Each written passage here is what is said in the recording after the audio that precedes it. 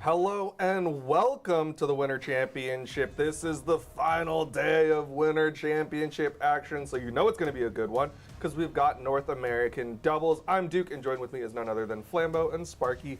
Flambeau, you haven't looked at the bracket, so how excited are you so far? I'm so excited. Can you hear me? Yes. Just making sure. Great. That's your excited awesome. voice. Cool. Yeah. No, I am so excited. Heard that Hexo, you just told me, isn't teaming with Halo Princes and is instead with Guichibu. So I'm like, okay, well, we'll see how that goes. I was kind of excited for that team to kind of do more damage. But otherwise, I mean, we have some of the standard teams that we've come to know and love. Zen Experience. We have, you were saying before, that Markimu is back with Future Bubble. So that's going to be some legendary stuff. And then I'm sure, like, the mix and match of the usual guys pulling up to do their best. I know we got a name change as well from Truck Stop Burrito, Okay. DK11 now.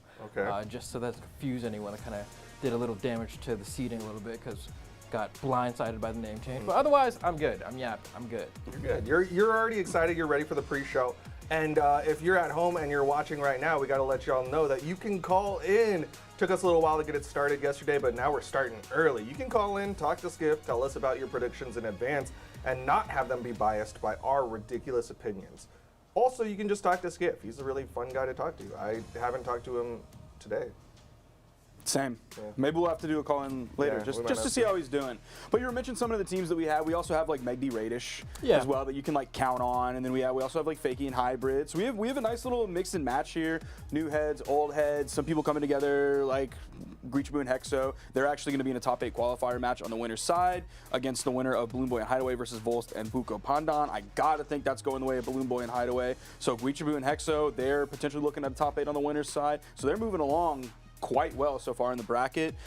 We also have Bunny and Raid. They're going to be in a top 8 qualifier match. Don't know too much about Raid, but we do know quite a bit about Bunny. They went up 3-1 over Flower and Anime in winners round 1. Ooh. So we have an interesting bracket today. Okay, yeah, there's definitely been a lot of mix-ups. This happens a lot with Winters, where we'll see, again, the teams kind of just shuffle about and see what's going to happen. One of the teams that I noticed that was a standout for me is Sandstorm and Stingray is a team, and it's a very low-seeded team just because Stingray doesn't do that great in twos. But again, we're going to get into those teams now, some of the teams that we think are potentially going to do pretty good. And let's start it off with none other than Experience and Zen. Flambeau, what do you got to say about them? I mean, so what is there to say? Right now, it's kind of like, part of me is a little sad in the sense that, like, we don't get to see experience in ones anymore, right? We just finished our singles weekend last weekend, experience in the bracket, nope, nowhere to be seen, but that's because he's dedicated effectively his Brawlhalla career now to the doubles experience.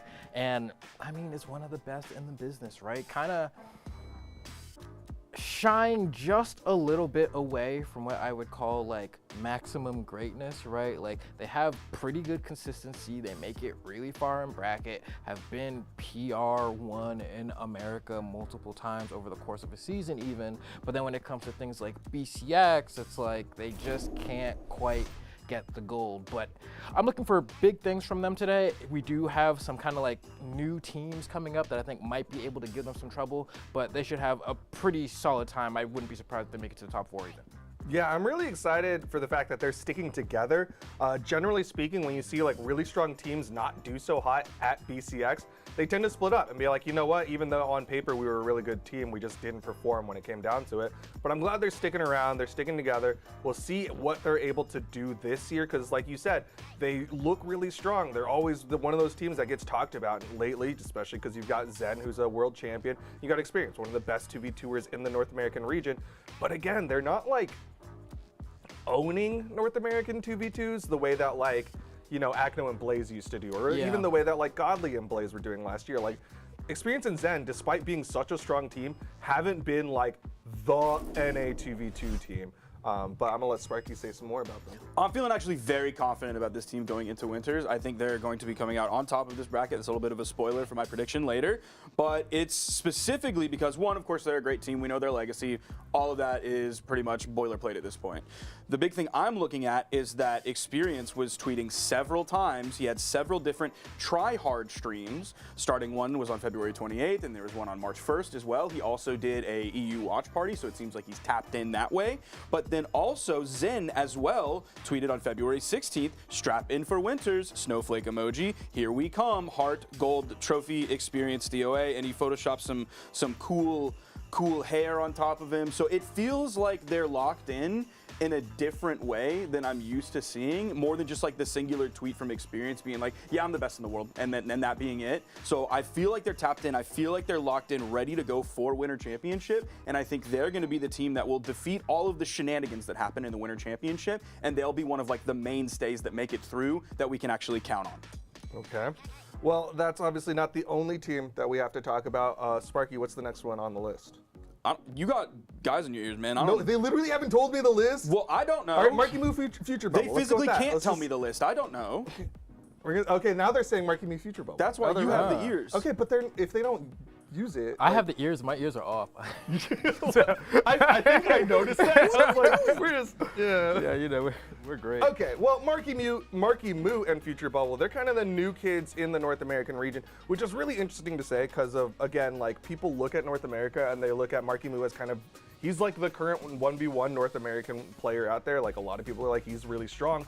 They didn't really know what to think of Future Bubble, but once we got to BCX, we're like, oh, okay, Future Bubble, really solid teammate. This is a really good team with a lot of really cool synergy. So I'm really excited to see how they're gonna do in the online space, just because, again, last year, didn't see that much happen from them in the online space. Sparky, what do you have to say about them? Specifically with them, like the big outlier here in a good way is that they got third at BCX. We went from Experience and Zen just a second ago. They got second at BCX. Now to the third place team at BCX. We have two North American teams in the top 3 at BCX. That is massive when so many people thought like our region was kind of lost, and they put like Marky Moo as the savior of North America, but not even necessarily really in 2s, just in 1s, and we were like, felt like everybody was like clutching onto that with the death grip in their hands. And then all of a sudden BCX happened, and we have 2 of the top 3 teams in the world, and one of them is Marky Moo and Future Bubble. So it's exactly what you said. Like everyone was like, yeah, Marky Moo's great. What does Future Bubble have for us? And then they're like, oh, that's what Future Bubble has for us. This is a name we're going to be saying a lot more from now on. This is just the beginning. They've had some, like, before that, they had some, like, 9ths and some 7ths. Like, they got 7th at CEO. which is still Really massive. good. Obviously, you look at the third at BCX and you're like, holy cow, these guys are crazy. But you also look at the middle of the year, and they got top 8 at CEO 2024. So I'm feeling very confident about this team as well, especially after Markimu's performance last week in singles. I think sky's the limit for this team right now, and I hope we get to see basically a tug of war throughout the entire season between Experience and Zen and Markimu and Future Bubble. Yeah, no, I think that sounds pretty good. I'm excited for them too, mainly because their team comp isn't just Wushang Onyx, you know what I mean? I mean, granted, like, yeah, we do have Markimu sitting on Onyx still, but Kaya hasn't really been as popular as she's been in the past, and so it's nice to get a little bit of a shake-up there. I am curious, though, as you're saying, like, they might be rivals with Zen and Experience this year. If Zen and Experience are going to keep doing the same thing, I feel like usually when there's a team comp that's working in twos, that's the team that, like, figures it out and then, like, solves it and then just runs it, and then you're just kind of watching everyone else trying to copy them and then not be as good. But then with Markimu and Future Bubble, they've just kind of been doing their own thing for, like, the entire time. So it's like, what's it going to be like when those two things clash? Will one team be better than the other? Will they even be the best in North America? Like, there's still other teams out there who could make a name for themselves this year. Yeah, and like you said, Wushonix did run a lot of North America last year, but there was another combination that also did some work in the North American region, and I'm thinking of the Zonix. Let's talk about Balloon Boy and Hideaway. Specifically, Balloon Boy is the one with Zariel on the map. Flambo, what do you want to say about him? All right, so I don't know. Like, I remember there being exactly one tournament, and I don't remember which tournament it was, but it was like, sure, Balloon Boy, Hideaway, they were doing the Zonix, but other people were doing it too. Like, it wasn't just like a one-time, one player is playing it thing. Then I don't know if, like, maybe Zariel got a couple changes on, like, the way some of the SIG interactions worked or something. Everyone just dropped it except Balloon Boy, and Balloon Boy since then has been just kind of like, I'm like, yeah, I'm a believer, dude. The legend in general, like, at this point, you know, you have moments in Brawlhalla history where it's like you associate a legend with a player. Balloon Boy has successfully done that with Zariel. There will be no other Zariel in history that will come up and not be compared to Balloon Boy, because that's how much the impact has been. Hideaway, on the other hand, I feel like that's the support player that everyone wishes and wants and looks for, that, like, often gets put a little bit on the back burner because Balloon Boy has some of that singles prowess. So then it's, like, really easy to talk about Balloon Boy, Balloon Boy, Balloon Boy, Balloon Boy. But Hideaway has been so painfully consistent as his teammate for how long now? At least a year, right? It's been a pretty decent spree. So I'm excited to see what these guys do. They could be the next #1. Like, I think any of the teams we've talked about so far have any capability of being #1 in North America and just holding the crown. For sure, for sure. I think you're exactly right. And it's been basically about a year at this point. The first tournament they played was Winter Doubles in 2024, and they came out right away. Their first tournament together, they got 4th place. So they were almost on that podium, and then they extended that through Springs and Summers with 2 second-place finishes, putting themselves on the podium consistently, and not even just in 3rd place. That's in 2nd place, and then won Autumn Doubles. So it was an upward trajectory from them the entire year. They were only getting better as the year went on, and then came Brawlhalla World Championship, and they didn't do quite as well.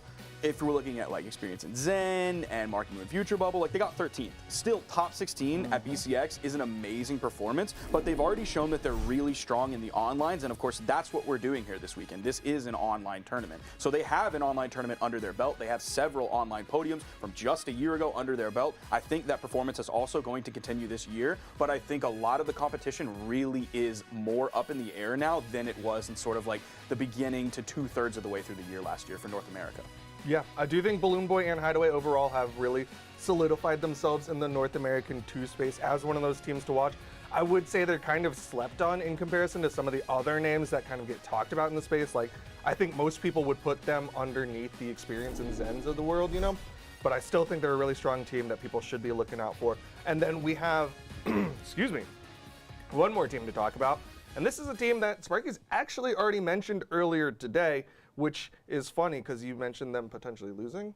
And Yes. that's the team of Flower and Anime. Sparky, I think you had your eye on this team. What's going on with them? We were just kind of looking for a fourth team to talk about, and I thought Anime and Flower might be an interesting one to talk about, given how well Flower did in the 1v1s, how the Yumikos are starting to pop off a little bit. I think it's a great legend in ones. Talked about that a lot last week. Also talked about a little bit with TK when we were doing our twos blocks. Like, I think Yumiko is an amazing legend, and if there's anyone who's like really pushing Yumiko hard, now we're seeing a few more players doing that, but like right before just now, we were really looking at Flower, especially after BCX last year. So I'd love for him to like bring that Yumiko energy into 2v2 and find a way to like harness it and focus it in the right direction, because sometimes things can get a little bit chaotic, and especially if you're like a high energy player, you can sort of just like run yourself out going, oh, I need to be over here doing this, oh, I need to be over here doing this, oh, I gotta be over here doing this. So if he can slow things down just a little bit, focus it in the right direction, all of a sudden you turn a flashlight into a laser beam and you're burning a hole through metal. Yeah, Flower has been on the up and coming. He's one of the guys that I've been really excited to see in the North American region. One thing that we saw last weekend with his 1v1 performance was he was doing a lot of hammer side signature, which I think is a lot riskier of a decision in the two space. So I'm curious to see how the Yumiko is going to work out. But also, Flambeau, you mentioned his teammate Anime as one of the people that you were looking out for. What do you got on him? Yeah, so Anime, man, Anime, I need the second coming of Anime. One, because I'm just a big anime fan. I mean, you know, I love the Jujutsu Kaisens and the Narutos, et cetera, et cetera. But also just because, like, it's kind of given me a little bit of, like, the feeling I had with Wubs back in the day, where I'm like, this is a player who's extremely good, can make it really far in bracket. I'm pretty sure Anime's peaks are a bit more consistently higher than Wubs' all the time.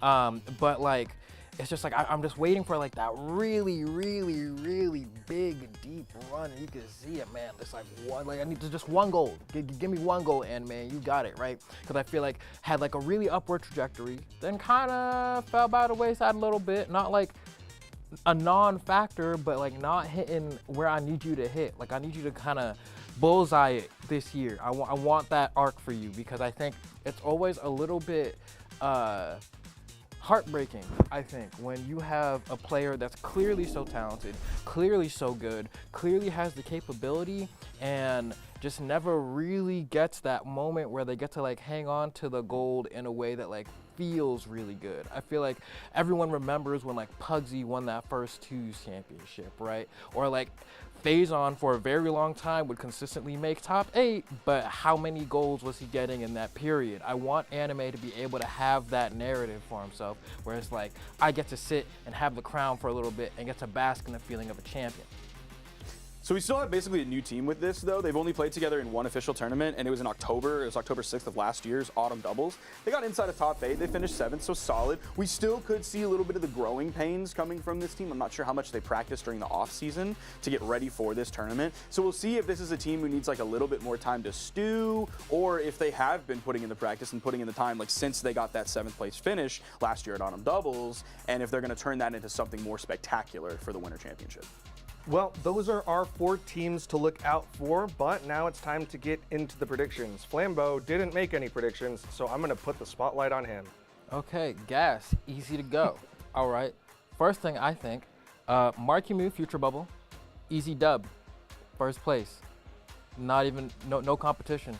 Second place, Balloon Boy Hideaway.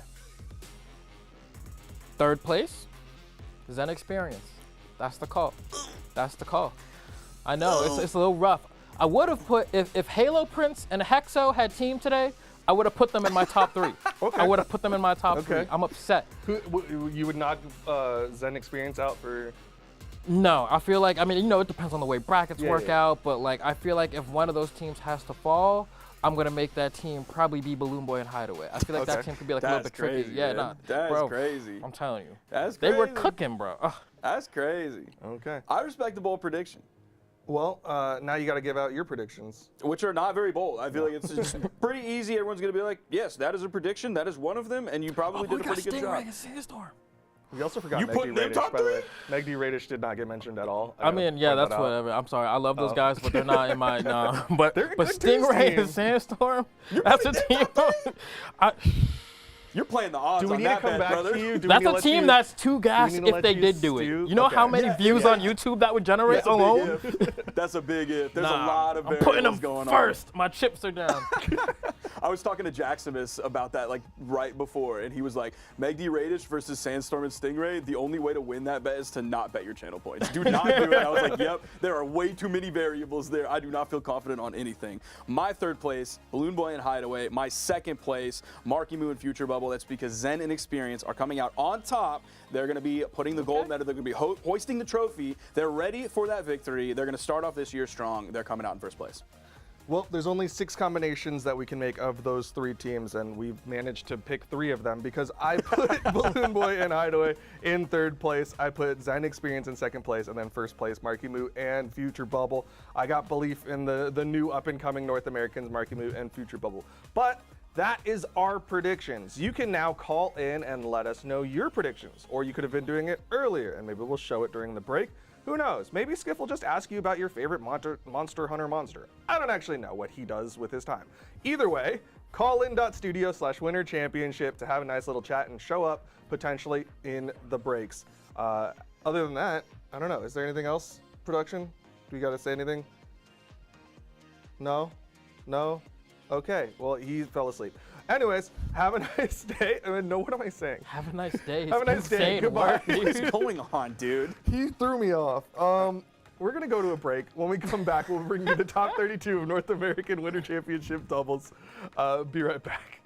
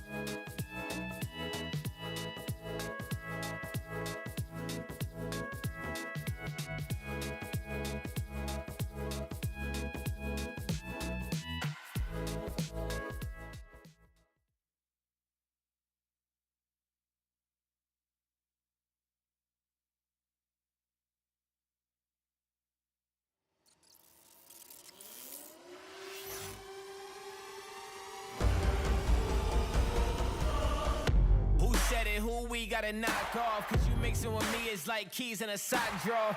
I'm on target like 30 from half court. You're 15 minutes of fame for more than a half short. Going off stage with down, eating that end light, coming back on, but that's a side sig on the wrong opponent, but it does not matter. Hideaway! Are you kidding me? Hideaway!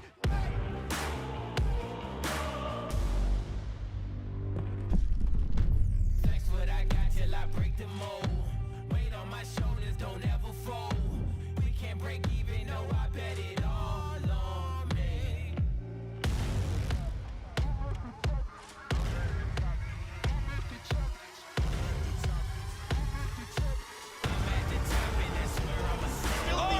There's the GC side sig. It's instantly punished from Hughes, and he is your two-time Brawlhalla 1v1 world champion.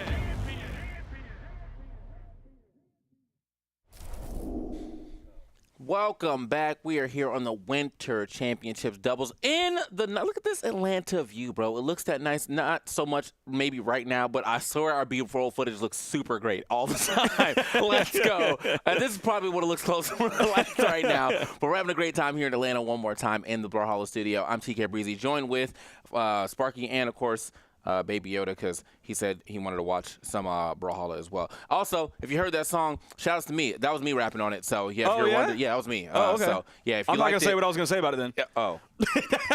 If you liked it, say things. If you didn't like it, keep it to yourself. All right. I'll pipe down. Yeah. We're going to have a good time here for the winners doubles for the NA part of things. And, yeah, what are we starting off with?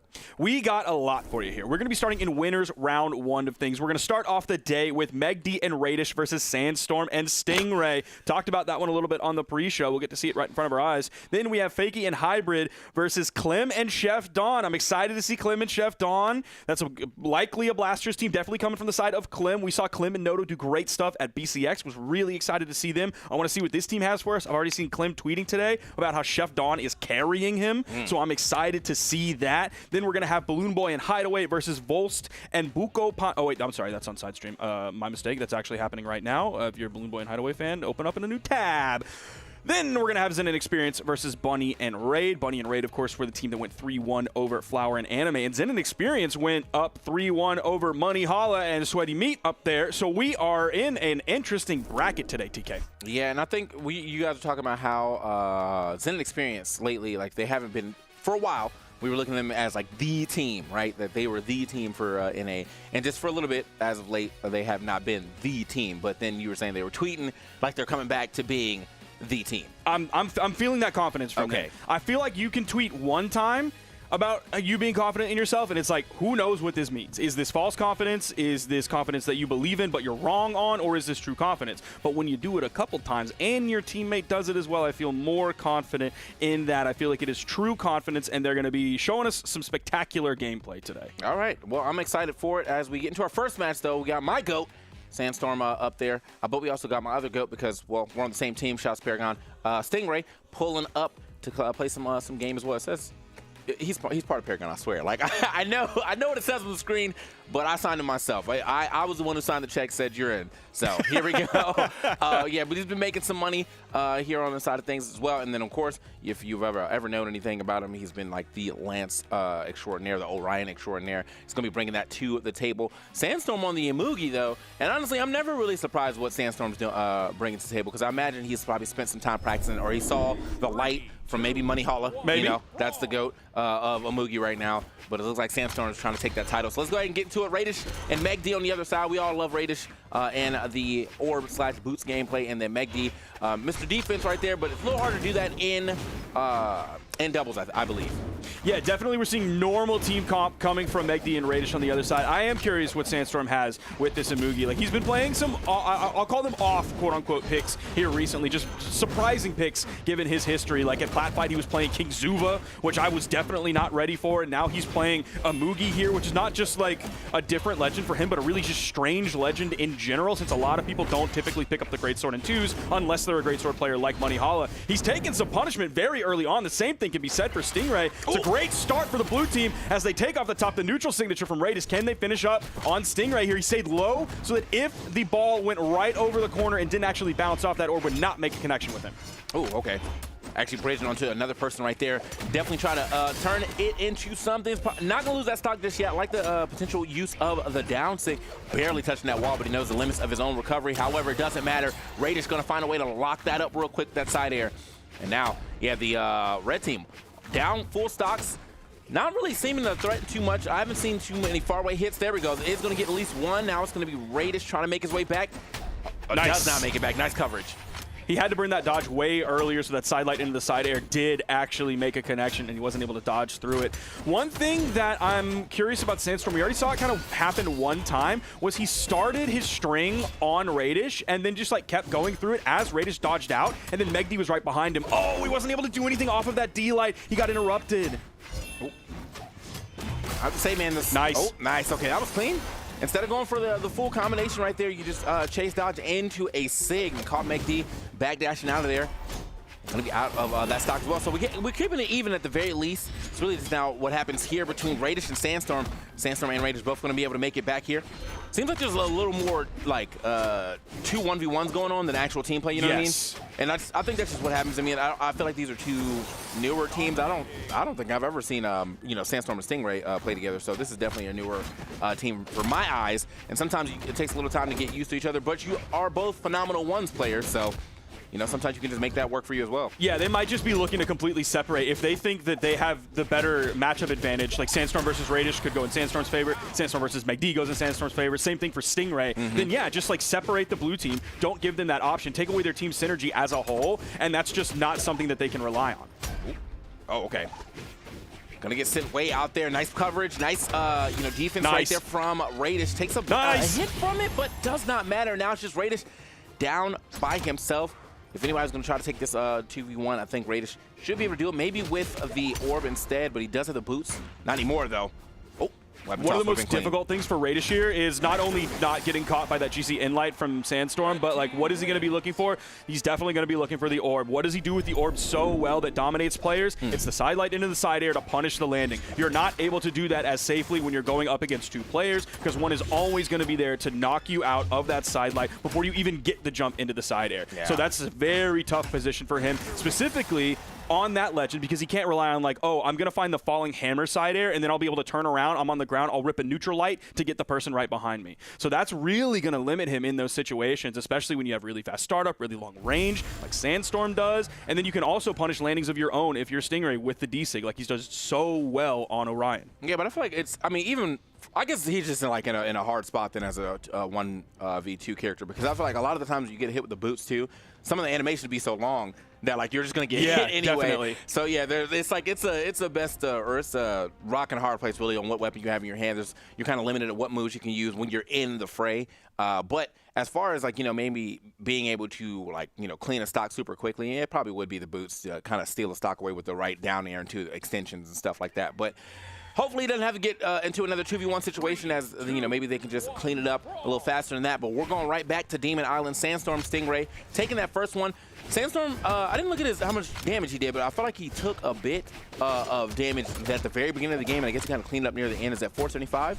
Okay. Yeah, he did 475. He took 492, so it's not like he took a lot of damage, but that's not because he was losing his stock super early. He just didn't take a lot of damage once we got towards the latter half of the game. He just started doing the domination, while Stingray also putting out 641 damage, most damage in the game, by the way. So he was in the background working hard, especially hitting those D6 to clean up some stocks, or he was like starting with like the spear Inlight, and then Sandstorm comes through with the greatsword side signature. So yeah, like Stingray, he already took out Radish. It's 47 or 37 seconds into the game, and he just straight up 1v1 Radish and pushed him off of Demon Island and bullied him into the blast zone. Yeah, and that's what I was saying, man. I feel like it's not really about the teams now. It's just about like, let's get some separation going, maybe from both sides. And seems like the red side of things is kind of cleaning up this matchup a little better. So at that point in time, usually you counter that by like, if there is a situation where they're always trying to, you know, force 2 1v1s, then y'all keep breaking that. Just start a 2v1 as many times as possible to force them to actually have to play as a team. And maybe they're a little uncomfortable in that situation, but hasn't really happened so far. They've been taking this 1v1, and it has not really truly been working out too well. As it, oh, no. He's gonna make it back. Okay.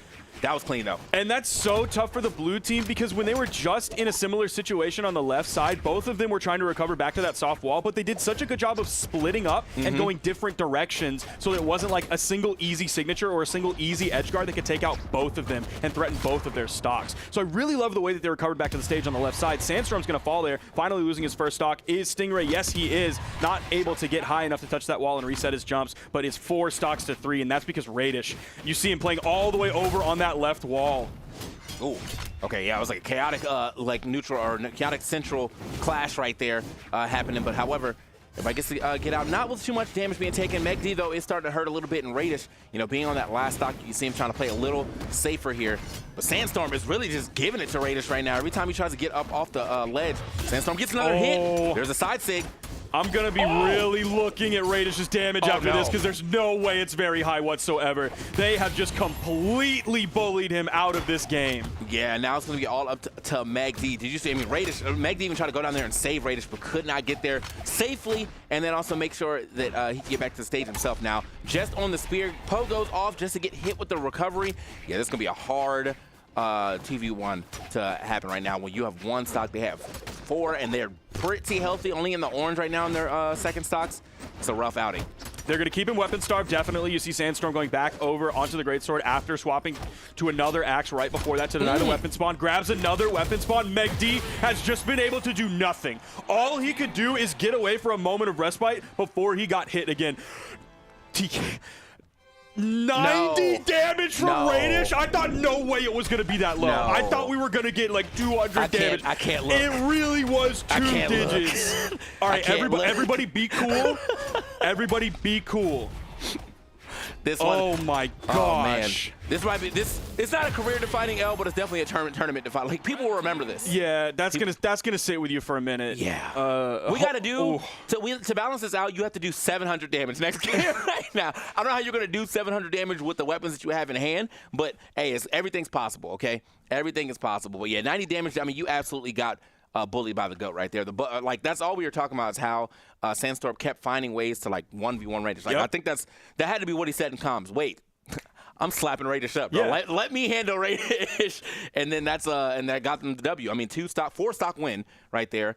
Even on the 2v1, I think Meg-D got 1 down air, and that was it. Yeah, like that was it. And that's what's really scary about this team, or any team in general, when they're not like necessarily the follow-up team, because in order to get the follow-up, you have to get step 1. If you can't get step 1, you're not going to get step 2. But if you're a player like Sandstorm or you're a player like Stingray was the one who took Radish's first stock. I can't remember if Sandstorm got the other 2, but the fact that like Stingray is also able to just be like, yeah, let's rip the 1v1, and I will win that 1v1, then you can never get to the follow-up phase that Radish and Meg-D are looking for. That second hit, because they never find the first hit. Ooh, okay.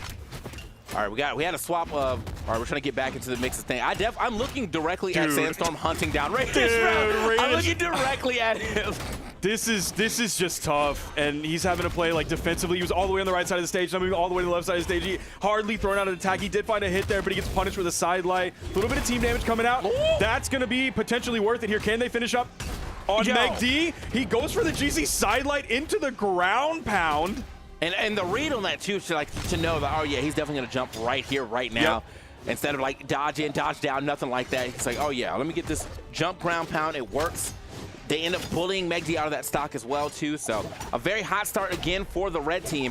Stingray on the stage by himself though, does manage to find his way through. That's gonna be a great stock there on to Sandstorm. Now maybe we can get the stock off of Stingray as well though. Stingray playing quite well from the ground. Even that 2v1 situation does end up getting hit with that recovery, though. So we are, at the very least, at a pretty even game on stocks. Stingray's going to be coming back in, kind of camping around the soft platform, looking for a weapon spawn. Radish steals it, but he's going to be going back to the boots.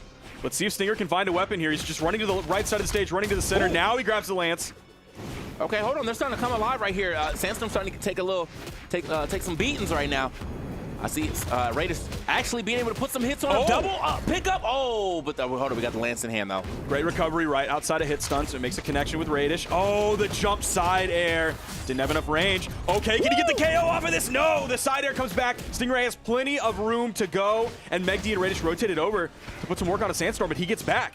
All right, Radish off the side again. Sandstorm looks like he swapped targets real quick. He's definitely willing to take the fight with Meg-D. Great side air right there. A little surprise side air action from Stingray. We get a recovery also from Meg-D. and now Stingray and Meg D, the only 2 people on their second stock, but much healthier on the side of Meg D. They might be able to actually steal this game away. Now they're playing defensively, but not necessarily out of fear. I think they're just trying to slow things down, find their way in, because you see them kind of grouping up around one player, and then they'll kind of split off as the other red team member comes in. Yeah, like they're clearly grouping up on one another. Ooh. Okay. Nice. Okay, he's big. He's back in there. We got some pretty intense neutral being played right now. Yeah, I see the grouping that they're talking about. You know what, Meg? Chancellor's, I had enough of this, bro. Everybody has to go right now. Takes both of their stocks, so puts it back on even footing. A little bit of a lead there for his team, seeing as they have less damage, but Meg D living super healthy right now. It's Radish that really has to watch out. I mean, it's still just eyes on Radish again. Like, it's not a 90 damage game coming out from Radish by any means, but still.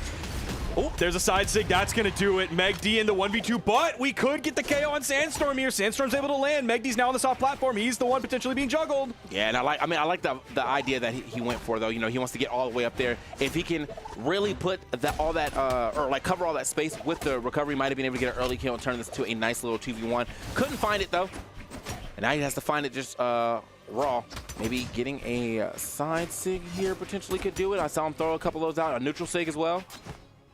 Oh, being very careful. Even just did a defensive neutral air there. I don't think that was trying to punish anything. Okay.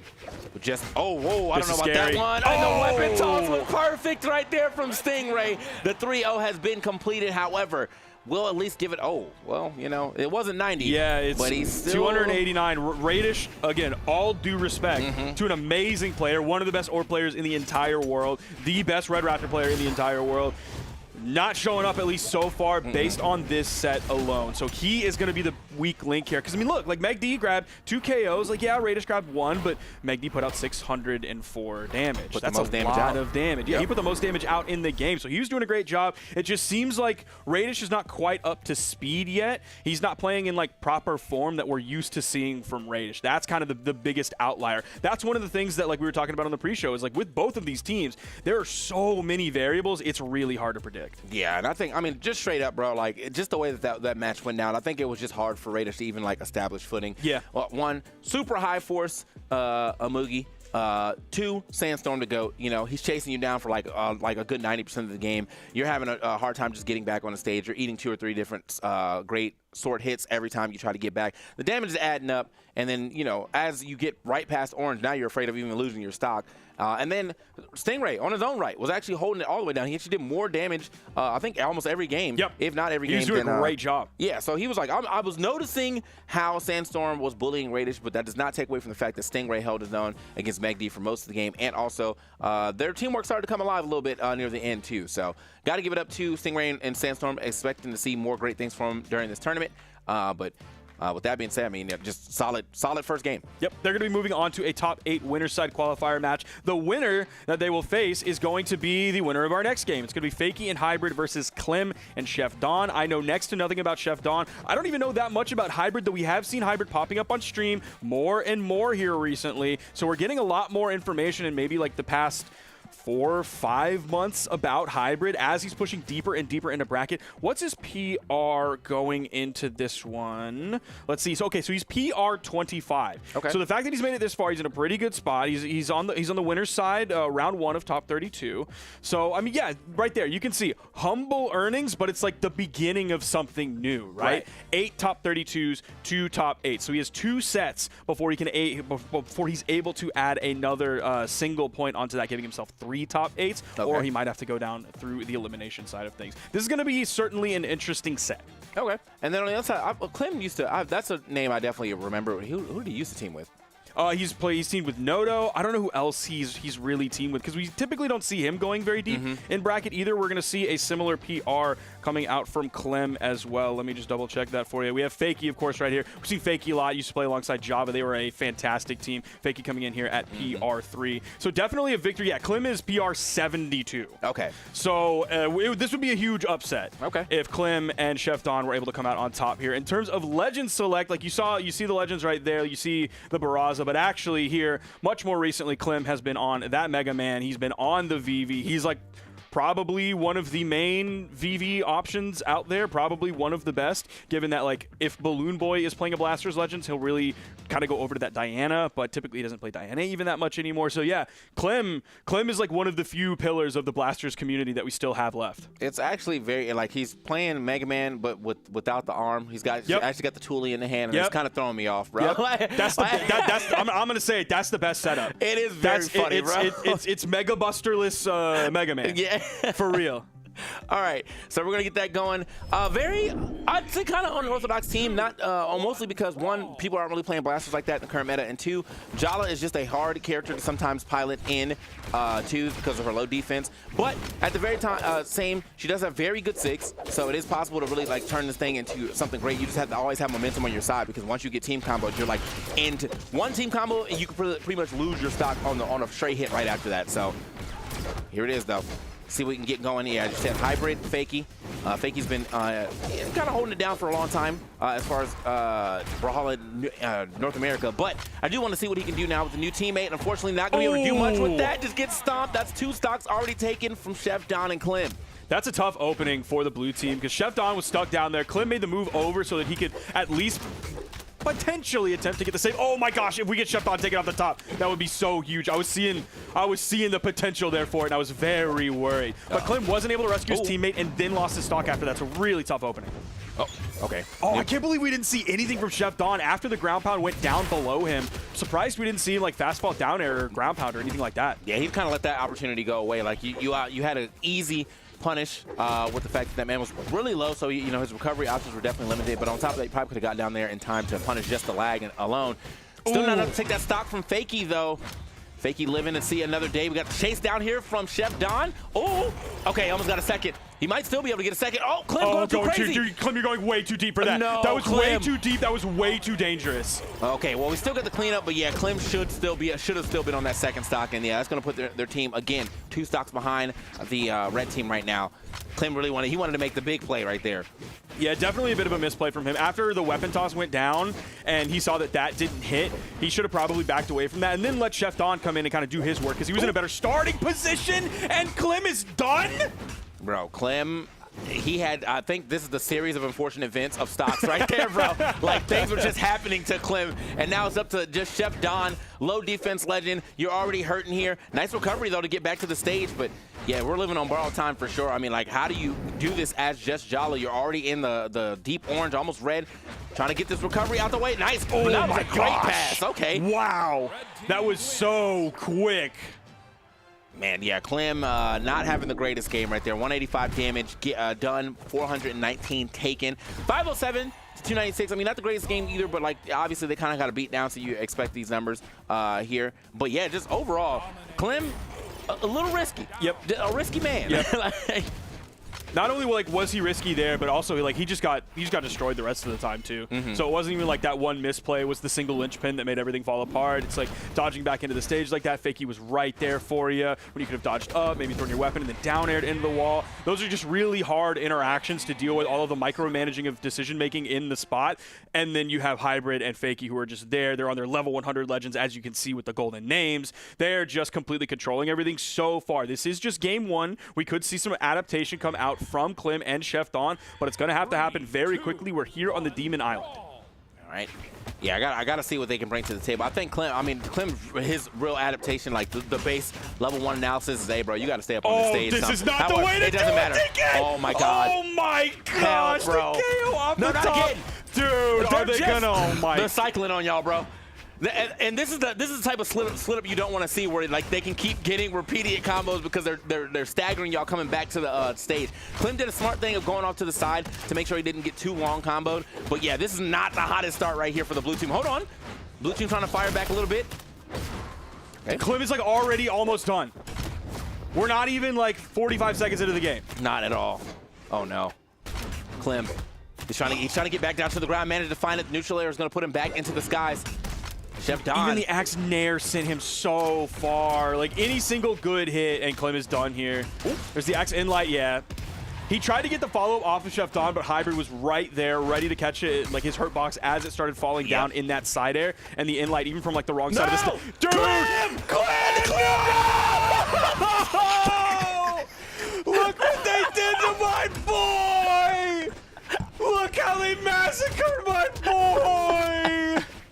Oh my god. Oh, he's a bloodbath. Oh no, and now it's just up to Chef Don. I can't see that. I can't watch anymore. I can't watch. Chef Don, I don't want to see this anymore either. Hey, he's the chef. He says stick a fork in this, man. We're done. Oh my God. The Master Chief GG. Oh no. 93 damage. TK, what's happening? Bro, the blue team alone today is a cursed team. I'm asking not to play on the blue team if I'm seeing what's happening. This is the second person on the blue team who's put up some pretty low damage. Well, the second time. It's the beginning of Red that he did that. And I had to look at the way that Hybrid played him, though. The dodge is gone. Hybrid's like, yup. Gonna get that. There's the down air. D-light into the ground. And he sends it again. And then he down airs the other just direction. in case it's just not to make over. Sure. He saw the dodge going toward. He saw the dodge going towards the stage. It was like, yep. Meow. And it was just over. Yeah. Well, I just, not a lot to say about that one. Yeah, at this point, there's really not one of those things. Well, this team needs to. This team, we need to pray for what happens in the lower side of things. That's what I'm saying right now. We're gonna try it one more time, though. Well, obviously, we have to try it one more time. But yeah, hopefully the start doesn't start the same way that last one did. I don't know if I can handle one more time. Oh, that was tough, man. Two clean team combo. He got comboed off the top, and then they came down and just beat up Chef Don as well off of like a little three-piece. Over to small Fortress Alliance. See if we can get something going here. First hit going over to Chef Don, though. Okay. See if they can find their footing here, because they still haven't been able to do that yet. Just like we kind of saw blue team last game. Yep, you're just going to get interrupted right there. Fakey's in the perfect spot. Okay. Chef Don actually, I think, kind of doing a really good job of at least not allowing Clem to get hard combos. Like, always in the position of standing in between his opponent and the teammate. That's good. Chef Don, Clem definitely taking a bit of damage, though, but they actually are even right now. Oh, wait. Okay, if this could be the rally. Okay, there's one. Can they get a second one? Yep. Right there. They're alive. Yes, sir. We're back. Ladies and gentlemen, we are back. You know, it's you'll never clip Clem 3 games. I'll tell you, don't say that. Don't say it. TK, take it back. Take it back, TK. Please, TK, take it back, man. All right, wait. Well, just wait. That's just a standard stock take right there. He's fine. Nothing crazy has happened to him just yet. Oh wait, let's get away from the situation. All right. I'm seeing him still get hit. He does not have a weapon. Hybrid's just going back and forth between blue team members. Sidelight neutral air. Sidelight neutral air. All right, he finally makes it back down. Everybody getting hit right there. Clem, oh no. Okay, good. We're breaking that up. Chef Don in the building, saving his mans. They're trying to get their own team combo here, like the attempt at going for the side stick just in case. Oh, that's off the backboard. Okay. Oh, yo, that was so sick. The GC D-Light. He then went down back into the stage, into the neutral signature. The movement from Chef Don in that moment. It's a shame he didn't get super rewarded for it. Okay, now Clem, let's get out of this situation. Clem, all right, there we go. All right, you know what? Honestly, this might work out. Oh, we get the chase down jump off of that 2 hybrid. Still alive here. Oh, okay, still didn't get that stock though. It's unfortunate, Clem. Gonna have to try to make something happen here. It's been Fakey really just kind of like bullying Clem a little bit as well too. It keeps chasing Clem down. Clem, oh my gosh! Dude, I thought he was gonna catch the dodge in. Okay, Clem, the KO off the top on Olgrim on hybrid. There's the D-Light into the side air. We're so back. This team is so back right now. This is what I needed. Don't go out without a fight, and they're definitely fighting right now. Potentially even able to maybe get a game as long as they can avoid a team combo. Wait, there's a lot of team hits happening right now. Uh-oh. Hybrid, no dodge. Right? Was able to get himself a dodge out. Clean, but Hybrid, yeah, trying to control the ground just a little bit here. Blue playing a lot closer to each other, but yeah, Clem is living a little bit on borrowed time. No weapon in hand now, so he's got to chill out. And again, Fakey has been doing such a good job of chasing him down. Weapon, Odin's drop right there, drops right into his hands. We're still in it. Clem, no. Do not go gentle into that good night. Wait. Rage, Clem against the dying of the light. Oh, no. I like the idea, though. Clem tried to maybe like sneak a recovery in there as well. But we did, and that was a respectable game from the blue team right there. You know, yeah, they didn't get any into a 1v1 or, you know, 1v1 situation. However, they were able to hold their own this time around, and I love that because I did not want to see another wash. Couldn't see it again. That would have been tough because, like, the second one was, like, even worse than the first one. So, like, is the third one going to be even worse than the second one? Again, I can't handle that. Great KO off the top from the recovery from Clem. You picked that one up, like, even off screen, the beginning of it, so you know that one's going to KO. Dude, I thought that down air from Chef Don was going to be the start of, like, a huge edge guard there, but Hybrid was there to just interrupt any momentum.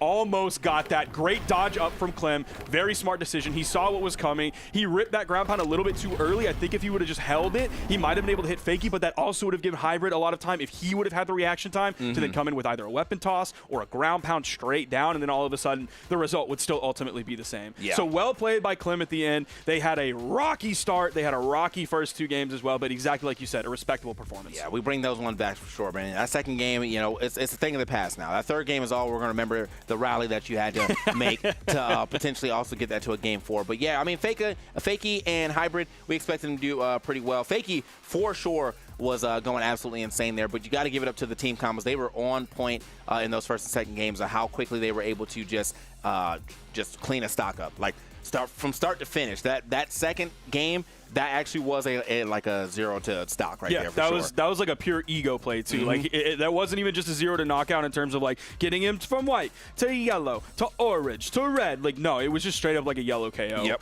Almost all unarmed. Like there was the weapon toss in there. It started with a weapon, but it ended mostly unarmed. So yeah, just complete and utter destruction. A pure ego play coming out, being like, yeah, I'm gonna dominate you over here. You're gonna be done. You're gonna go into the blast zone. Yeah. So just destruction coming out from this red team. Fakey and Hybrid are gonna be moving on into winners quarterfinals. They're going to face Sandstorm and Stingray. But TK, before we get to those sets, we will be moving to a short break. Make sure to call in. Maybe while you're during the break, call in.studio. Is it studio.callin or callin.studio? Callin.studio/winter championship. I know you're just going to be sitting there twiddling your thumbs during the break. We'll see you right after that. Give Skiff a call, guys. We'll see you soon.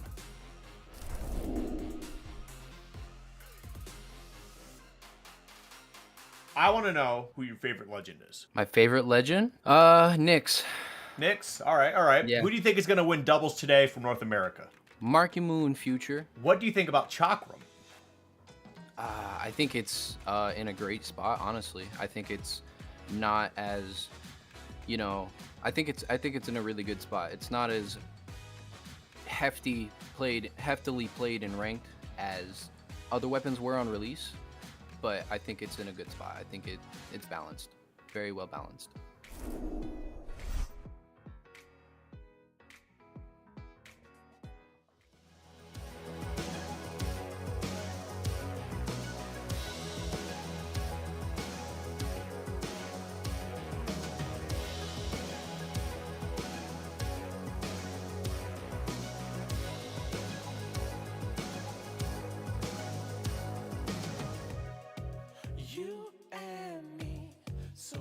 Together, all we need is a little bit of space now. Can't you see that we are better than before? It's you that I love. It's you that I love. It's you.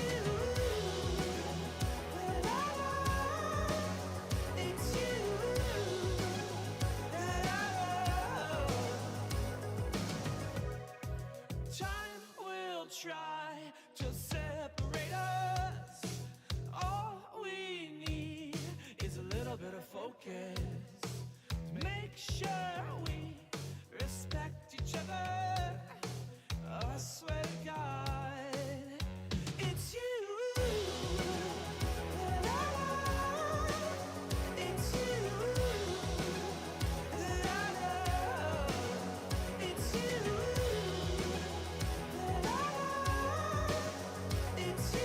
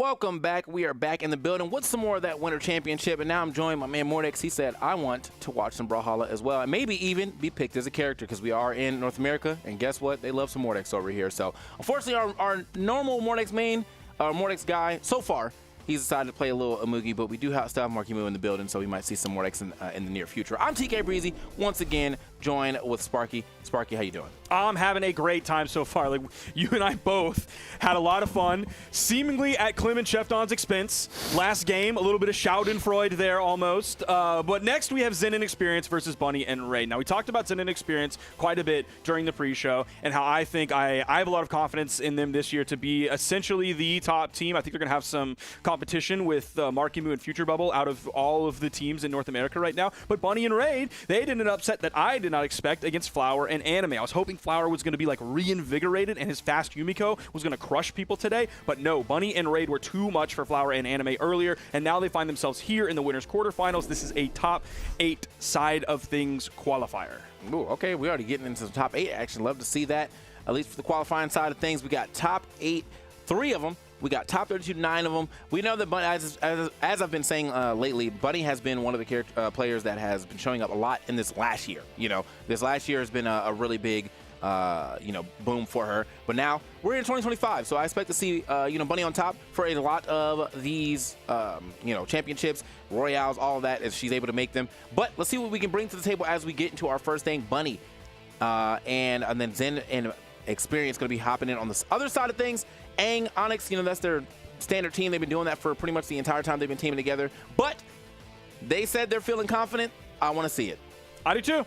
I'm looking forward to it. Now, one thing that is interesting, and this isn't like just a Raid thing, as you and I can both see right now, but Raid's coming in with the Olgrim here. We are seeing more Olgrims in North America. We're seeing like the rise of Olgrim. We're seeing more than like none. Whereas before, it kind of used to be none in terms of like people who are getting this deep into bracket. So it's good to see more character representation. Like, yeah, we still have the regular Wushonics. It's North America at the end of the day. It's going to be what it's going to be. But of course, we have Bunny on the Rayman, one of the legends that she really made her name with, and I'm excited to see what Raid's got for us. I think this is just more of the NA turn to EU propaganda being put here, though, because like first they started playing more defensive, playing more neutral heavy, and now there's a bunch of Ogrims coming over here. The invasion is happening, okay?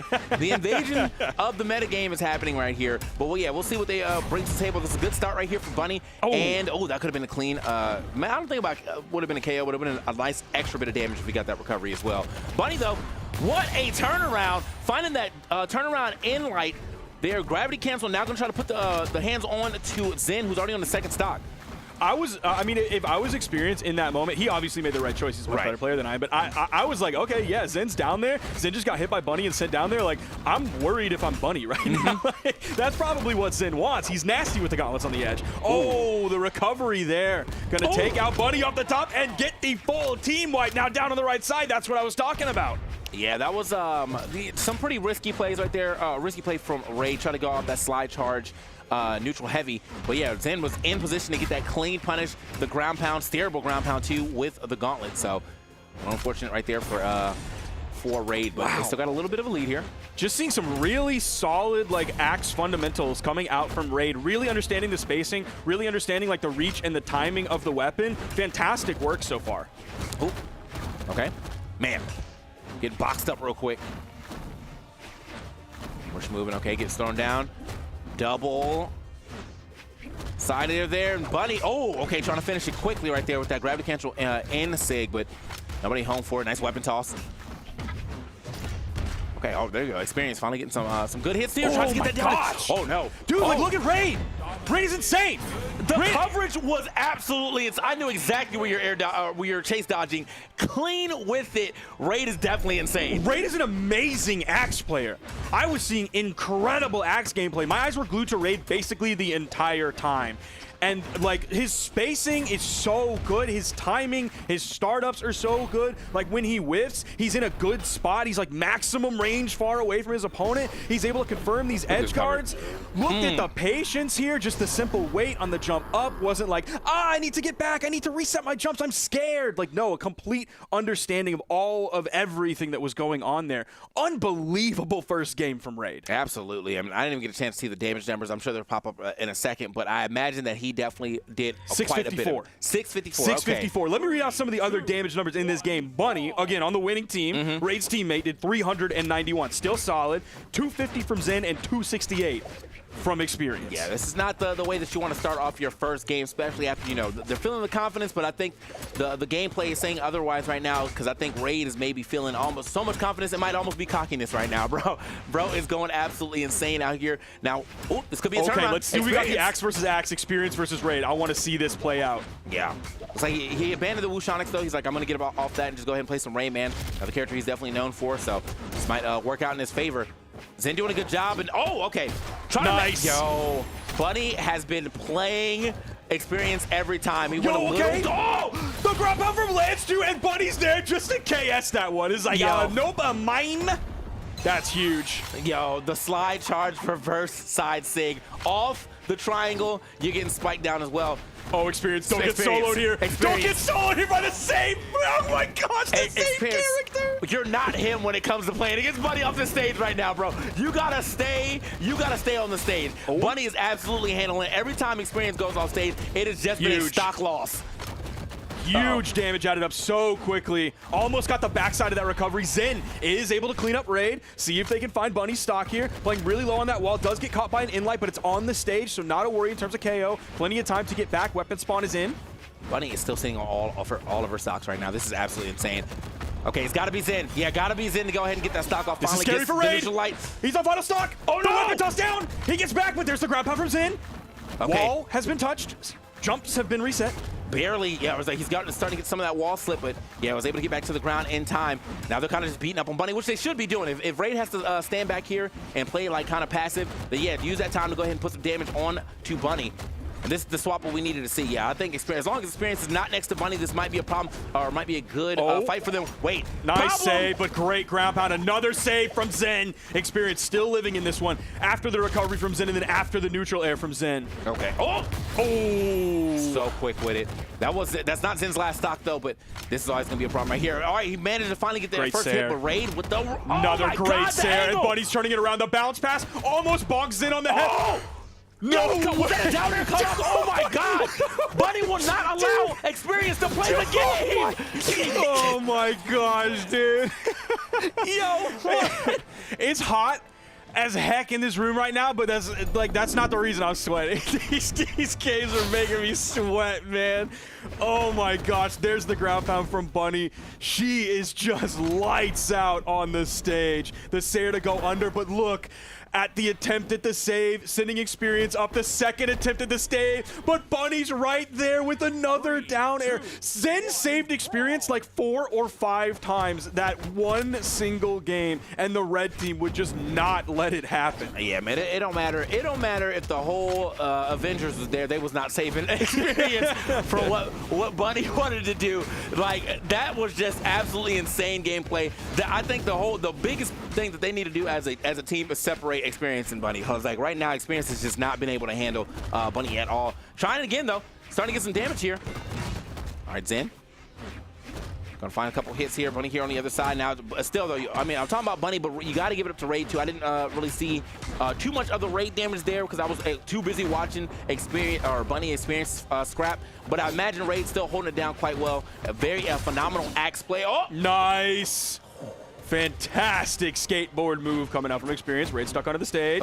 Oh, great job getting back, but there's the D-Sig, and that's huge. A full team wipe. Raid did only do 197 damage last game, but like that's just because like Bunny was going crazy. Absolutely. Yeah. That's like the blessing afforded to Raid, is to do 197 damage, because the game before, it was Raid doing all of the damage. Okay. Nice little wait right there from Experience. Going to get back onto the stage. Bunny trying to get the chase down, but Experience starting to get actually way more hits this time around. This is good. He might have activated a little bit. The confidence is coming back.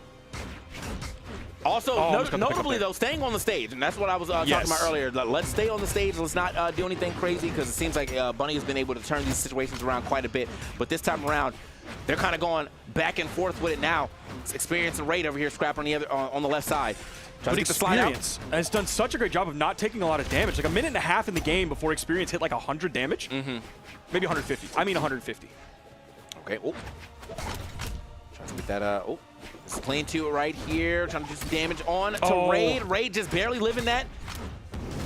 looking a little rough. That's going to be a stock off of experience. Finally, Zen, though, kind of hurting on the second stock. Got to watch himself. The side air is going to hit. Bunny marking their target. Gonna make something happen here. Whoa! The ground pound is going to make it back, though. Uses the recovery to, like, ride the wall up in order to get the corner touch. Okay. Uh-oh. That's taking away Zen's stock. Experience is still so healthy on this compared to everybody else in the game. Nice follow-up with the recovery for the KO on Bunny off the top. Clean up right there for sure from Zen, but now Experience, the only person that healthy on this screen's got the second stock and only in the orange. Yeah, well, the team combo could get taken out of gear, but a stray hit's probably not going to do it anytime soon. That stray hit is going to push him across the stage, though. It's Bunny one more time with the neutral light, pushing him out again. The unarmed recovery not going to do it as well, but that's 3 hits added up on to Experience. Meanwhile, the Raid handling Zen on the other side, and the swap up real quick. That's going to be Experience on his last stock, and now Zen hurting. He's got to find his way to a weapon, or at least avoiding some a KO. Experience grabs the first weapon spot that comes in. Zen's finally able to grab it. Unfortunately, or maybe fortunately, I'm not sure, it is double gauntlet, so there is the potential for more DI opportunities for the red team, depending on what moves are hit by blue. Ooh. Okay. Yeah, being very careful not to continue that one. There's the side air taking Zen out. It's Experience in the 1v2, but it's extremely winnable. There's the D-Light into the recovery. Oh no, he doesn't get the recovery. And there's the grab out, the perfect serve up. The team dynamic that Bunny and Raid have is just completely unparalleled right now. Jeez, and that was a total turnaround from the first other games. Now, this is the last game. We saw a lot of damage coming in from Bunny, but this game, 711 damage from Raid. Absolutely going foolish. Got the last stock as well. Great catch on that pass right there. And then here, I mean, Experience played a great game too. 648 damage on his own. He definitely kind of came to form, and he was actually fighting quite well with Bunny. It's just too little, too late, you know?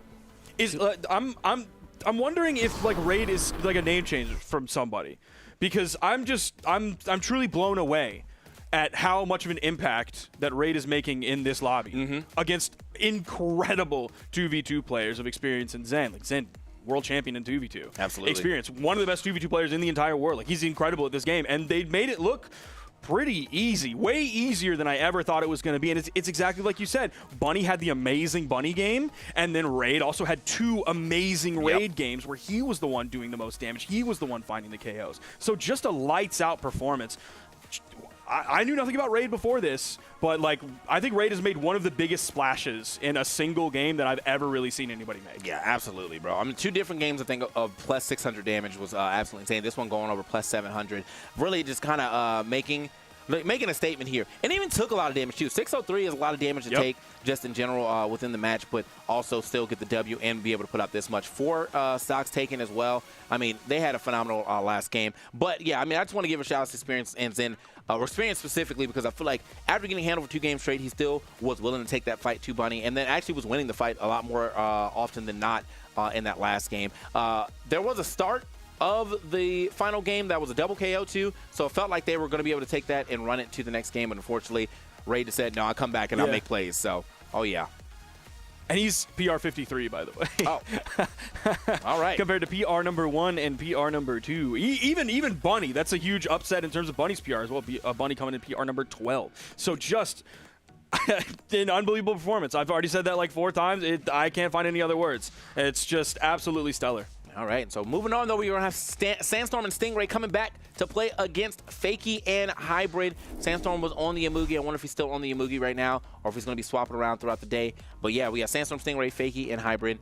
Fakey absolutely going insane in that first game against Clem and Chef Don. That's what it was, yeah. Was going absolutely insane. Fakey and Hybrid together had some crazy team combos, but now they'll be going up against Sandstorm and Stingray, who, in my opinion, have been going for the more 2v1 2 1v1 situations. So really want to see if that's going to like pay off for them. Are they going to be able to actually separate this team that seems to be so like, you know, well-oiled machine, or are they going to succumb to the same fate of Fakey Hybrid doing some crazy team combos?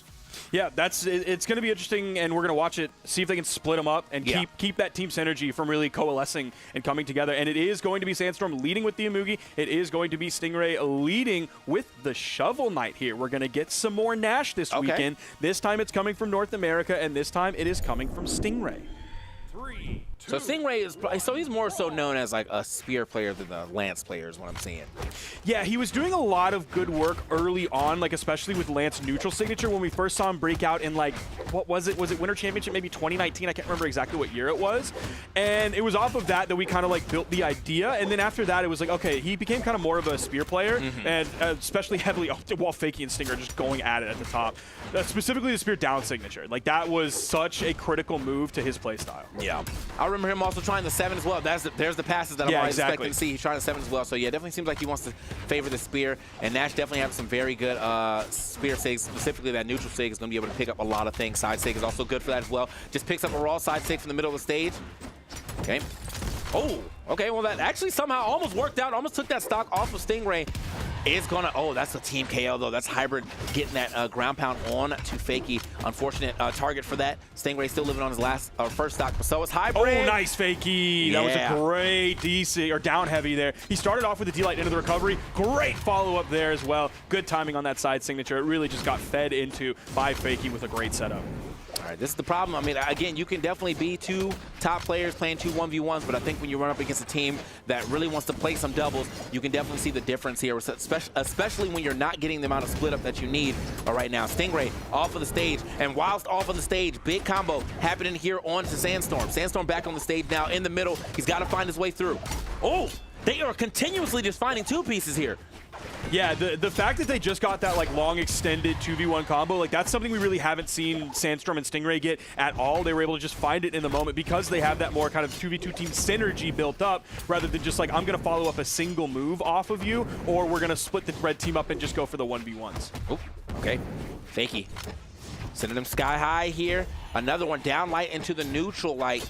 Gonna send Stingray out of there. And Sandstorm is already pretty hurting, so, you know, already if any hit, I think, happens and it starts going toward the opponent. Good pickup, good save there from Fakey out of the way of the side. Oh, that's so clean. They're just so every time. ready for it. It's so easy for them to grab right there. One thing I want from Stingray and Sandstorm is the ability to like work together more and find those follow-ups, because like we saw how devastating like Nash can use signatures to finish off those 2v1 combos, not just for a lot of damage, but also for a KO as well. And they just seem like really easy. Like they're almost designed to be that 2v1 combo finisher, and we haven't seen that come out from Stingray or Sandstorm yet. Yeah, this is definitely like their staple combo right here for sure, though, because I think this is exactly how they got that stock on Clem as well, too. So able to do the same thing to Stingray. That 2v1 came and went super quickly, like 3 seconds to 2v1, and then he's out of there. So into our second game, right back to Demon Island. It has really been a very great showing of teamwork right here from Fakey and Hybrid. Almost got another ball combo. Look how quickly Fakey went over. He was like, yep, I'm abandoning Stingray here. Have fun on that side of the stage. I'm going to the East Coast. I'm going to help out my boy. Speaking of, look at that, man. They're always ready. Always looking to see if they can get a follow-up hit. Nice.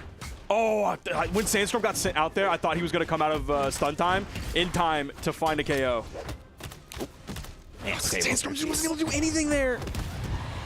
Absolutely. I don't even know where Hybrid found that stomp, but he finds it. Stingray, though, does find a raw sig out of nowhere to get that stock off of Hybrid. It's going to be Fakey, though, living super healthily while Stingray is not. Oh, trying to fight his way down. Light's gonna look at that immediately. Get him away, and I'm going for a 2v1. If that ground pound hadn't been canceled on the main platform, that might have hit and actually led to a huge early stock there. Still, the red team is in a massive lead, largely due to the fact that like Fakey is still on first stock. That's going to be an easy punish for Hybrid, just landing right on top, stacked on top of Sandstorm after the active frames. Not both of them. Oh, not dude, both they're of going to them. do it again. God, they're just getting so much damage in such a short amount of time. The hit is going to hit both of them, but Stingray still can't get the stock off of Fakey. Dude, Even with the recovery that Hybrid!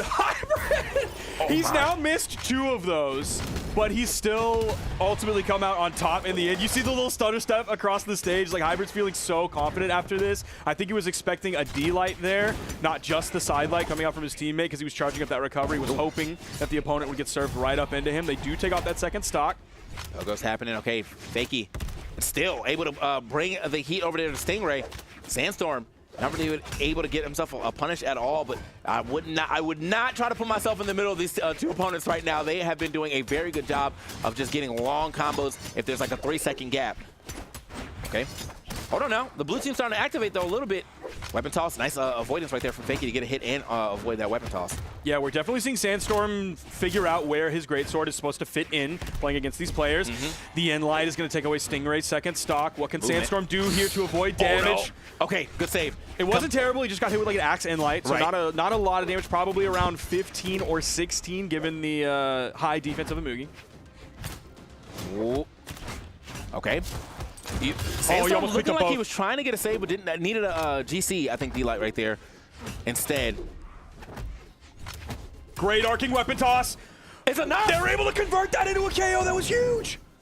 Man, that was in the sky forever, bro. Like Mike 3 right there, for sure. Okay. Now it's this hybrid controlling the ground right now. It's like, anybody come down here, they're going to get probably a neutral light, side light, something like that. Needs something. Fakey are going to end up hitting a neutral light onto a hybrid, push them off the stage, but still, this is 81's game to lose. They can turn this to a 2v1 situation by getting hybrid out of there, but Fakey's doing a good job of putting the defense up. All right. Oh, it's a 1v1. Ooh, it's Fakey against Sandstorm. Fakey definitely has the damage lead, but Sandstorm has the experience lead. Starting off with a side light, nothing after. Oh, okay. Oh, yeah, he tried to get the bridge, but didn't wait. Needed to wait here. This is bad. He managed to make it touch the wall there with a forward dodge, but okay, just sends it. 3-piece. He has Fakey in the orange. Oh! Yo, does he get this here? The weapon toss? I think that's Fakey it. sweating all the way back there, and he can't make it back. Did Fakey get a single hit on Sandstorm? I think he got one hit in that 2v1. It was right after he tried to go for the second hit of the bridge, and then he got hit out of that, and that was it. After that, Sandstorm ran him all the way across the stage, and yeah, just turned that into a clean edge guard. Very nice, great sword gameplay from Sandstorm. Yeah, a little two-piece action right there. 2 stocks taken immediately, turned that to immediate 1v1, but Sandstorm able to take it. Boom, boom, Yeah, that's just good. Great sword gameplay coming out from him. Dashing in with the D-Light so he can cover the max distance out there, and the weapon toss to follow things up. Fantastic. Yeah. That's like 2 really strong weapon toss, or no, 3 now, because they're the really long arcing one. You had that one to finish it up, and you also had the harpoon toss previously from Stingray to finish up a stock in their previous set. All right, man, I know this has got to feel good here for Sandstorm and Stingray, because as of that first game, I wasn't sure they were going to be able to rally back right here. Looks like we're going to swap over to the Bren, though. So keeping another, spear in hand, but this time now getting an axe. I mean, the power of an axe in doubles cannot be understated here, so nothing wrong with that. Bren, very solid stat line as well, too, so let's see if this actually helps out this time around. Okay. Trying to get right back into the middle of the stage, a little neutral being played here. Oh, just back-to-back sidelight nairs. That's a lot of damage very quickly on the Sandstorm. He also hit a nair on a Stingray, which led them to the stock on him and then the cleanup. This is a great lead for Hybrid and Fakey. Absolutely. I mean, not too much damage here on to Hybrid. He's starting to take a little more, but Fakey a little more hurt. However, I think we still need like a team combination or just a raw Mugi Sick from the side at least. No. That's not the right person. They're not able to do anything off of that, though. He didn't even start throwing out the Lance recovery because he knew he had enough to get back. Yeah. So there wasn't the potential for like a weapon toss to come through and completely interrupt everything. And I think, even a weapon toss still could have. He definitely Lance recovered a little closer to the stage. A weapon toss would have at least forced out an air dodge or maybe another jump, but yeah, nothing actually happened over there on the right side. They still managed to get that stock off of both of them. Game is a little in the favor here of the red team, but at least one even stocks. However, team combos coming out again. Sandstorm almost losing that stock off the top after that. Stingray is going to make something happen here with this Bren, though. I mean, we've been swapping characters. We had some success on that last double knockout again, dude. Every time they get a stock, if there's a little bit of time to find the second one, they will find it. The funny thing is like we've had such volatile sets today that for some reason this one feels long. Like it feels like we've been here for a minute, and this is a completely normal game. Might even be faster than normal, but that's just how fast and rapid the other sets were that you and I have done commentary for today. It's wild. Okay, Sandstorm, he does get the finisher there and the stock off of that. He got the 2-piece into the reset for the full 3. That's it. Yeah, he's not. Unless we can get a Fakey save, I don't think we're getting that, though. The weapon toss, though, just to put that little extra damage in potentially a harmful situation. Nothing happening there. Fakey, nice dodge up. That last hit on the way back down, though. This is last stock for everybody, but Fakey was taking a little bit of damage. Just not that super long combo we're expecting to see as far as the team combo goes. Speaking of team combos, though, we're starting to rack it up just a little bit here for the side of Sandstorm and Stingray. Looking for these recoveries a lot right now from Stingray. Or Sandstorm. Yeah, Sandstorm and Stingray are just a little bit behind now. Sandstorm might have to watch the damage he's taking. Sidelight nairs added up like 30 every single time. Does hold Fakey on. get back? The weapon toss is going to bonk him. That's not the right person to hit that Oh. weapon toss and put him in a bad spot. On the spin Wow. off the down sig. Slide charge is going to do it. I don't even know how they stole that game, but they did, man. Oh, that, yeah, it looks like right now Fakey having a hard time, though, here on the damage side of things. 355, not terrible damage, but definitely the lowest by a good margin. I think the next one was like 430 or something like that, so he's a little far down on the damage. He's going to have to bring that back if they want a chance to go over Stingray and Sandstorm right now. Yeah, they're definitely leveling up, and you could see in the juggle game at the end of last game, they were doing a lot better job of following up off of one another, and so they take their individual 1v1 prowess. That's their strength so far early on in this tournament for them, and then all of a sudden they're building up that 2v2 team synergy, and now that they're starting to build it up a little bit more and a little bit more, you see they're up in the set. So that just could be really scary for every other opponent they have the rest of the day. Great start again, dude. The bow recovery feeding into axe recovery for this red team, they have just been leaning on that so heavy for a bunch of damage. Oh, okay. Long combination right there here onto Hybrid on the right side of Stingray. Oh, and I think he expected just maybe, I don't know, maybe a forward air back over to the other side. It's not really anything I think that the Greatsword's going to do on the ground, though, that's going to send their opponent back that quickly. So a little surprised he looked for that. But either way, still in it right there. Or maybe he also trying to make sure Hybrid didn't land on top of him. These down six have been paying off for Sandstorm. Side stick, though, going to work out there for Fakey. Yeah, the down sig from Sandstorm there to finish up that stock was great, and it was built off of a lot of the work that Stingray did. Most of the damage that was done on Hybrid's first stock was just done by Stingray in solo mode. Okay. Fakey, one more time. Trying to do this 2v1 right now with Stingray. Ooh, nice. Nice little breakup. Hybrid thought he could grab the neutral light, but Stingray dodged down and immediately punished with the neutral light onto Hybrid. Oh. Okay. Oh, Fakey. Oh, it seemed like Sandstorm was going to disengage and go help his teammate, and then he turned around and threw the signature over the edge and hit Fakey. Right. Over the edge one more time. No one home this time around, though. He's looking. He's definitely throwing some sigs out. Oh, okay. No fast fall, though. Needed that fast fall for that Sair. That could have been probably a stock there on to Fakey for sure, but finally finds it. Sandstorm and both Hybrid hurt. Hybrid might be out of this stock, though. Great weapon toss there from Sandstorm. And now Hybrid on his last stock. Fakey fresh on the second. Does get that stock off of Sandstorm. Uh-oh. Oh, what an even game we have here, TK. This is so sick between these players. Absolutely. Oh, Fakey. It almost seemed like he was looking for the ground pound there, but no, Sandstorm went high, so he turned around, followed him up, tried to hit him with a recovery. Okay, wait. Sandstorm or Stingray willing to go way out here. Some coverage here from Sandstorm, but no, Hybrid lives to see another day. Stingray just chasing. Oh my gosh. Hybrid right now, bro. Dude, Stingray is a bloodhound on his trail. He cannot get away. Okay.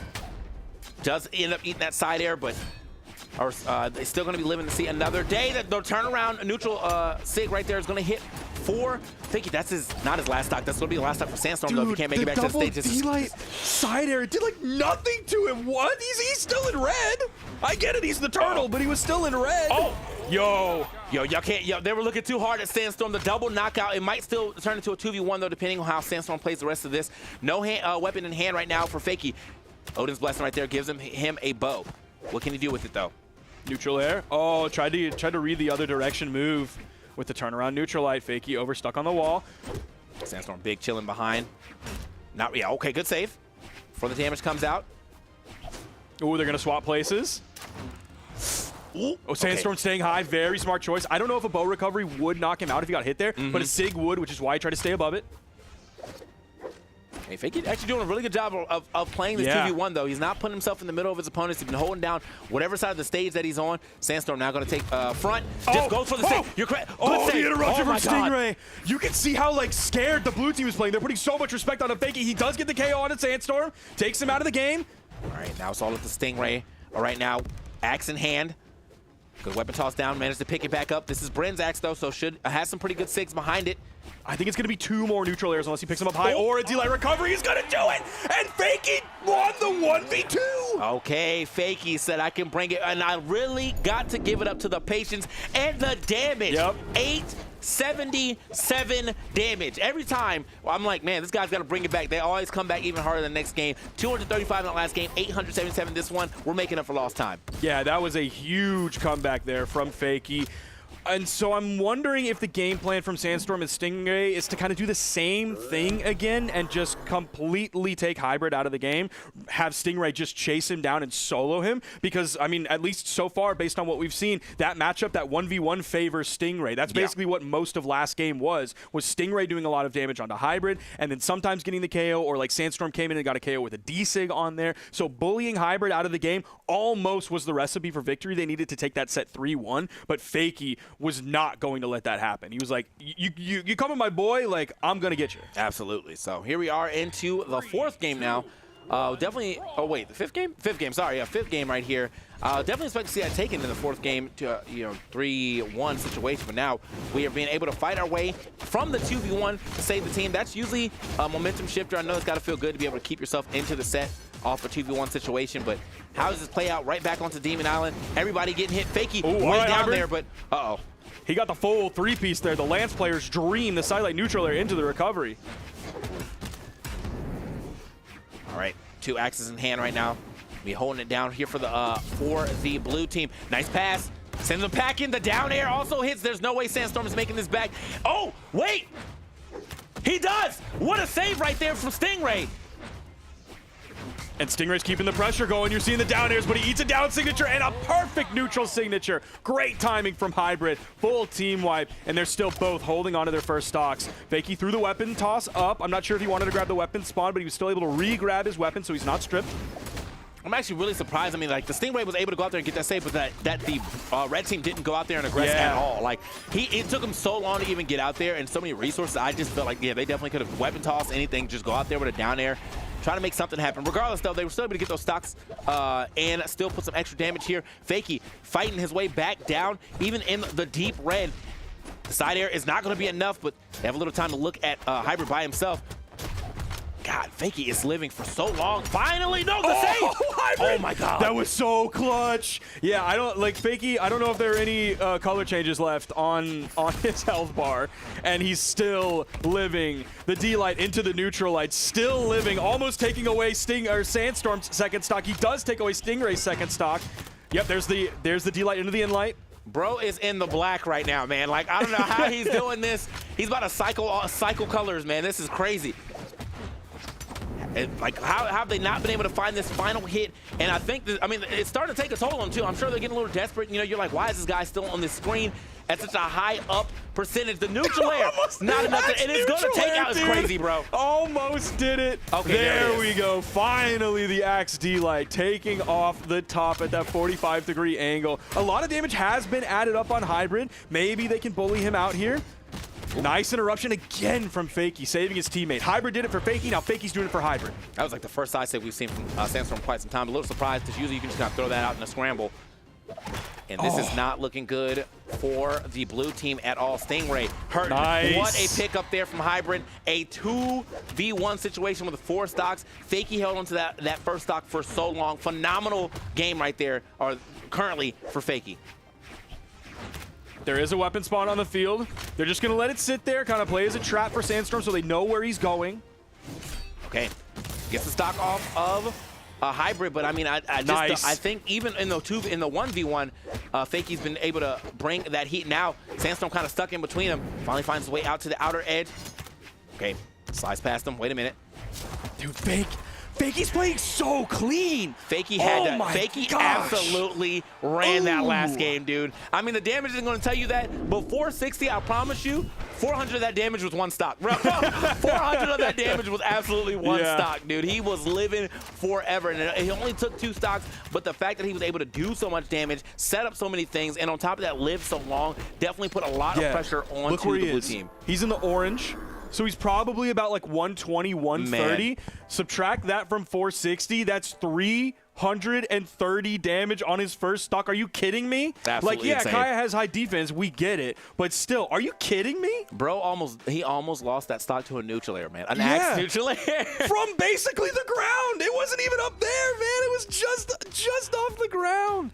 Wow, what a performance from Fakey. When times were tough and Hybrid started taking a lot of punishment, like you can see that game, like he still got 4 KOs on that one as well, even though he only did only 436 damage. Like when he was the target, Fakey was like, yep, I got to step it up. Your role is to run around and be bait for the other team. I'm going to take my role seriously and I'm going to go to town. Yeah, and I mean, honestly, dude, I have to say, Fakey, on those last 2 games, MVP for sure. Yep. Big damage put out on both games. 7-11 here was like 8-something, 877 in the game before that. And then just refuse to lose the stock. So that alone puts pressure on the team to like really ask why they're not getting that stock. And then like they're forced to kind of chase him down. And his evasion obviously is on 10 because why was he able to live so long? He's able to set up so many plays here for Hybrid to get these stocks. That's why Hybrid has 4 KOs. And yeah, they're moving on. They're going to be into that top 8. That doesn't mean that Sandstorm and Stingray are out there in the elimination side now, so they're going to have to fight a little harder.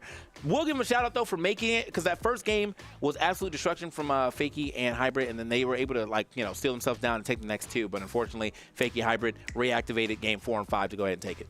Man, we had lights out sets during our block. I just want to run through those again real quick. What did we start off with? It was Megdi and Radish versus Sandstorm and Stingray. We saw the blue team of Megdi and Radish get completely destroyed. Then after that, we saw Fakey and Hybrid versus Clem and Chef Don. Did we see that? What did we see next? Am I silly?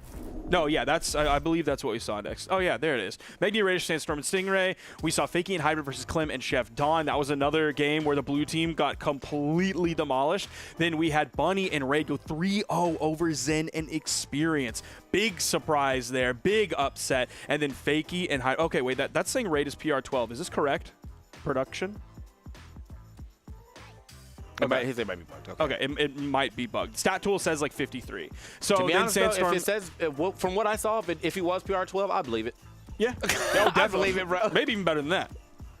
And then we saw Sandstorm and Stingray just now versus Fakey and Hybrid. That was our only game that wasn't a 3-0, our only set that wasn't a 3-0. Thank you all so much for tuning in for our blog. TK, take us home. Yeah, I mean, we're going to see you guys right after this. We got some more casters coming up, some more action. Obviously, we got to go ahead and finish out the NA. And honestly, the NA action has already started off hot, so I expect to see some more hot action. We'll see you right after this break. Jarvis, take us away.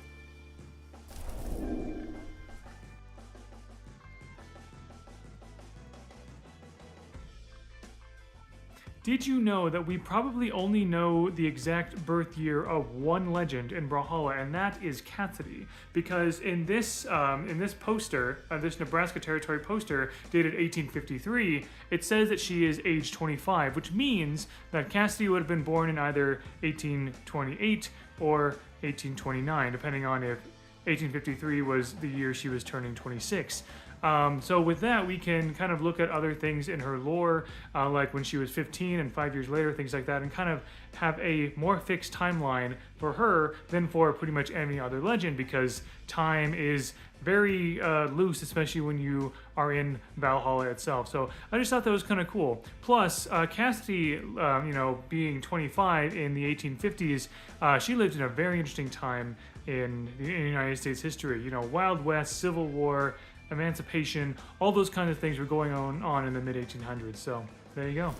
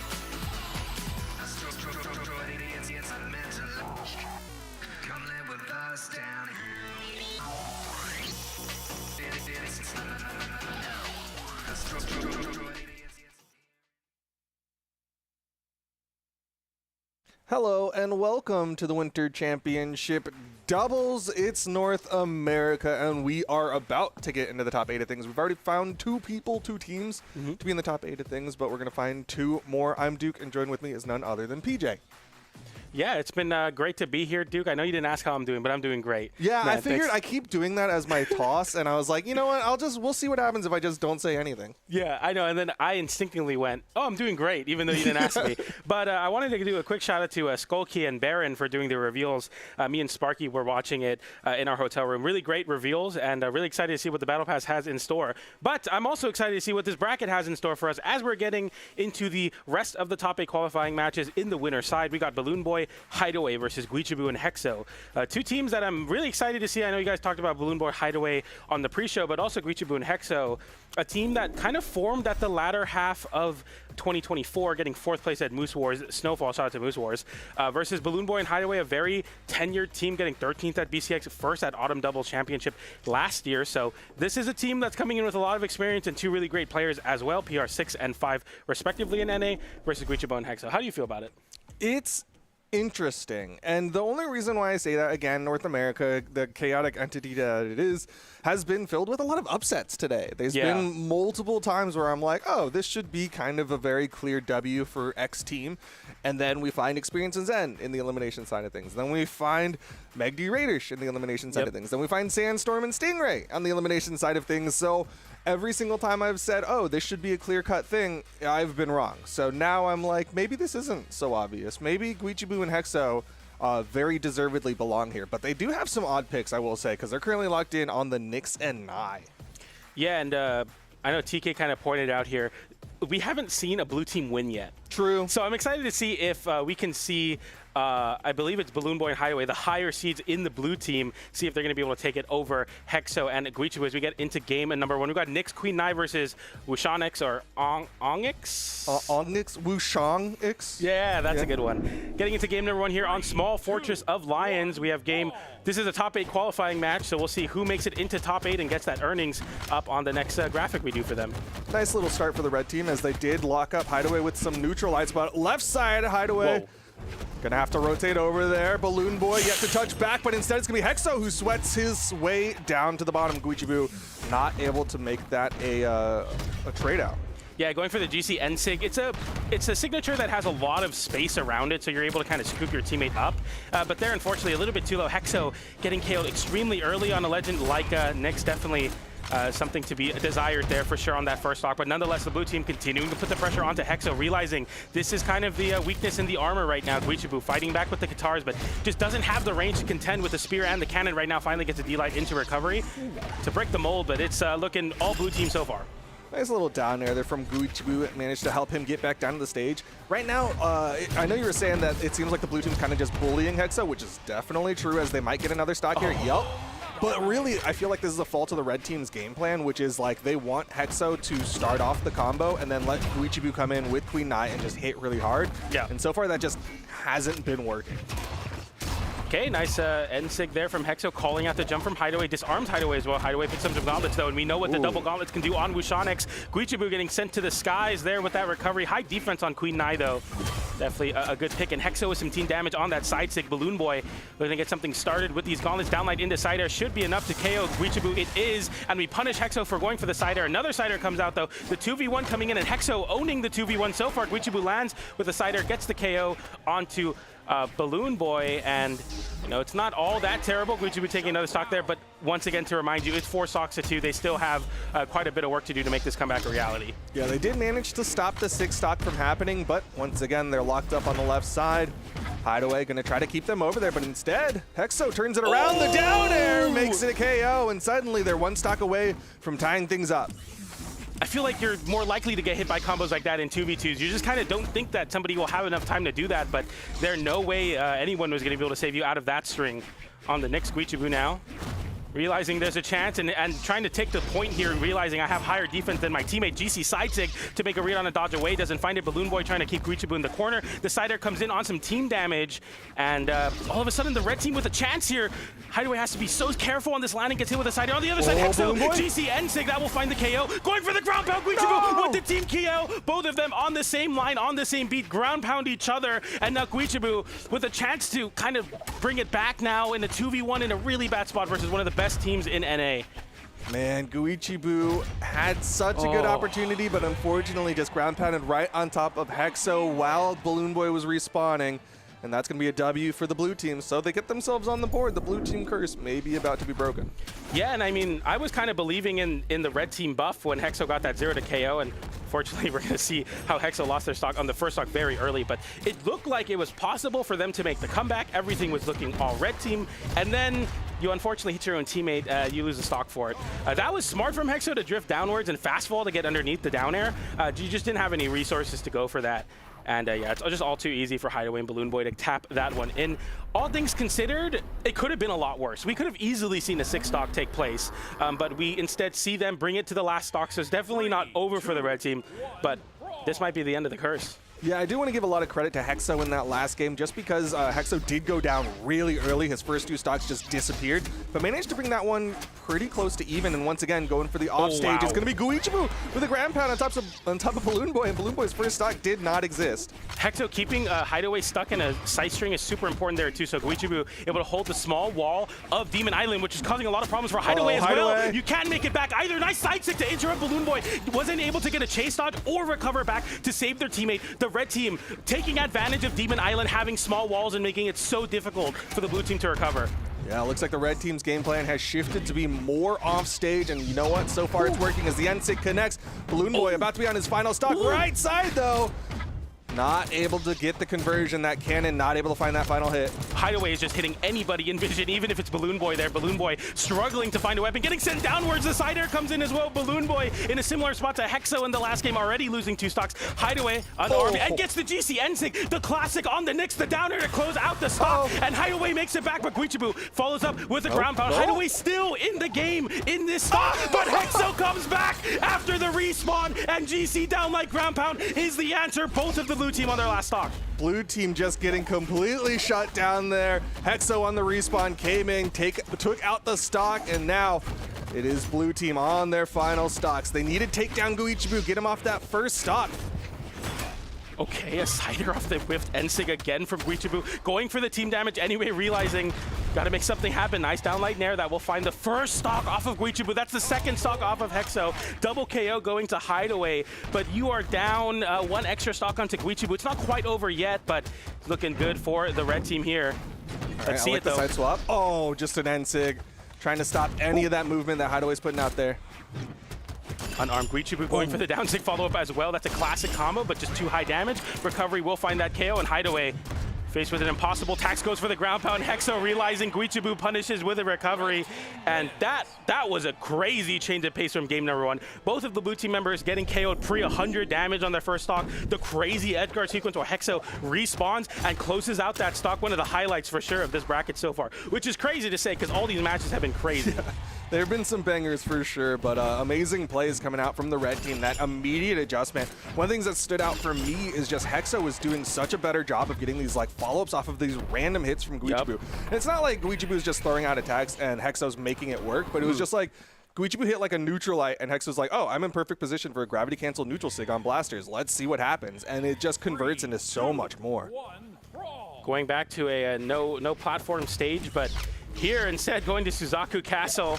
Definitely bigger walls, which will help out on the recovery, but much smaller, a lot more action-packed. Stuck in a bad spot! Balloon Boy gets called out. GC downlight into recovery on the blasters. They called out a hard combo. He goes for it again there. Oh my goodness, the red team are electric right now. Red team wanting to put this one away. Did not like how game 1 went. Took game 2, and now they're about to take game 3 if they can keep this pace going. Hideaway already in the red. Down Sig puts him away. Balloon Boy on the left side. He's gonna try to get more than 200 damage in this one. It's looking tougher and tougher. Guichibu finally landing with that signature, finds the double. As well, it continues with the GC end light from Hexo. They can't be stopped right now. The blue team are scrambling for any semblance of safety, but you have nowhere to run on Suzaku Castle. Blue team's got to be thinking about what's the highest ceiling map they can go to, because they have been getting taken off the top time and time again. Good dodge from Hideaway. Gets to the wall, tries to ground pound, but it's Hexo with the turnaround and the recovery. Will put Hideaway away. Balloon Boy on his final stock alongside Hideaway. They talk so much about how Scythe just doesn't work into... Okay, well, never mind. Okay. Hideaway finds the KO there. They say, you know, Scythe just takes too long to work in twos, but Hexo's showing off, like, I can find ways to isolate targets. Speaking of isolating targets, Hexo gets the brunt of that damage there. Hexo fighting back onto Balloon Boy, though. Balloon Boy with an edgeguard opportunity didn't find it on the other side. Guichibu juggling Hideaway really hard right now. Ooh, okay. Balloon Boy managed to avoid that signature coming out from Hexo, but red team is still putting on a lot of damage onto this blue team. Guichibu still hitting Balloon Boy on the right side. Okay, target swapping. Eats the sig.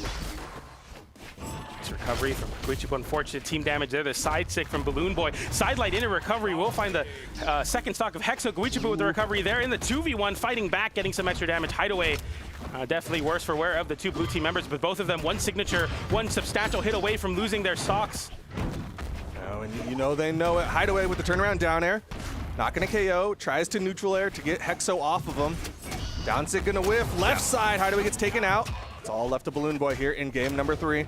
Oh, that N-Sig N-Light into downer. The Pogo comes in. Hexo blocking the weapon toss, but the side air comes in all the same, and a 3-stock for the red team. It's crazy with how dominant they're winning these games that they lost game 1. It's still going to game 4. It is kind of insane because game 1 didn't even look like it was like a close one. That looked like blue team's game.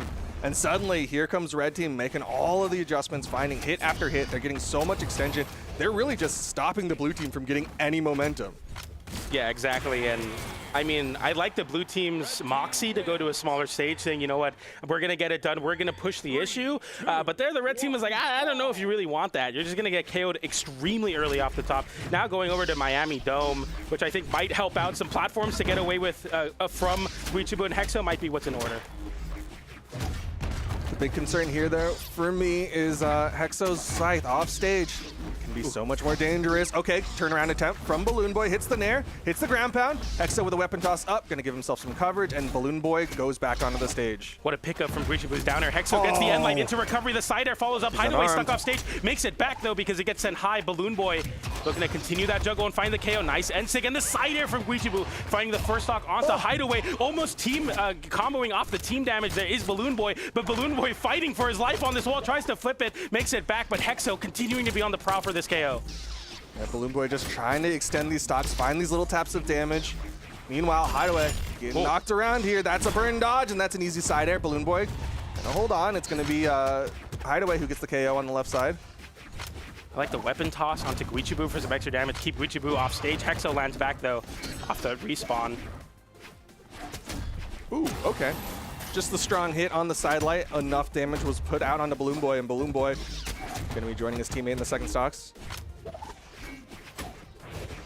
Definitely like Balloon Boy's spear a lot more in this game, creating some nice space. Oh, Guichibu is like, I don't care about any space on the guitars. I'm just gonna run you off stage. Hexo somehow getting two ground pounds on Hideaway. Bigger walls, though, on Miami Dome. Definitely helping there. Nair into recovery. Balloon Boy has to recover. Hideaway kind of hiding on that soft platform, trying to avoid what's going on off stage. Hideaway he does make it back. That's a double KO for Balloon Boy.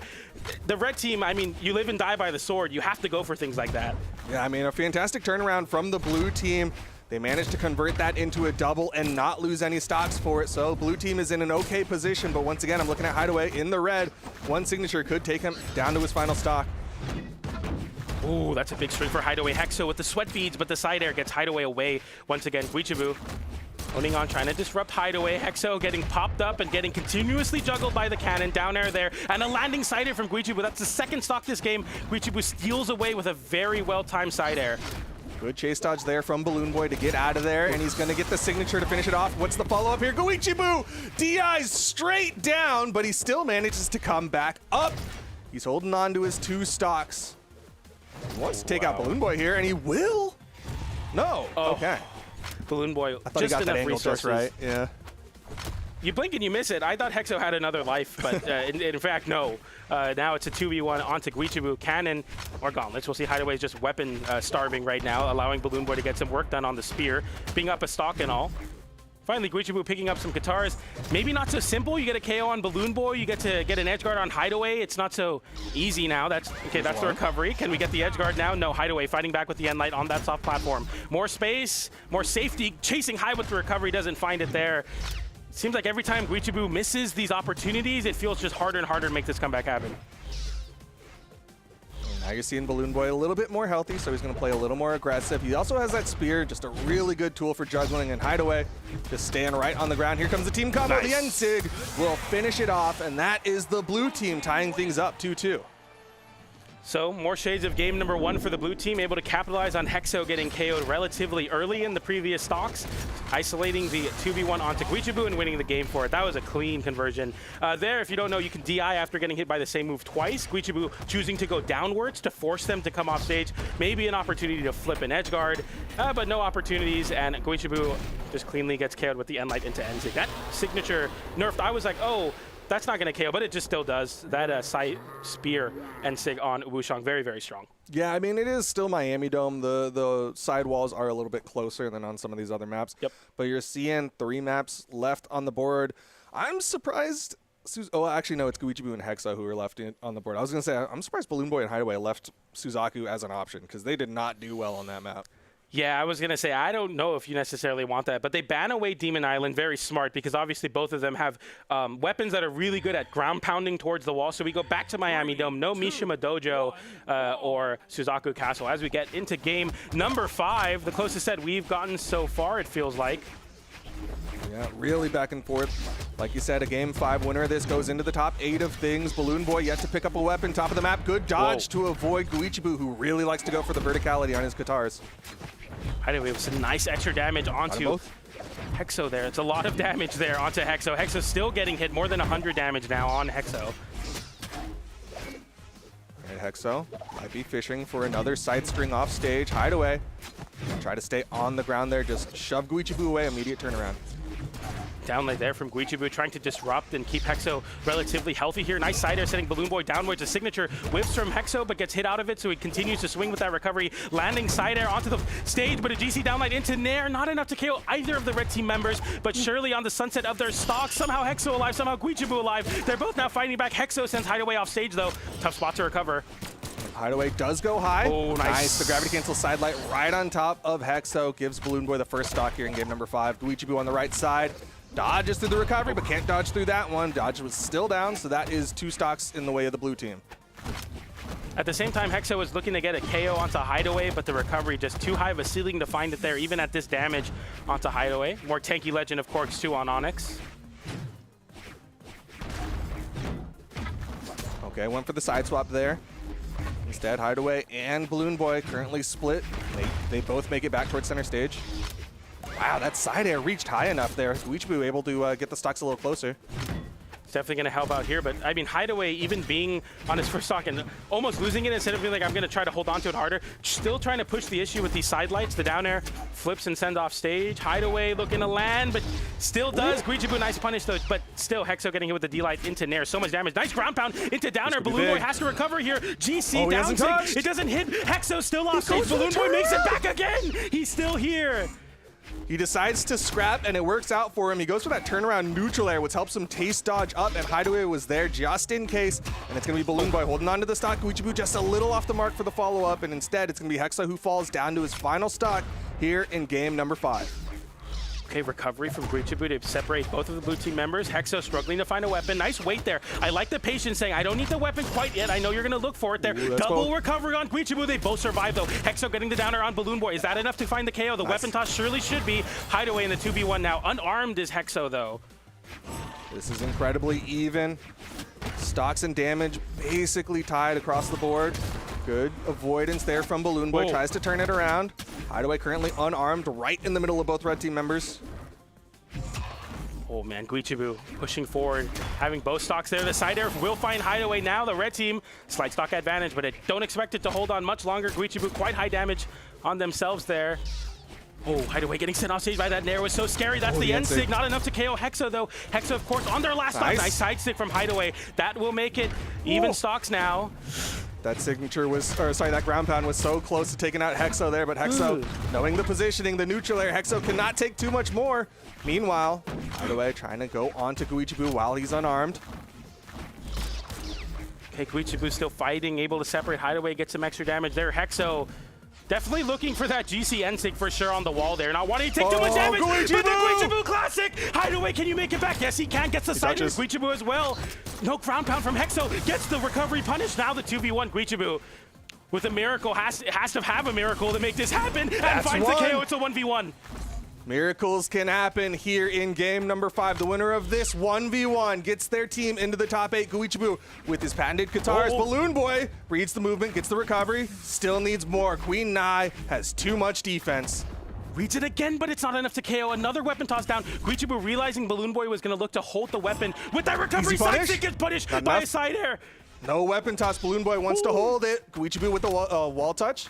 Avoids the nair. No dodge. Down air back to the stage. Fights back with unarmed nair. Now the spear online. Sidelight. Goes for the dodge read in. Doesn't find it. Another dodge read misses. Down sig from Guichibu. Balloon Boy off stage. No weapon. Guichibu picks up the guitars once again. But unarmed Balloon Boy recovers from center stage and gets the KO. Balloon Boy clutches and gets him and his teammate into top 8 winner side.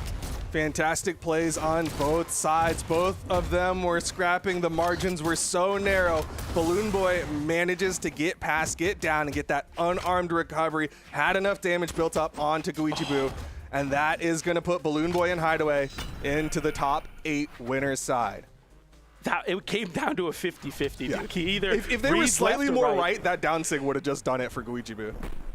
If Guichibu had the right idea, realizing Balloon Boy was going to dodge laterally, if instead of going to the literally a coin flip, instead of going left, if Guichibu went right, the game is over. If Balloon Boy's more far to the right by that down sig, the game is over.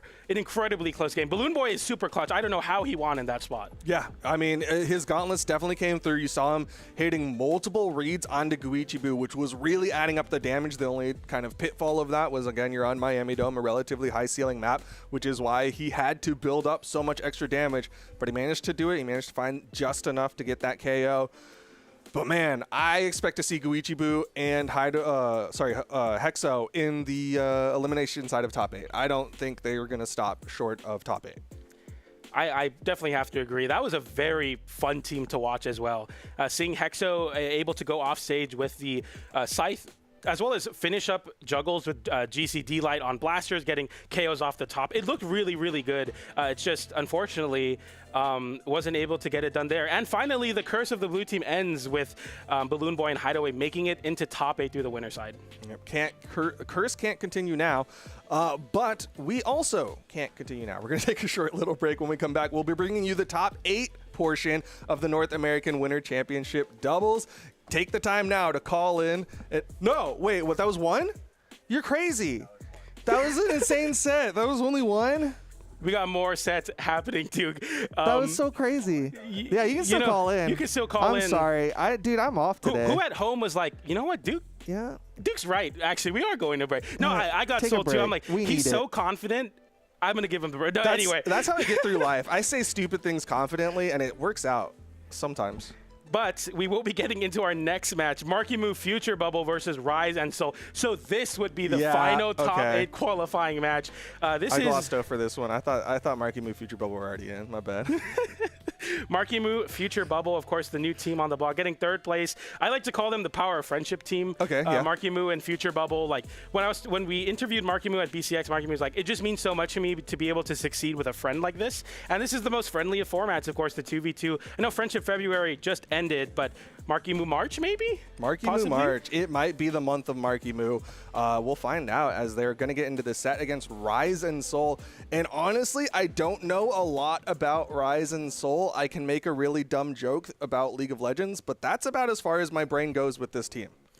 Yeah, I mean, Rise and Soul, unlike the league counterpart of Rise, this is very stable, so they are a consistent team. There are not a lot of changes. Rise and Soul, at the latter half of the year, getting third place at Moose Wars Snowfall. Fun fact, they actually beat Marky Moo and Future Bubble at that event 3-0, so it was not close in that nature, but it's a pretty big PR disparity. Marky Moo, Future Bubble, 7th and 8th. Rise and Soul, 44th and 22nd. They have some practice under their belts, but mostly, and actually all of them, are at community events. So this is the first time they're at an official event, now teaming with an opportunity to make it into top 8 with a team they beat in December of last year. So definitely possible for Rise and Soul to make this upset. I don't know exactly the context of the Moose Wars match, so I don't know if it's like a replicatable thing, if it was a one-off. Maybe, you know, the off-season, people try different things, but we are now back in season. It's an official time. We'll see if Rise and Soul can step up to the plate and make another upset happen. Well, as we all know, step 1 is opening the game, and they have yet to accomplish step 1. But when we get there, step 2 and step 3, they're going to be bangers. But obviously, we can still talk about Marky Moo and Future. You did talk about the power of friendship. This is a fun story that a lot of people remember and know, but always worth regurgitating, is the fact that Marky Moo wouldn't be our top competitor in North America if it weren't for Future. And that's not just like, oh yeah, he's my best friend and the power of friendship, but like quite literally, Future was like, I want you to be my twos partner. I'm going to build you a PC and give you everything you need so that you can compete and be the top player that I know you can be. And if it weren't for that, Marky Moo would not be such a dominant force in North America. It's crazy to say this, but exactly right. Like, imagine your friend like gifting you a PC and then you just start winning. I was right, we were going to break. I was right. I knew it. And they called me a heretic. We're going to break. When we come back, we'll hopefully find Rise and Soul. Wait, he's in. Okay, bye.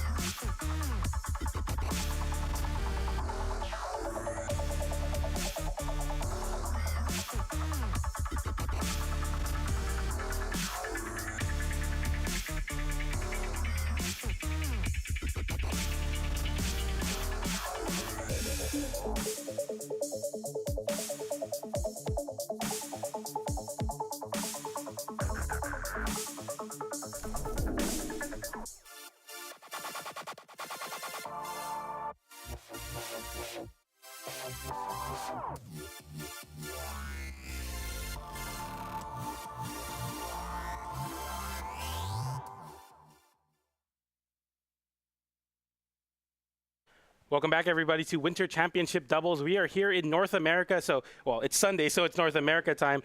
And, man, production is just on one today. Dude, they're like, let's go to break again. Now that we're back, you know, we didn't have enough ad time. We got to hit our numbers. But too bad for them. Our players are actually in. Soul finally opened up the game. He found the launch options he wanted, I guess. Let's go. You know, sometimes like I download a game on Steam and then it doesn't pop up on my homepage, and then I panic. I'm like, where'd the game go? You know, sometimes it's Brawlhalla and I gotta get to a block. I gotta open the code. I start freaking out. Maybe it's a similar thing.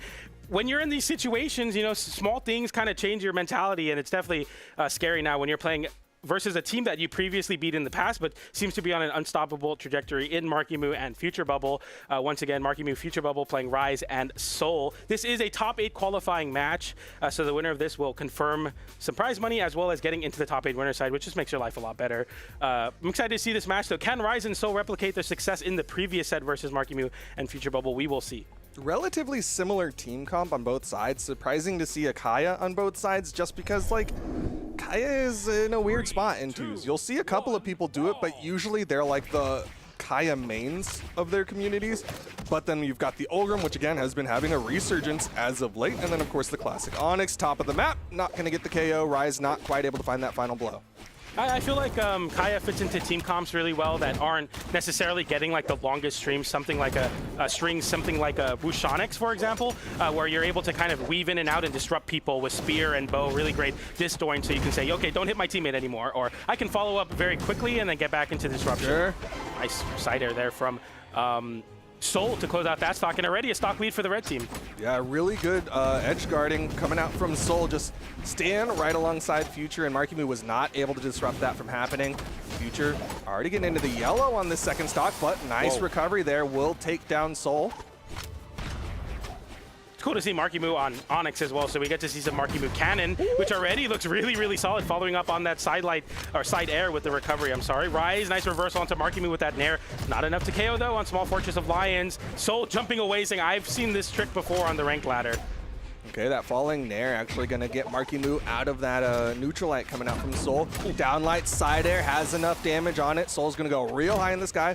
Gonna try to wait for Rise to respawn. Okay, Rise without a weapon does pick one up. Markimu unarmed as well. The only person still on their first stock and still looking to scrap onto Soul. Unarmed recovery for some extra damage, and a nice little string from Future Bubble. Continuing the damage here. Okay, that's the recovery to close out the stock onto Markimu. Future Bubble looking to hold on to this second stock as well. Definitely worse for wear here in terms of the blue team's damage. Okay, the side light there from Markimu on the back end of Rise. Future Bubble again in a little bit of trouble there. You saw Markimu back up, go for gravity cancel neutral light, just trying to stall out and let Future get to the wall safely. Down Sig connects, not gonna KO, went all the way to the left side.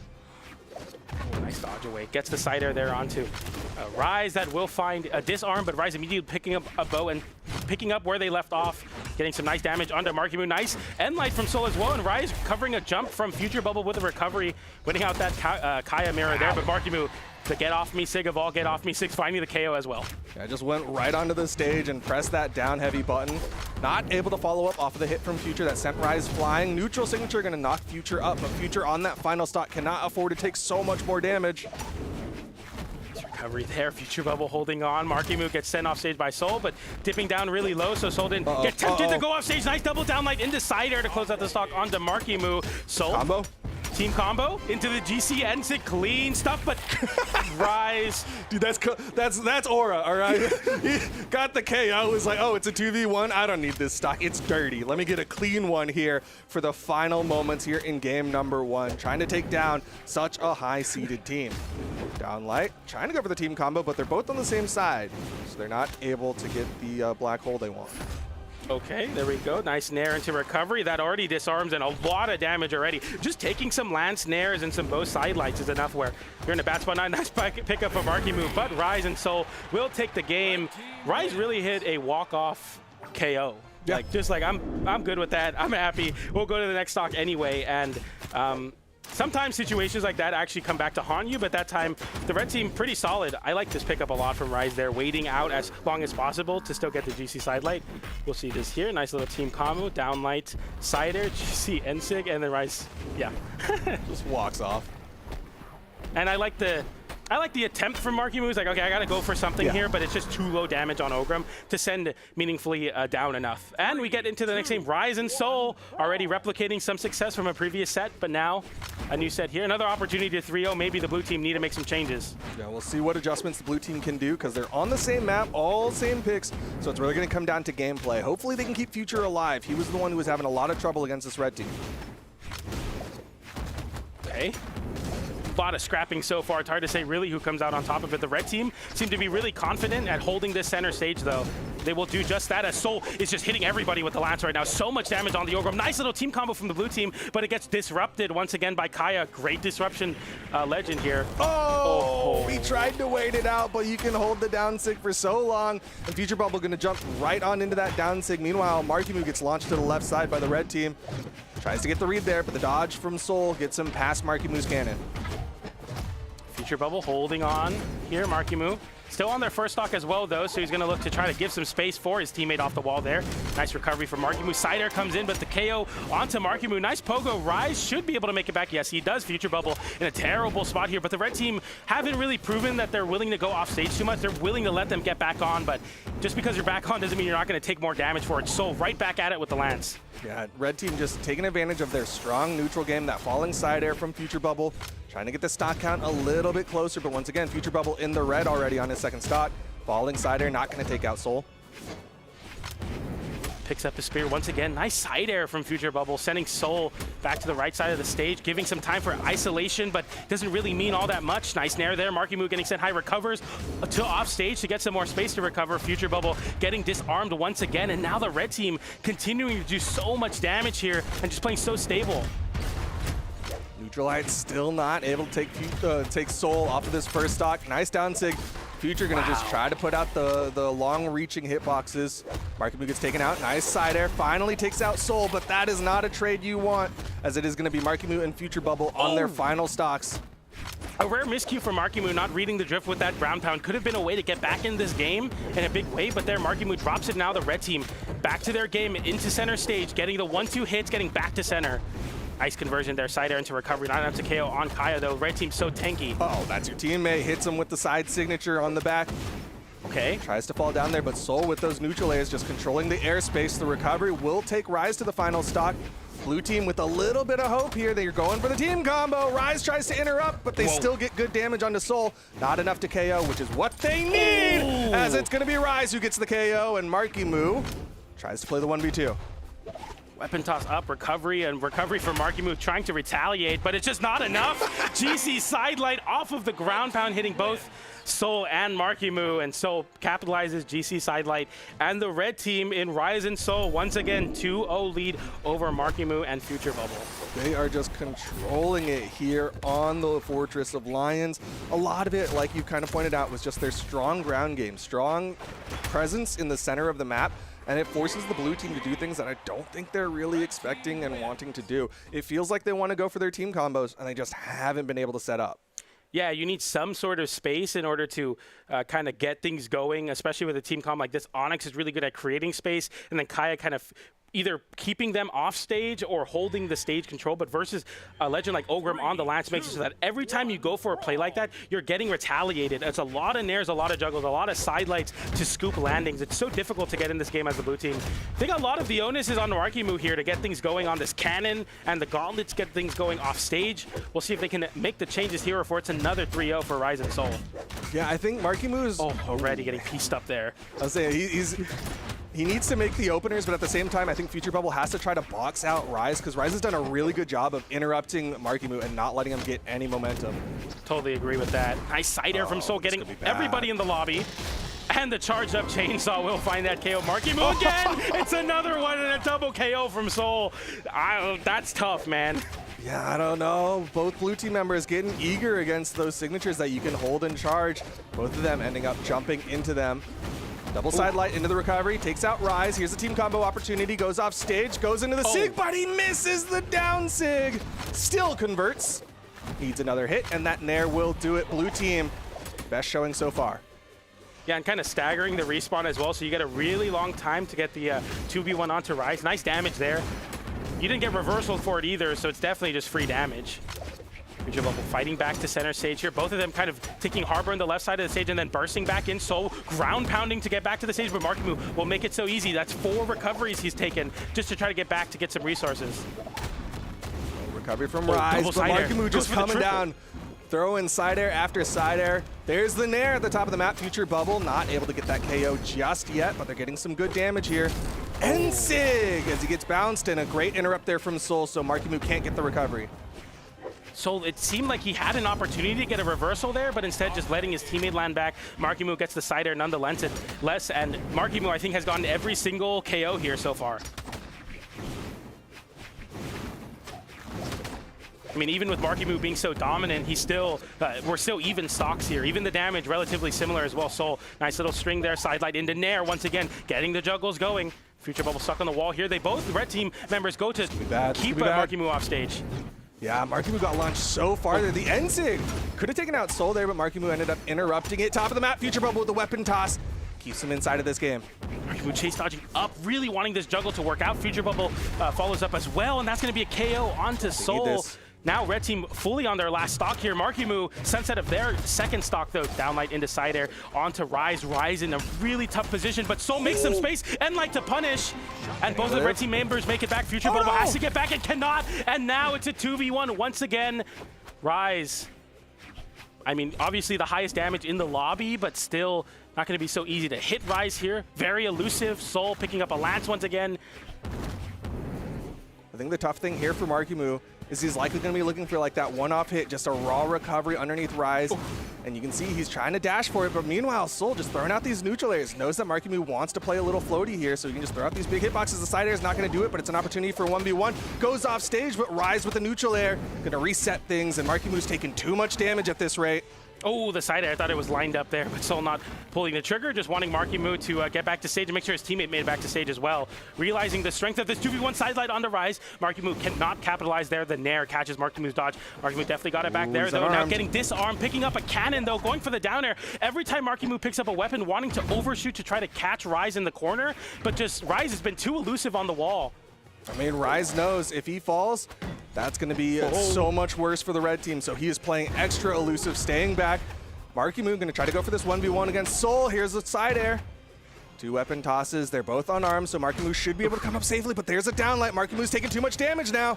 Soul realizing just one hit separates them from a top 8 here at the official. Can you find it here, though? Markimu still holding on to the stock, going for another overshoot, trying to call out Rise, but the GC signature catches Markimu, and Rise and Soul replicate last year's success with another 3-0 over Markimu and Future Bubble. Upset after upset after upset to make their ways into the top 8 of the North American doubles. Markimu and Future are now on the elimination side with so many other big names. The only team that really held on was Balloon Boy and Hideaway, but even then, they took it to game 5. Man, it's crazy that we got literally every set except for one had an upset to get into top 8 through the winner side. Obviously, these teams are not out yet, but man, that elimination side must be scary right now because all of the top seeds in the bracket are fighting each other as soon as they get into top 8. So we're going to see a lot of heartbreaking 7th places following up here, but that will conclude the top 8 qualifying matches. As we now move into top 8, I don't know if anyone predicted this many upsets. I think it'd be really hard to predict this many. I'm generally speaking, when you're in this spot, like there's somebody who's like, yeah, I'm a Bunny fan, so I put Bunny up there. But usually they'd also still have like, you know, Balloon Boy, Hideaway, Markimu, and Future, or Experience and Zen, like some sort of combination of that. But man, there have just been so many amazing North American teams who clearly have come out and are wanting to prove that they are the new North American standards.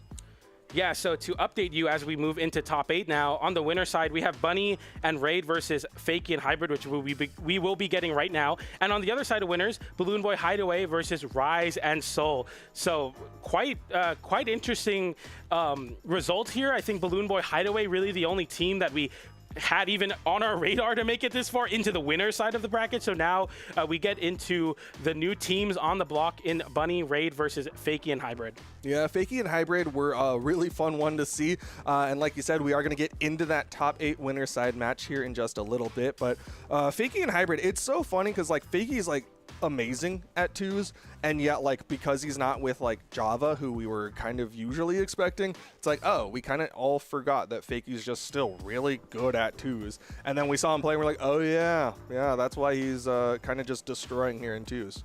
Yeah, exactly. And then on the other side of the story, you have Bunny and Raid, who have been really fun to watch. They are very, very aggressive offstage, and that's kind of like Bunny's playstyle. And it's cool to see somebody be able to keep up with what she's able to replicate in 1v1s, now in 2v2s, where Raid has been able to be like, all right, Bunny, I'll let you go off stage, and I will keep the other opponent away from you so it doesn't disrupt your plan. And Bunny is just lights out off stage.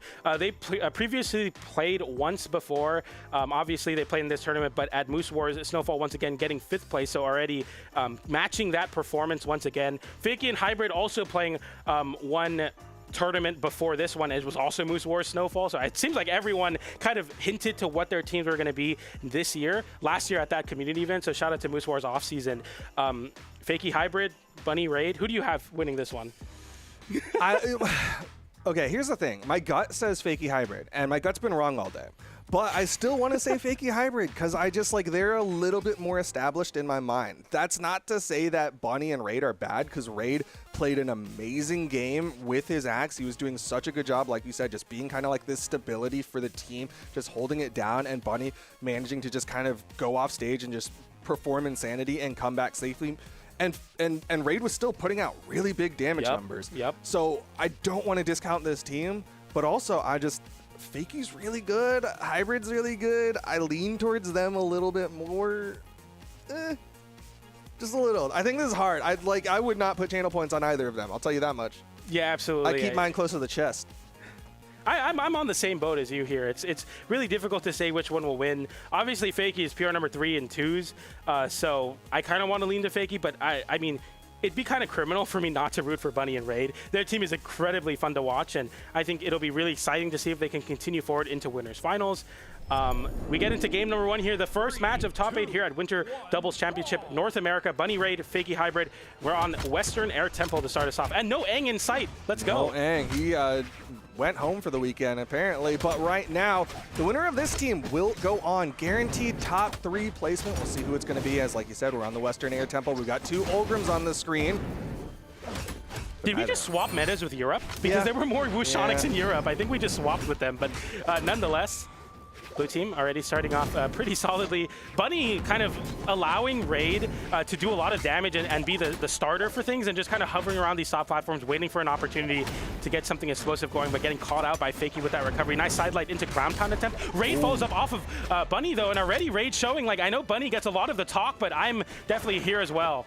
Okay, nice fastfall there from Bunny, getting away from Fakey's ground pound, ends up turning it around with that recovery, just getting some damage on the way back up. Sig will connect. Bunny still living. Western Air Temple ceiling just a little too high. Nice side air there. Raid unable to follow up, but get some nice damage onto Hybrid anyway. Charging up the ground pound. Nice from Fakey to avoid that ground pound, but it's some team damage from Hybrid. Now Hybrid takes so much damage for it. Nair into side air, avoids the recovery, but so much damage nonetheless. Fakey also deep red alongside Bunny. Woo! Hybrid's trying to be a little bit more careful here, knows that he lost that stock a little early, and he's already taken a lot of damage here on that second one. Rising side air will have enough damage there. Can they take down Bunny and even up the stock count? No, Fakey instead kind of a disengage, goes back towards the stage as he saw Raid respawning. There it is. Nice follow-up there from Fakey with the spear to close out that stock off the top. Now everyone on their last stocks, but Hybrid approaching that 100 damage mark very quickly here. Bunny yet to pick up a weapon. Fakey appropriately weapon starving, but now Bunny on the gauntlet. This is what I want to see. On the other side, Raid getting a big lance string. Okay, Fakey manages to hold it on. Keeps enough of the movement to get back up safely. Hybrid, though, again, taking a little bit extra damage here. Raid gonna go off stage with the lance. Said, y'all talked about my axe, but y'all aren't talking enough about my lance. GC side food from Bunny, forcing some respect there. Waiting for the dodge, going for the double side light, didn't find it. Raid swinging through there. Hybrid with the only one on the blue team with a weapon right now, but really can't get much going. Finally gets a side light Nair, another side light Nair, but also onto his own teammate, and more side light Nairs ensue. The recovery from Bunny finds a double KO with the gauntlets. I'm expecting to see Bunny go for some more flashy stuff off stage, but instead, just simplicity in the recovery. Knew there was enough damage there. Brought down the flowers, but it is going to be Bunny losing that second stock. Stock count staying even with the help of Fakey, getting a double to match Bunny's. Okay, it's all even now. Blue team slight damage deficit here. Okay, nice nair from Bunny. Fakey almost dodging into the second nair would have been curtains for that stock and potentially the blue team's chances to win the game.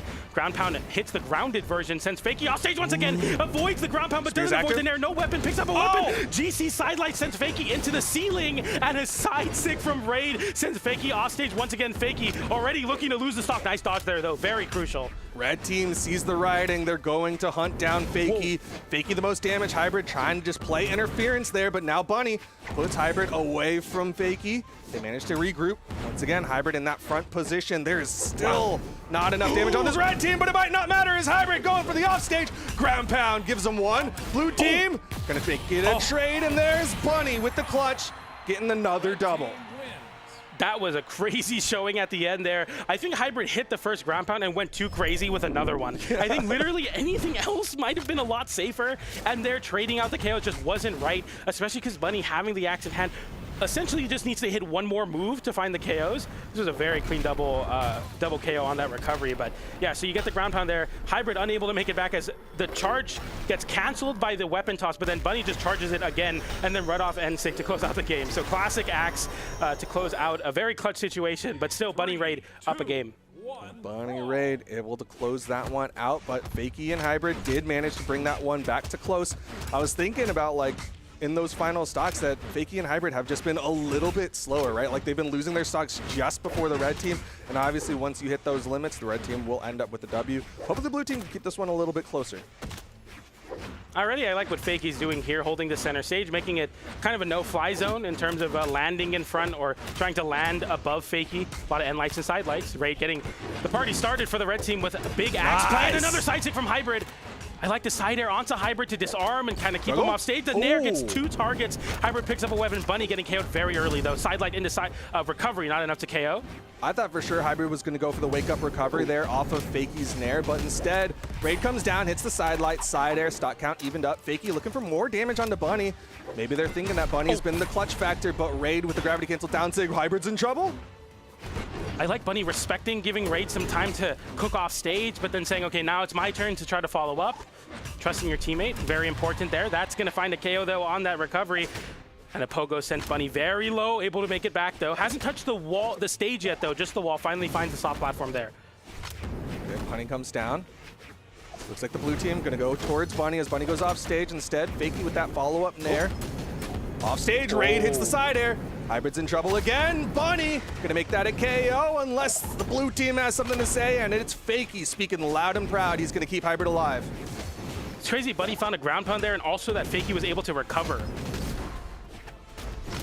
Oh, GC downlight to try to find the KO off the side, and Fakey, great reversal with that down air. Now the nair sends up again. Raid fighting back with a landing side air. Nair waiting for an option. Fakey too confident, not giving any panic options. And now Fakey saying, I'll take the fight to you, Bunny, too. Give Hybrid some space here.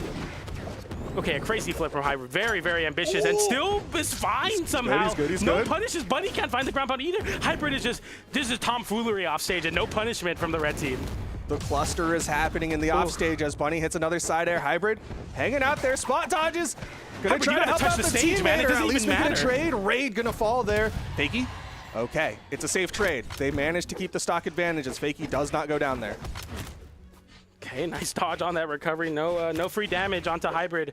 If he has anything to say about that, side air sending Fakey very far to the left side, charging up the ground pound. Hybrid not even trying to interrupt it, just saying, I hope Fakey dodges it, and Fakey does. Nice nair there, keeping the red team up in the air, and they stuck in the middle of 2 very, very tough legends to be stuck between.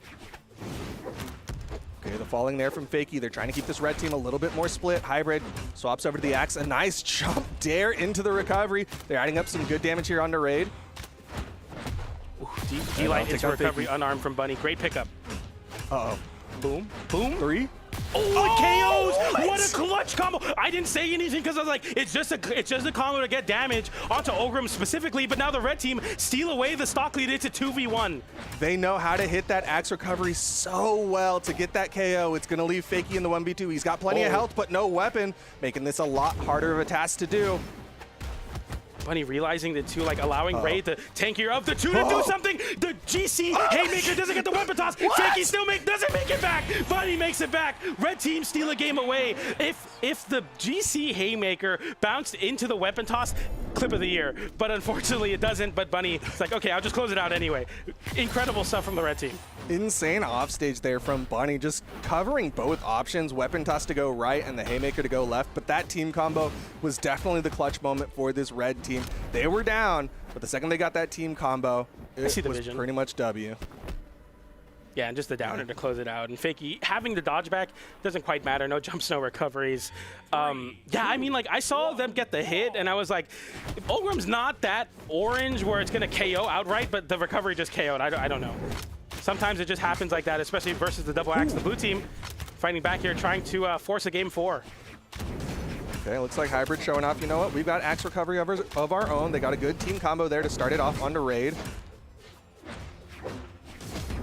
Like down there, Hybrid stuck in a bad spot, but fighting back with a sidelight on the axe. I honestly will take that, and that will KO as well. Let's follow up, not able to get the recovery in time. Bunny, though, did take a decent amount of damage there. Neutral light the team combo, but it's a setup for Fakey to get that recovery off of Hybrid. Okay, GC Sig, very aggressive. Hybrid still makes it back, avoids the ground pound. That's crazy. Bunny couldn't capitalize either. Hybrid once again finding himself off stage for so long. Bunny closes out that edge guard. Yes, he does. But Fakey now trying to edge guard Raid. Bunny having enough time to assist your teammate to get back to the stage there. Very important. All right, Hybrid's back in. Sidelight nares both red team members. Fakey with that sidelight, but Hybrid with a great reaction still managed to get that sider, take down Raid. Bunny in the offstage against Fakey right now. Weapon toss gonna whiff, and Bunny gets the wall touch. I love that recovery from Bunny, realizing, like, I'm gonna get hit once, so I'm gonna let you hit me without burning any resources. And Bunny makes it back to the stage for that great decision-making off stage.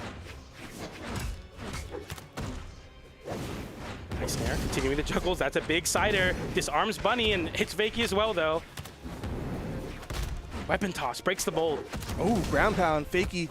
Once again, going for the offstage, but it's Hybrid! No! A tragedy! Hybrid, team KO onto Fakey, and that shifts the momentum so much, potentially allowing the red team to get back in this game.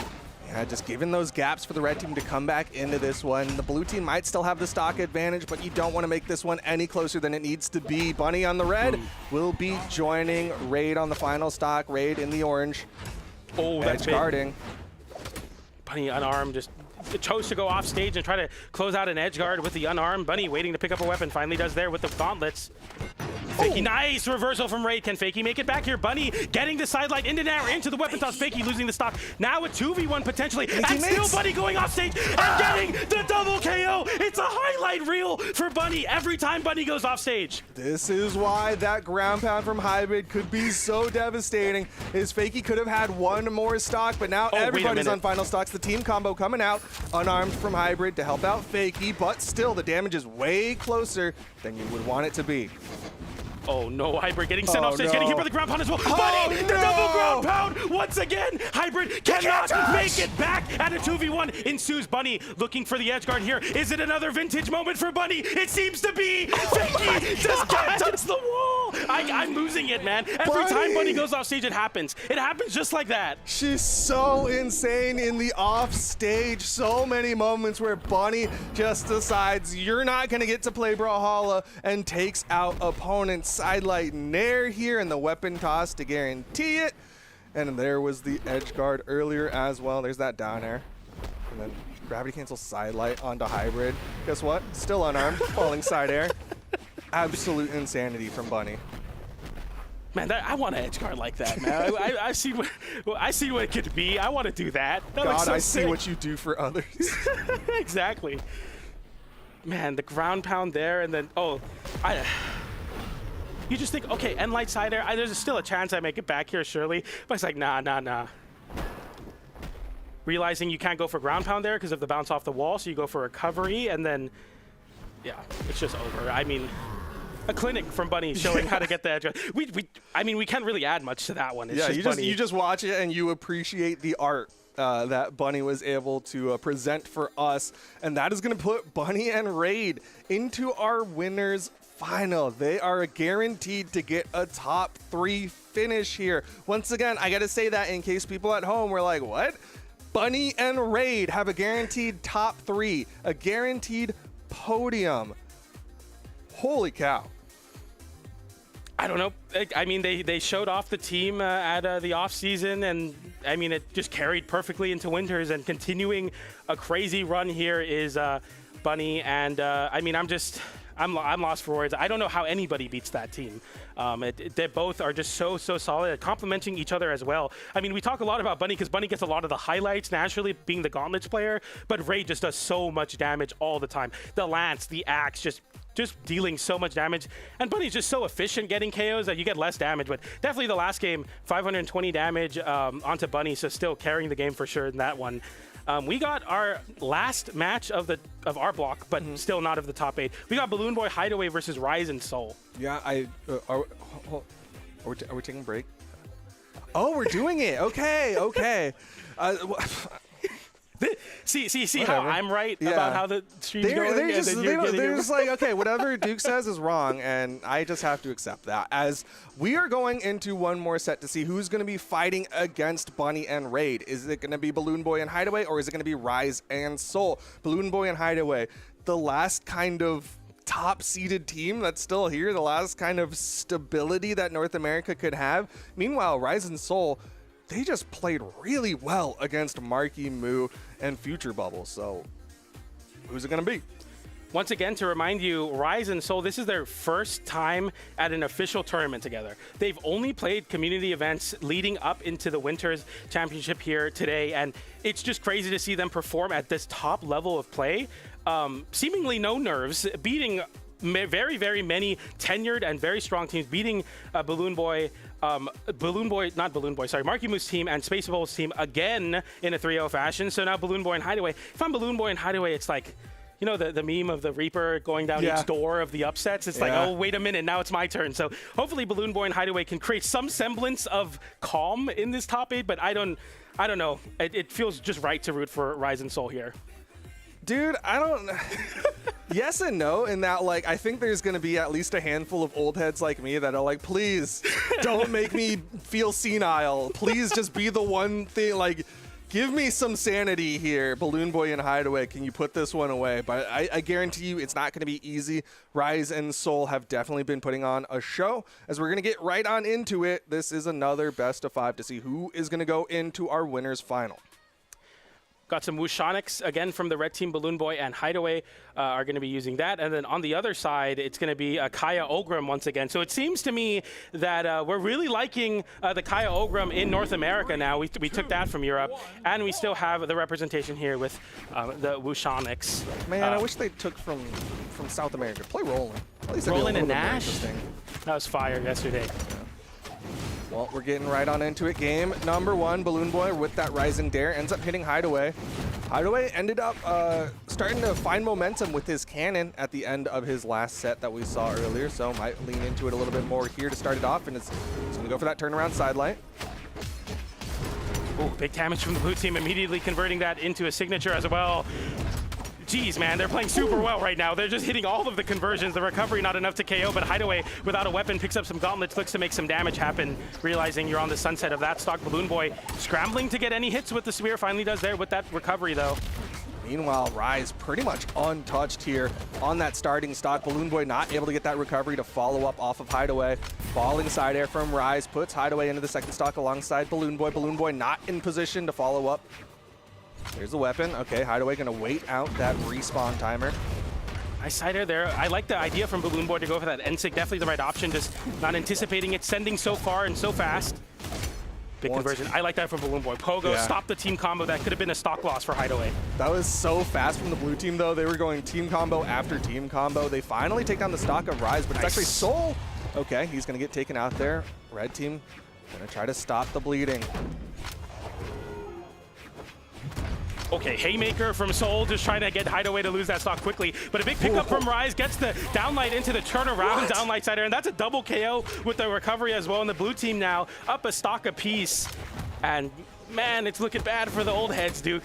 Yeah, Grandpa is gonna have to go to the home soon because I'm going crazy right now. Balloon Boy though, underneath, trying to take out Rise to the top of the map. He's trying to find this damage here, but man, the blue team has been so on point with getting follow-up after follow-up. Nice recovery there from Balloon Boy, sending Rise high once again. Okay, the double end lights come out from the blue team, just stacking on that damage, recovering through the GC side. Take a great attempt from Balloon Boy to make something happen, side light recovery.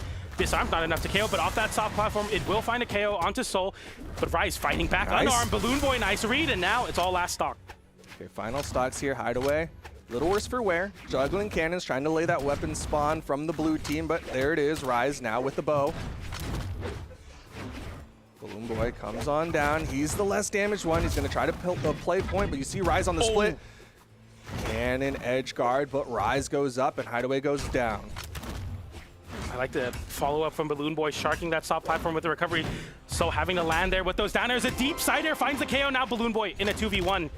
The damage is just so tough, too. You have to do a lot of work to find the KOs here. Nice follow-up there with the signature on Rise. Soul charging up the chainsaw. Doesn't jump into that one, though. Oh, okay. I love that what they're doing there is Soul's just kind of this big old target, and Rise comes in, hits the neutral signature, and that's going to put the frosting on that cake. Rise and Soul take game number 1.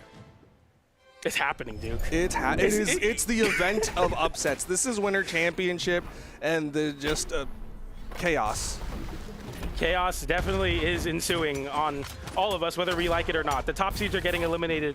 This is Rise and Soul, PR 44 and 22 versus PR 5 and 6 in Balloon Boy and Hideaway, and they're up 1-0 right now. The Kaya Ogrim seems to be the ticket to making the upsets happen. Boo. And we get right into... They don't have a cool, cutesy name. You don't say Colgrim. That's cringe. Olgia, also cringe. Olgia is not going to work for me, man. At least do a crossover. No, not even that. Just Macho normal. Kaya. Here we go, game number 2. Once again, damage in favor of the blue team. Not too bad just yet, but that slide is slipping. Okay, nice. Oh, that's a double team combo. The weapon toss as well. A recent, that's the recovery to close out. That's like Balloon Boy just can't find any safety. Essentially 0 to KOs for both of the blue team members as the red team are looking for some light, some hope maybe. Maybe the only light you see is the one at the end of the tunnel right now because the blue team looking to take them out here. Don't go softly into the night. You gotta hold on here. Another side air from Soul. Hideaway's already such high damage. Yeah. And he's getting just knocked over to the right side. Soul getting into the red here. Red team might be able to take him down soon, but they have to hit him. That's step 1 of the game plan. Is another N-Sig. Hideaway's at the top of the map. Balloon Boy does get the KOs. He will tie things up, but again, they are behind in damage. And Soul's been so good at finding these very cheeky side airs, very low as well. Rise disrupting. Nice conversion into that recovery. Some good damage and a GC signature once again from Rise, scooping below, getting the punish there, trying to get the follow-up off that end light, but Balloon Boy just has so much damage. The blue team's not even worried about it. They're like, you're not really that threatening. You're such high damage. You're a disarmed. Hideaway getting something going on the cannon, though. Going for the side sig. None of them dodged down, though. They both read through that trap. They managed to get away from that one. It was good damage. Hideaway starting to come alive here with his cannon. Not enough to KO either of the blue team members just yet as Balloon Boy with a gravity cancel down light. Falling Nair, still not enough. Demon Island KO box just a little too big. Hideaway playing the 1v2 for a moment. Can't follow up off the end light. Hideaway getting caught by quite a big string, but Balloon Boy gets a string of their own, and now we're all down to last stock. Definitely much better for the red team here. They fight back, and they even up the stock count. The only damage on the red team so far is on Hideaway, getting a lot of damage on the Soul there with that string with the downlight side air. Red team trying to claw this one back. They're getting some good damage, but they cannot rest just yet. Offstage opportunity. Rise gonna come back up. Hideaway taking some damage from Soul. The juggles. Man, it's just impossible to land without a soft platform to assist. A sidelight into recovery, continuing to juggle. Another Nair. How many Nairs has it been this stock? Man, they're so good, like across the board. Just each team has this thing where like one person gets a hit, then the other team gets a hit, and then the other team gets a hit, and they're trading back and forth, but the Nair from Hideaway gives them the stock advantage, but it's again not over. Wrong target there for Rise, who doesn't find the K1. Balloon Boy scoops it there. Hideaway gets the downlight and realizes it's my teammate. Don't go for Nair. Waits, gets the end light to punish Rise landing into the corner. Very important game for the red team. It was very discouraging for a while there. I counted them out. I said they got double KO'd incredibly early, but they evened it up and were able to find the KO there Very, very clutch stuff. Great nair from Hideaway. And like you said, Hideaway coming online with the cannon. Super, super important. Yeah, that was definitely looking dire. And even though it wasn't like a pure clutch in that it was like a 1v2, I really feel like Hideaway clutched it up. He went down really early, and then like we said, started finding his momentum with the cannon, really started putting out the damage, and that was basically the reason they were able to win that game. We're going into game 3. Absolutely. Hideaway picking up a cannon. We saw the success in the previous game, and it looks to kick off here. Nice little string on Soul there, reading the dodge in. Downlight into Cider for some damage. Soul getting hit by a lot of these spear strings, and Balloon Boy now coming online as well with the spear. Soul yet to pick up a weapon. Finally picks up that lance, but he took so much damage to get to that position. Hideaway trying to go for that mix-up there. Went for that turnaround down air, expecting Rise to come in. Nice recovery, but it's the nair from Hideaway to take the first stock. The winning combination so far for the red team seems to be the spear and the cannon. Balloon Boy dropping the spear for the gauntlets, looking to get some extra damage off stage on the low damage. Ogrim here, charge up. Hideaway can't make it back. Gets the Cider on Balloon Boy. That was crazy. He makes it back as well. Balloon Boy flips it with a recovery onto Rise. Rise without a weapon. Hideaway still holding on with the gauntlets in hand. They managed to make lemonade out of those lemons because Hideaway was falling there, but finally Rise gets that neutral signature, but red team got a little extra damage, more than they likely could have had they fallen in that moment. Cider, Balloon Boy. Turn around. Okay. Oh, good spot dodge there from Rise. Reading that Hideaway was going to just go for that jump there. Charging up that signature. Yeah, you see your teammate getting hit by a cannon, you're like, I'm going to recover and try to get him out of that as soon as possible. Landing Cider, disarms Balloon Boy, but can't KO coast to coast yet. There goes the propeller downwards with that ground pound. Doesn't KO though. Balloon Boy still holding on to this stock. Like you said, coast to coast has been flying around the map, but can't fly high enough. Blue team, they're in the deep red. Red team's in a good spot here. And okay, Kaya did get KO'd, but very, very barely there, and that's the nair. And now the blue team, they had a stock lead, now they're down a stock. Oh, Balloon Boy getting something started. Hideaway as well on the cannon. Balloon Boy continuing the pressure with these downers, with these nairs. Rise getting pieced up by the gauntlets. Hideaway giving some space for Balloon Boy to go for that side light into recovery string. Didn't find it there though, but still the red team continuing the pressure. Hideaway getting disarmed, picks up another cannon though. Dude, when the red team gets going, it feels like somebody's just unleashed 2 bulls into the pen. Like they're just running around and you don't know what to look at. But clearly the blue team figured out what to look at as they took down both red team members. Blue team in the lead here with that stock advantage. These are scary stock advantages to have though, where you're this desynced in terms of your teammate having only one. Now if they can focus Soul, it becomes a very hard 2v1 for Rise. Rise obviously not going to make it so easy to eliminate his teammate though. Nice finding damage. Oh, okay. I like just the quick conversion there. Goes for the side air, doesn't go for the extended team combo. Instead, Rise with the double. The cannon can't interrupt Balloon Boy. He's in trouble and he won't make it to the wall in time. It's left to Hideaway. Still 2 stocks left on the blue team as Rise is willing to trade that one out. That's crazy. Hideaway throwing the weapon actually made the conversion last longer, do more damage, and KO Balloon Boy. Avoiding, gets the down light there. That's an end light into side air and some kind of fumbling from the blue team, but a down light side air will be all it takes for the blue team to be 1 game away from getting into winners finals. The pendulum swings back and forth. Blue team takes 1, red team takes 1, blue team takes another, but if it continues, it's going to be a red team and then a blue team W, and that means that Hideaway and Balloon Boy will go down to the elimination side of things. They're going to try to stop it. They need to win here and force the game 5. Down like side air. They look very, very solid. And I like that you were pointing out, they were making very quick conversions happen. Like instead of going for the extended like GCD, like spear players will like to go for those longs. Saying, okay, in reality, I can only get 1 or 2 hits. We're going to make the most out of them very quickly and then get right back into playing the neutral and win more openings. And they really snowballed that stock lead as well. I talked about how it's scary when you're desynced. Rise traded their stock to make the 2v1 a possibility. Here we go. Game number 4.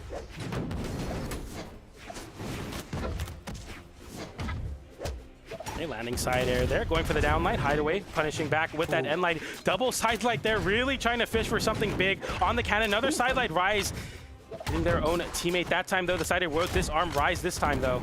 Okay, the side light. Hideaway actually threw his gauntlets away immediately, really wants the cannon. Is basically not going to play gauntlets at all in this one if he can afford it. Good dodge back in the down air. Great position for the red team, but the weapon toss not going to hit. Rise comes back up, immediately throws out a down sig. Hideaway disarm, still finding some time to scrap with that unarmed sidelight. Not too consequential. Another side air barely from Rise. Rise looking really, really bad. The double hit with the ground pound. 1 KOs, 1 doesn't, but it disarms Balloon Boy. There's always time to dance, especially when you're looking to force a game 5. The breakdance finds that stock, and a slight stock advantage for the red team, but Balloon Boy's definitely at the sunset of that stock. Yeah, he's that will be dancing it. in the snow there, and it's going to be Rise who comes in, hits that recovery. Hideaway gonna try to wait this one out a little bit, but he's putting out the pressure instead as Balloon Boy comes back up. Whoa. Nice recovery for extra, but he's sweating. He needs to touch back down, and he will. Rise even following up there with that juggle, getting the recovery there. Blue team fighting out of the right side of the corner. Balloon Boy looking to get the party started with that down air into Nair. The recovery disarms Rise. A little weapon juggle, another recovery. Soul landing back down. Going quick that time with the sidelight recovery. Soul still eating damage here from Balloon Boy. The gauntlets are working, and there it is. The recovery takes Soul down to the final stock. Meanwhile, Rise gonna join him. Balloon Boy pretty healthy here. Hideaway might be the target for the blue team.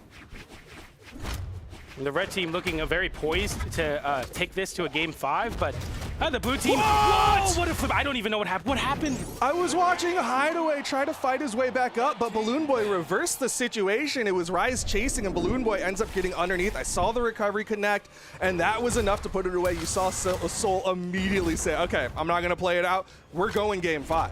I really want to see the replay here because I was literally same as you watching Hideaway, but something crazy happened off the top, and yeah, it was it. So classic Nair recovery, and just GC sidelight into recovery, KOing incredibly early after you chase high, and so I was like, yeah, let's go to game 5. That's that vertical gamble that happens when you're going for that kind of juggle. It's like if you whiff, you're playing against somebody who can turn that one around. Gravity cancel sidelight recovery, like you said, so high in the sky that is going to KO basically anyone, anytime.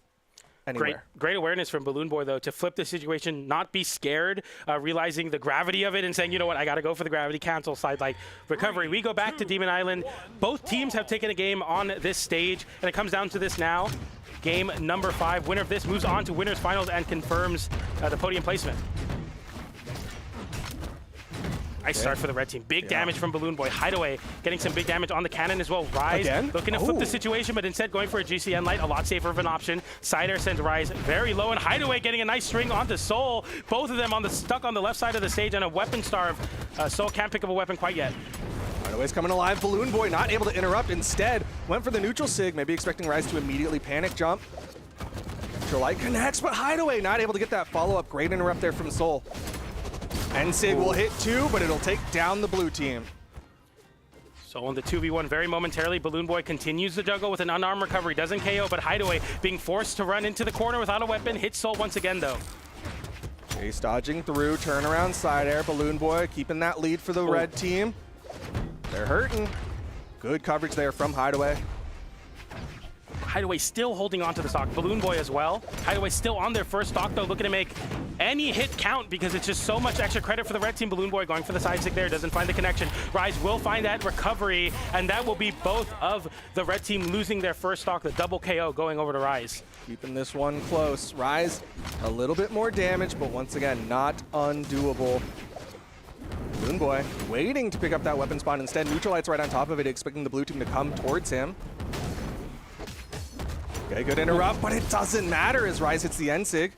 Balloon Boy punishes Rise as well, gets hit by a weapon toss. Balloon Boy looking to capitalize, but doesn't. Balloon Boy can't make it back. That's a big stock loss. Now the blue team with a stock lead and a 2v1. Hideaway fights back. D-Light into Nair, closes out that stock, and no stock lead for the blue team to be seen. Hideaway closing out that stock. Rise going for the GC breakdance. It's too slow, though.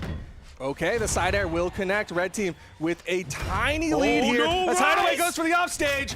Ground pound connects. Here comes Soul for the save, but can he get it? He's going up. The Nair hits the eagle. So no! Both of the blue team lose the stock, and it all happens on the left side. Balloon Boy and Hideaway, the semblance of calm in this top 8, makes it into winners finals.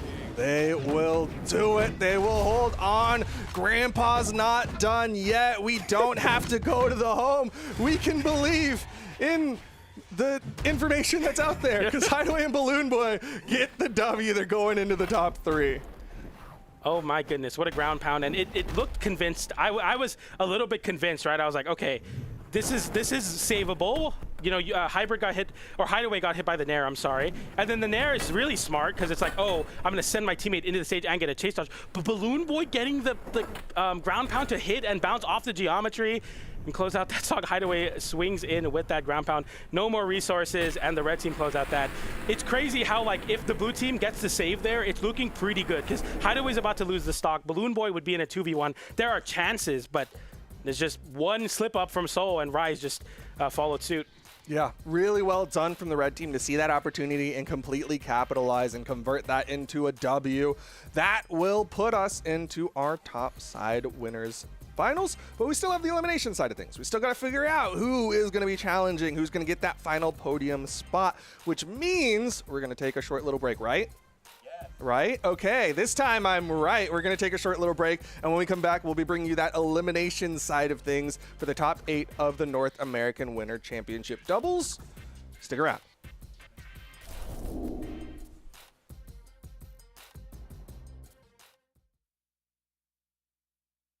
期待を裏切られた仲間よ。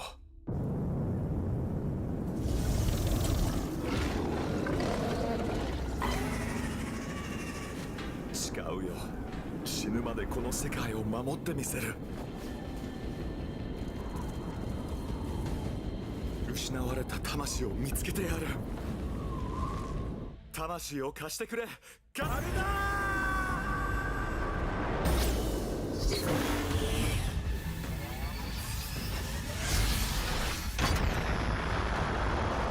仲間が倒れたが俺は負けない。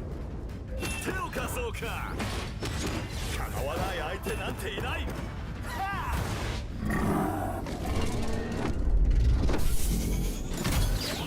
仲間よ、力を貸してくれ。多勢に無勢だが俺にはかなわないぞ。ラプターフォースの真の力を見せつけろ。お前の攻撃は強いが俺の意志にかなわない。まだまだ仲間のために戦う。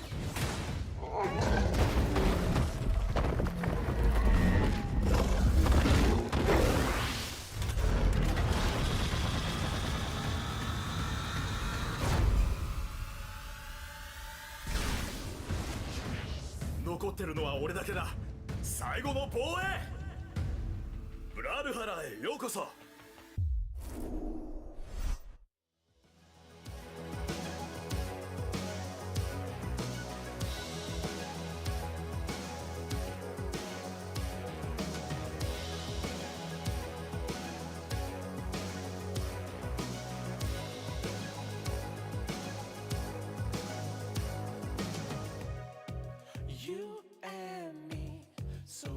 Together, all we need is a little bit of space now. Can't you see that we are better, better than before? It's you that I love. It's you that I love. It's you that I love. It's you that I love. Time will try to separate us. All we need is a little bit of focus to make sure we respect each other. I swear to God, it's you that I love. It's you that I love. It's you that I love. It's you that I love. It's you that I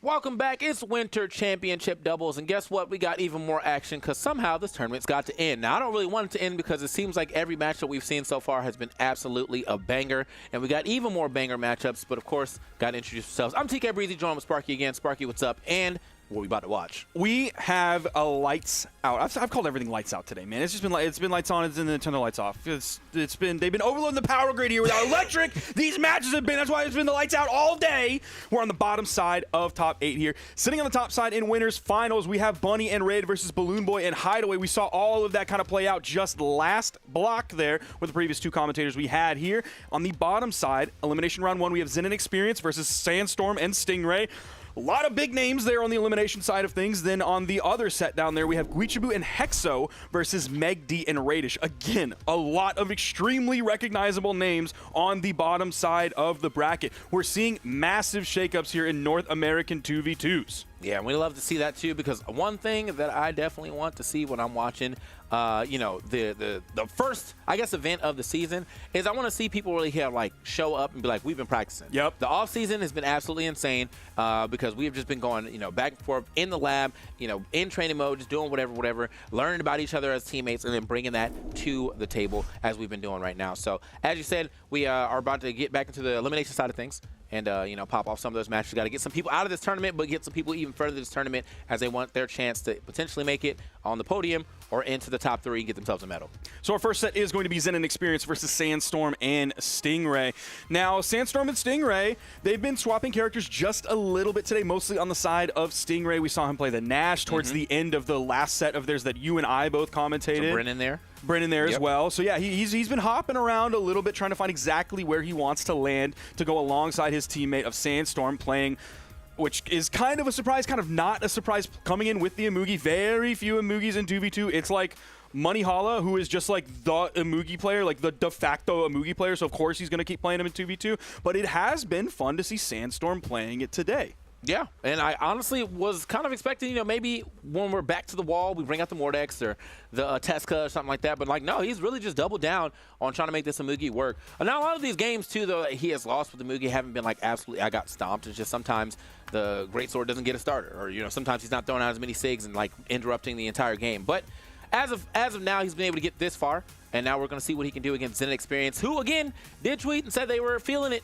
They just, the only match we saw did not feel like they were feeling it enough. Yeah, So. it was a 3-0 against Bunny and Raid, which I think as much as we want to say, like, oh, maybe they were just struggling, it's like it was definitely Bunny and Raid going crazy. Right. Absolute destruction everywhere. They've been pushing through the bracket on the top side. They've been doing such a good job. And now we have Experience and Zen talking about a little bit of different team comps, and then we're looking at Experience and Zen, and it's the classic that we know and love. Ladies and gentlemen, is he going to finish this one off here? I bet he will, and yes, he does. Oh, my. What a hot start right there. The worst thing you ever want to do in a 2v1 start is get both caught up in a combo and actually take down both of you. Okay, brother. Just riding the opponents across the stage, carrying them on his lance. Dude, what cannon skin is that? That is huge. That is, I feel like it's extending his hitboxes, bro. I'm gonna need the judges to take a look at that one. There's no way that is a regulation cannon right there, and they're keeping the pressure going as Sandstorm is taken out. What a volatile first match. Zen's all the way down there.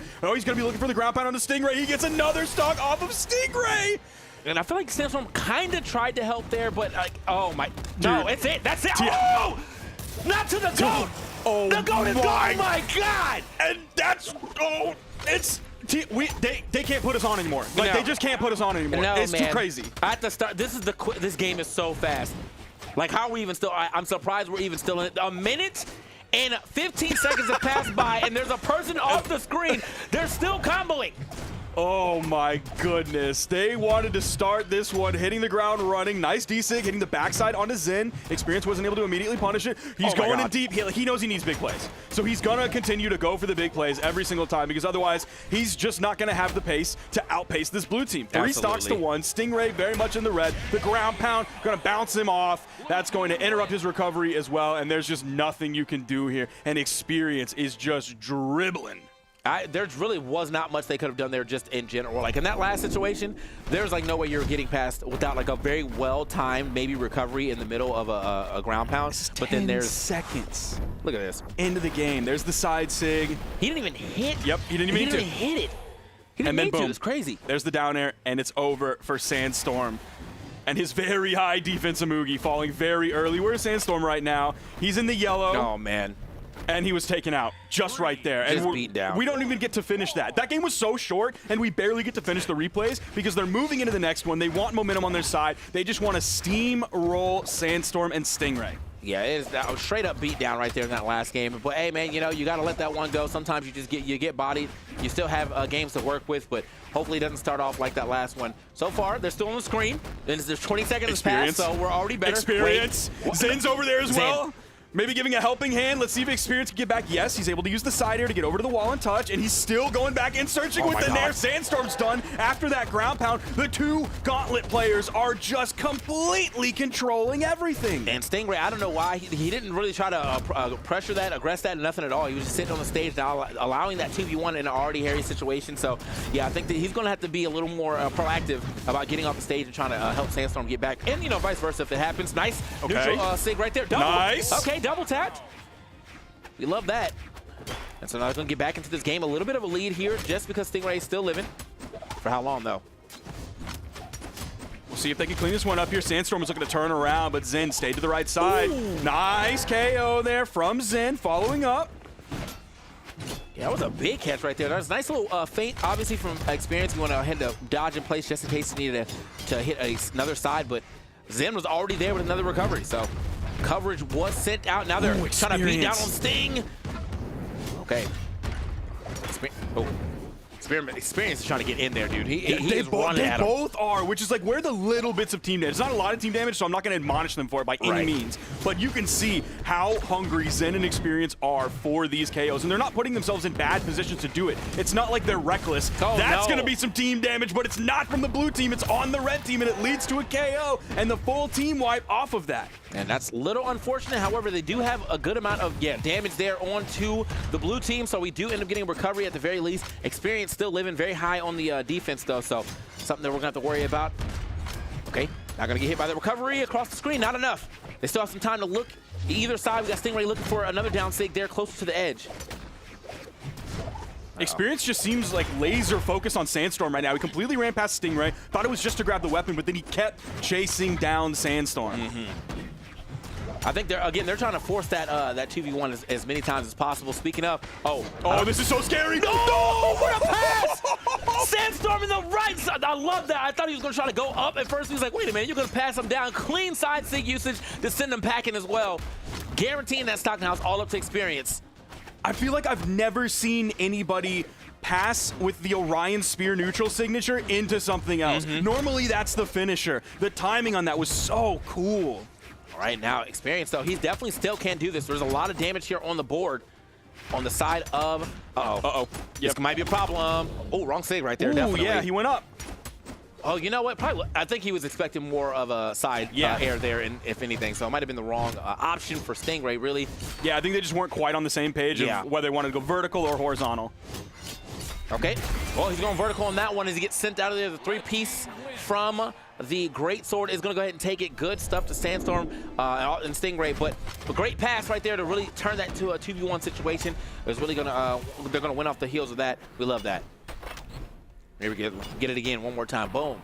Sandstorm in position. Boom. Come with me. The timing on that is tough, too, because like there's a lot of movement in the Amugi GC side signature that like you have to start it at the right time, or otherwise you're already moving past as the opponent comes in behind you. So great timing on that. I'm assuming that they've practiced that one, because getting that one like purely improv without getting the timing down and actually practicing in training mode, I mean, it's GOAT. So, like, it wouldn't surprise me that much. It's also Stingray, another extremely talented player, so it wouldn't surprise me, but I bet they had that one ready. Yeah, and I mean, I feel like at the very least, that SIG does have a lot of time, so you can you know, kind of like line up, but still going to give it up to, hopefully they practice that one, because that was a very clean setup. Now, into game 3 here on Air Temple. Okay, we're starting to use some of these neutral SIGs right now. Haven't seen too much of that from Sandstorm. I haven't seen too many of the SIGs outside, I think, down SIG from the Axe anyway, but I would like to see a little more of the side SIG too. Now we're seeing Stingray open this one up mostly with Lance so far. He's still been heavily favoring the Spear last game, but he did have several hundred damage on the Lance as well. He's been sticking on it, and it seems like so far it's working pretty well for them. They already got one KO, and Sandstorm grabs the second one as well. Oh, he wasn't able to grab that weapon out from right underneath Experience. Yeah, Sandstorm, that was clean. And got the turnaround forward side air, and then turn around, and then after that to get another neutral SIG. Yeah, he's definitely on point right now. And again, you know, Amugi with all that force, these SIGs are already hitting pretty hard. He's taking some stocks for sure. Trying to create a little runway for Stingray to get back. Ooh, Experience. The damage. Sandstorm is putting out so much damage. He got a 3-piece on the Great Sword and then got a neutral air after that. Then he took some team damage from Zen, and then the Axe from Sandstorm came in and started putting pressure on Experience as well. He's getting pretty close to the, like, deeper and deeper into the orange here. The onstage ground pound is going to miss. It was a great dodge from Experience. Like, how long can he live on these stocks? Both of them, Stingray and Sandstorm. He almost got the reset. Still living. Oh, and I like that Experience. Nice. That was clean. Experience is in, both cleaning those up. Nice, you know, turnaround and target change right there from Experience to know that, oh, we're already out here. Let me go ahead and get this stock off. And then an easy pickup for Zen as well. However, still a big lead here for Stingray and Sandstorm. They both coming on fresh stocks. We got a stock off of Experience as well. Oh, no! This is terrible for the red team. They're going to end up splitting up, basically, after that hit. But it seemed like the red team was starting to form up like they wanted to get the stock off of Zen. And then all of a sudden, they both got caught in the team combo. So that went like the worst way it possibly could for them, because only now are they getting that stock. But they're still heavily in the lead. So ultimately, the game state's still in their favor. Okay, soft tap right there. I thought we were going to get a little more of an edge guard there coming in from Sandstorm, but no, Experience is able to make it back, throwing that side SIG out. Nobody home for it. All right. Big chilling right now.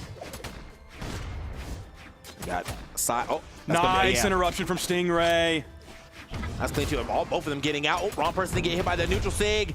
And damage is up. No, Stingray wasn't able to get in there fast enough to stop Experience from getting that neutral layer, but oh, still. nice follow-up there. Oh, if they would have gotten that stock, they would have traded the 1-for-1 there. Yeah. It would have ultimately been worth in the end. There's the recovery. Sandstorm, only healthy person right now on their last stock. Stingray still on his second, trying to find his way down to the ground. Sandstorm putting up some pressure. The side sig, the neutral sig, both of them are going to register. Good stuff to the red team one more time. Look at the damage they're putting out right here. Yeah, kind of a struggle if you're looking damage-wise here for Experience and Zen. 321, 352 to 557 and 472. This is, yeah, they're going to have to kind of get it together. We haven't really been seeing those team combos like we saw in the first game, as we're seeing in the second and third right now, as Sandstorm and Stingray are now one game away from moving on. Here, there's one of the team combos, but I didn't know what else you wanted to do with that. It seems like there wasn't really too many options, at least take a stock or pass back to Zen, so. Now, I really want to see that Nair, because the Nair that Stingray did to add a little bit of stun time so that side signature could come in was so good.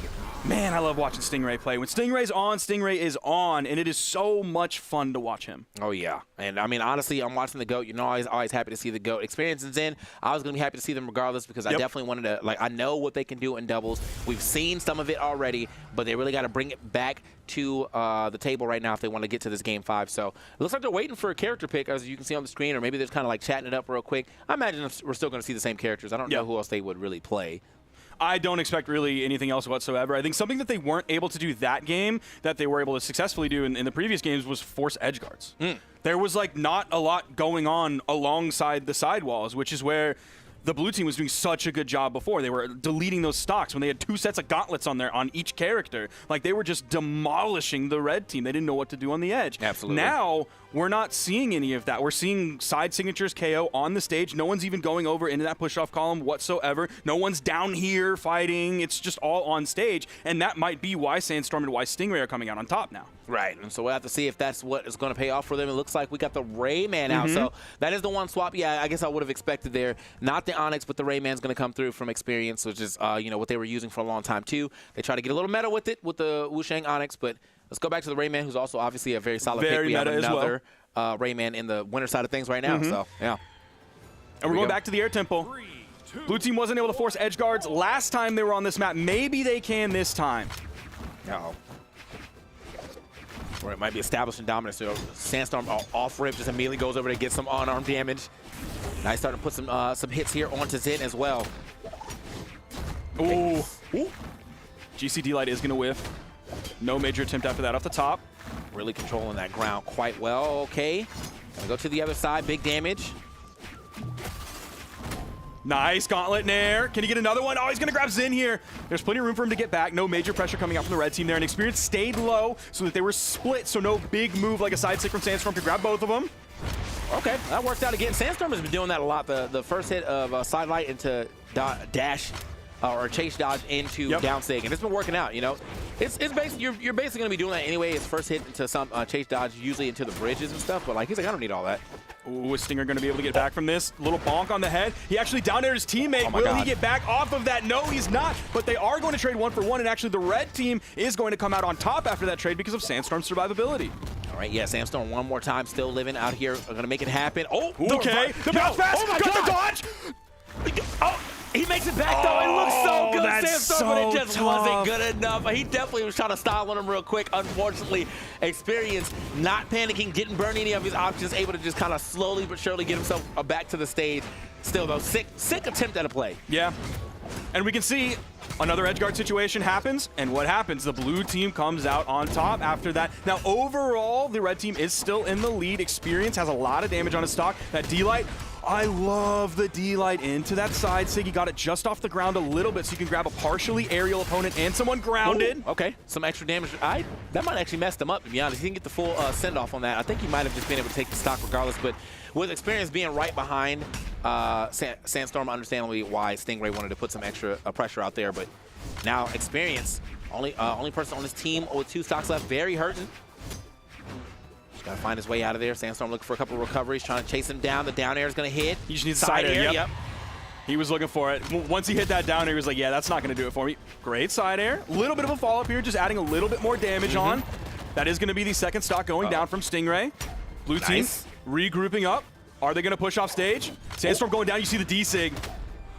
Just barely getting out of there. Sandstorm having a hard time touching the stage, though, regardless. Wait, if you have a two-way edge guard, potentially? No, but Stingray slowly getting himself back to the stage, using that movement, the mobility of the Lance to go ahead and get back in there. Oh, wait. Oh, are they going to catch both scary. of them? They still kept it going on Sandstorm. There were like 2 additional hits that came out after that, so they were still able to maintain control. Oh, Sandstorm, okay. Nice save. They're just going back and forth. I like it. Stingray is definitely doing it. Oh, this is scary. Oh, the pass. No, my God, Sandstorm's out of there. It's not the Stingray. He has to get Zen off of this game. Move from Stingray to immediately follow up with a side signature. Reading that Experience wasn't going to punish. He's using a lot more side signatures than I'm used to seeing like really top level Orion players use. Unfortunately, he gets punished right after that, but that was such a close game. It was on the tips of his fingers because the blue team was so heavily damaged. And I'm not even mad at the usage of the side 6. Like, he did get the hit on Experience. It was great. Unfortunately, if he had got it on Zen, it would have been KO, but no, he found it on Experience instead. So yeah, he's trying to throw a couple Hail Marys, a couple of surprise moves. Great passes, though. Again, Experience and Zen are right back onto their teamwork of being like, hey, I'm paying attention, boom, boom, boom. He's gonna get out of there quick and easy with the KO. Loving the tempo and the pacing coming out from Experience and Zen. They clean that one up nicely. We're going here into Game 5, and now we're back on Demon Island. No soft platforms here, taking the 2 away that Western Air Temple had, making those walls tiny. Nope. Okay. Okay, Zen. Oh, I thought he was going to get to send Stingray off stage with that one, and then we were going to see the extended edge guard. Oh, man, the downer from Experience. He almost picked it up. Yeah. What a pass from Zen. Honestly, I think he used sidelight. I was like, I think I would use down there, but that was sidelight. That would have been a crazy pass to kind of push him way further. They are going crazy right now. The blue team working quite in tandem. A side 6 going to do it from the middle of the stage here on Sandstorm. That's a huge KO. Oh, he went in with the ground pound. Oh, he's gone. And he just waited. He could float there using his hair as a helicopter. What an ability that must be like. Can you do that? I wish. Okay. Hair's not long enough. Give me another year. All right. I'll be there. Hold up. Oh, couldn't get the pass, though. I like the idea. I'm bald, so I'll never be able to do it, unfortunately. That's something that I'll have to live vicariously through my children as they take off from the nest with their hair helicopter. All right, as of right. Oh, okay. Sandstorm. Okay, nice. the reversal. That's going to work out. So they're keeping themselves in the game. Zen going way high up for it. I don't know. That actually did save him from taking anything crazy. Just to take a little 2-piece right there. No real damage added up to him, and Experience is back on the screen. Okay, back hit of the down air. Nice. Yeah, we don't see too many grounded down airs, I feel like, from a lot of Axe players too much anymore. I'm mostly basing that on the way this weekend has gone, and I haven't seen too many of them. But yeah, that little backswing on the grounded version of the down air. Picking up, letting him turn around, and then do the D-Light. Oh, nice. He's down 6, starting to get punished here from nice. Oh, okay, he's back on the other side. Managed to pick up something, but I don't like the standing in between the team when you know their teamwork is that good. They're so good at that. They're doing that so much better than Sandstorm and Stingray are. Like, Sandstorm and Stingray are playing great, but their ability to just get that one final hit off of their teammate to find those KOs, Zen's been doing it so many times with the spear recovery. Are we going to see the full edge guard? There's the dodge. Nice downer from Zen to follow up after that, but Stingray gets up back on the main platform. Sandstorm putting himself in some terrible position. He's gone. He's literally gone. Yep. Yeah, that's probably the game right there. Sandstorm trying to make something happen off this small wall, but I think of all the stages to take them or leave open, this is definitely not the one, seeing as how well they are at edge guarding. You kind of put yourself in an even harder position to get edge guarded. So now it's all up to Stingray to take 3, and I just don't know if he's going to be able to do that. Oh, Experience just doing it by himself. And here comes Zen to make sure. And you're going to take him to the blast zone with that one for sure. The follow-up gameplay from Zen and Experience. How many times did they get KOs off the top with Zen's recovery? How many times did Experience do the D-Sig on the Axe from Rayman on the edge to get the dodge? And then Zen is right there to follow up with a down air or a ground pound. Immaculate play. Immaculate indeed, and that was our first set right there. So if the sets look like that again, they can only get better. But Experience doing 666 damage there. We had 439 here from Zen, and on the other side only 232 and 393 respectively. That is a huge damage difference, but you could definitely tell. I mean, there was 3 stocks left on the screen. The edge guards were absolutely insane. The teamwork, as I was saying, they were able to find those small but very impactful two-man combos, right? It's just like, all right, this guy, I hit him once. All you need to do is recover him as he flies your way, and I know it's like in the middle of the chaos, but just be looking for it, and they found it every time. That follow-up gameplay from Experience and Zen. It was kind of something we mentioned earlier about Stingray and Sandstorm. They were kind of struggling with that all day. They found it a little bit in one of the previous sets from the block that you and I were on. They were finding that like one piece follow up, which was nice. It was progress in that direction. I want to see this team develop a little bit more chemistry and rely more on their 2v2 fighting together, following up off of one another, whether it's Stingray, whether it's Sandstorm, rather than just like splitting the enemy team and just going for the 1v1s. Because they were successful in that, don't get me wrong. Having that in your back pocket as part of your game plan, that's a great thing to go off of. But I feel like if you are just going off of that alone, you're going to fall behind when you have team opponents like Experience and Zen who are like follow-up monsters. Absolutely. So, man, if I was ever on a 3-man, I need those 2 guys with me, bro. Yep. That's all I'm saying, man. Like, those 2, we're leaving the club 400 numbers. Like, I know those guys are going to have my back. But here we are moving into our next match. We have Guichibo and Hexo going against Megd and Radish. We saw Megd and Radish a little earlier, but we didn't really get to see them perform that well. However, obviously, they've been performing well in the loser side of things because they're still in the bracket. Now, I haven't got a chance to see Guichibo and Hexo, but I remember Hexo and Halo Prince from last year. They really showed up on my radar. Unfortunately, they're not teaming this time, but I do like Guichibo. I do like Hexo, so I'm expecting to still see some good teamwork. Yeah, they've still made it into top 8. What are some of their previous placements? Because I don't think it's too many. Guichibo coming in at PR32. Obviously, everybody knows Guichibo's name, but it's mostly for 1v1s. Right. So let's check it out with Hexo. Yeah, they have not played any official tournaments together. Let me look at all, including, okay, they had a Moose Wars Snowfall, like right at the end of last year's, December 28th, and they got 4th in that. Okay. So impressive. They lost to Experience and Hideaway twice, but they beat Bunny and Raid. They beat Megd and Radish. They beat Maid and Flower. Oh. They beat Tiffany and JBP. So, like, they have some not even just solid wins, great wins under their belt from a community tournament.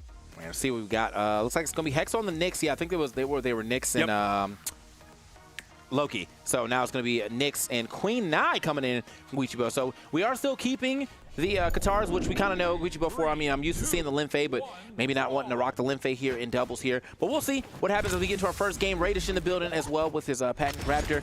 And, of course, Megd coming back with the Wushang. And so last week we also saw Guichibo play the Queen Nai in 1v1s, and I was lamenting because Queen Nai is not necessarily the strongest pick in 1v1s. Not the strongest pick in 2v2s either, but coming through with the high strength and the high defense, much more of a more realistic legend to play in 2v2, especially if you're a Qatar player like Guichibo is. Right. And I think also, you know, when it comes down to this area too, speed ends up being a little less of a factor depending on how you guys play. Like you may not be able to like go and save your opponent from across the stage all the time, but you know, having again high force, big SIGs as well too. So anything past your way should be able to get picked up, and just being able to fall up well. Tries it already with the neutral SIG, nobody home, but he's still going. Big damage. Oh, I like that pickup as well from Hexo. Okay, holding it down, keeping Radish and Megd apart. Ooh. Okay. The snakes are coming out too. Down SIG gonna hit as well. We're just gonna keep throwing that out. Radish finding the punish on that. Oh. Nice. All right. That was like middle stage too with that ground pound. Just takes him out. That power of Queen Nai. Very, very high force on this legend. So nice. Try to get a little pick up there. Can't really get too much more than that. Radish and Stingray right now, or Radish and Meg, just don't really feel like they're throwing out moves like at all. Like it's just a lot of dancing around the stage. But okay, there it is. Gets the neutral. Gets a recovery there on to Hexo. Queen Nai's are going to be living for quite some time, though, only in that that recovery's not even going to do it. Man. Even though it's picked up all the way up there, extended off the soft platform. Oh, he went for the cheesy neutral signature. Love that. Wow. Okay, toss down right here. Boom. Get him a little almost further got it. away. Oh! That is going to definitely be enough. Just firing back. The down air is going to finally hit Guichibo past that blast zone, but that's a very late stock to take from Guichibo, so hopefully we can, you know, turn this into keeping that lead. For the slide charge side heavy? Okay. Man, I don't need no weapons to take you out. I'm really curious what Hexo's damage is going to look like, because I feel like he's throwing out a lot of moves. That was great. That was a great grab after that. But yeah, they're just like, it seems like most of them are missing. I could be wrong. I could be wrong. My vibes could be off. It happens from time to time. I'm tapped in, but not always. I will say the last 5 moves did all miss. So, I mean, if I were to take that sample size, yeah, I'm feeling some type of way about it. And so ends up losing that stock right there. Oh, Guichibo got the dodge on that too. And the great follow-up, a little bit more damage. Oh, Hexo, be careful. Hexo, yeah, just going sky high with this. Says, you know what? Let me just go ahead and recovery out. I like these neutral stakes from Guichibo, though, just kind of breaking up the madness real quick. Looking for another one? No? Maybe? Oh, wrong person. Oh, no, Nice. yeah. Still living, but barely. You don't want to turn this to a 2v1 this quickly. I like the idea of the side stick all the way up there, but not going to get that he to almost hit. nailed it. He put it in the right place, but Megdi just had the dodge, so he's ready to react to that. He, like, jumped over it with the D-Leg. That was so cool.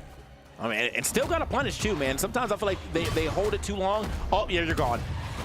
Hexo has been getting all kind of blown up there by Megdi on the side light recoveries.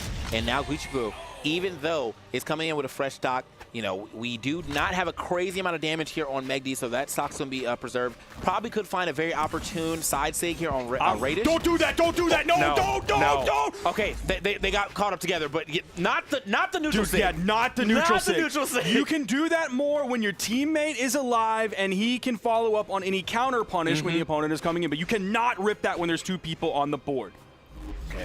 Right there, man, that's the flourish right there at that point. Like, look at this. Look at me. Oh, that's it. There's no way. Oh, okay, he's McD just getting too close again. I thought we were trying to line up that down air. Gucci has not been able to get a single hit. It's just been nothing but combos against him. Nice repick. Yeah, that was great. Oh, whoa. We're going to make it back. Okay. The big chase down here. McD now going to get the punish. Raiders still getting out of that situation. Unarmed. Unfortunate. Next weapon is going to be the guitars. That gives him down signature opportunity. Uh-oh. If he's able to even get it, you saw the sweat beads, but he's still able to land. He has that soft platform, has a little bit of room. He had his chance. He had his chance. He gave it up. And yeah, this high defense is keeping him alive, but it's just been getting beat down. No punish off of that? No way. I would have just sent anything, bro. That's neutral signature territory. And the burn! There we go. We back in it, dude. Shouts to Walt, bro. Yeah, Walter going Walt. crazy right now. He's doing backflips in his room. Oh, man, that was a close ending to that game. That was a great double D-Light into the recovery from Guichibu. What were the damage numbers? We'll have to wait for the live stat tool to update because they wanted to move quickly into the next game. We may not even get to see all of these replays before we have to start. I still can't believe there was not a neutral signature punish from Megdi on that. Just legitimately anything. You got that hit. That was nice. He's like, hey, bro, that was really nice. All right, here we are into our second game. Guichibu and Hexo, I mean, had a pretty decent start, but I think Hexo just got beat up a little too early. So if he's able to live a little longer, not put him, Meg. Paging Meg. Okay, maybe we're just all leaving. Okay, all right. So I want to add numbers because we have them now. Guichibu last game did 765 damage. I probably wouldn't have guessed that much, but we saw him doing so much work that game. Hexo only did 266. That's tough. Yeah, that's very tough. That's not the spread I want to hear from when if I'm going crazy and I do that much damage and we win, I don't care. Yeah. But if I do that much damage to lose, that's just immediate, like, dude, what are you even doing? Like, how am I doing so much and we're still not getting the W, bro? So, yeah, he's got to get, how many, did he take any stocks? Does that tell me here? I don't actually remember. Numbers have already reset to the little fake game that we just saw. Yeah. But one thing is if you're a Blasters player, you should be doing high damage, not just because, like, the moves themselves have, like, higher damage per move compared to some of the other weapons, but you're supposed to be, like, locking the opponent down so your teammate can do something. So it's almost like every time they do damage, you should also be doing damage, or you should be the one starting that. So you should be much closer, if not ahead, of your teammate in terms of damage because of all that. The reason you play Blasters in 2v2 is so you can control things and lock someone down so your opponent or your teammate can come in and follow up off of you. Because of the amount of things that you have that are long moves. So you're that down shows there, that he wasn't giving those setups or those continuations off of what his teammate was doing. Right. And so, yeah, I guess they just got to play a little closer to each other, but apparently, you know, the real issue, I think, for Hexo has just been that he hasn't been able to live. Megdi has been hounding Hexo for a lot of that match, so has to, you know, get it back in the mix and actually live long enough to really benefit off of using these blasters. Some of the Scythe play was pretty good, I will say. There was a lot of whiffing on the blasters for sure, but I feel like the Scythe was getting some things done. As you said, look at that, bro. Look how long the jab, the neutral light lasts. You have time. Get in there. And that's just like, that's why playing Blasters is so tough in 2v2, because it is a reasonably strong and reasonably meta choice, but you have to play it well in order to get that reward. Right. You have to earn it. You're really picking and choosing your times, because you don't want to be putting yourself in a position where you just get hard punished for being stuck in your own animation. Nice pickup. I like that. They both kind of going for different directions. Okay.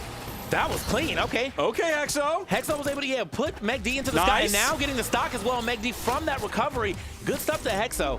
Right there. I mean, that was also great stuff from Guichi would even set that up for him to, I think, just drop down and get that Sarah on the side, too. Okay. Hot start here for the red team. Ooh, Radish going back and forth between members of Red. Doing a lot of damage output here. Whoa! The fact that like Meg D was able to ride along the wall and not get hit by that, because it has like the original like splash that'll pick you up and bring you, but when you're on the way up, there's not a lot of hitboxes around you except for the final flourish at the end. So he was able to get like right in that narrow lane where he was still in safety. Okay, just a quick hit right there. Go ahead and get Gucci out of there. Hexo, I think, tried to come over there, make something happen, or maybe try to get a save, but unfortunately just a little too late.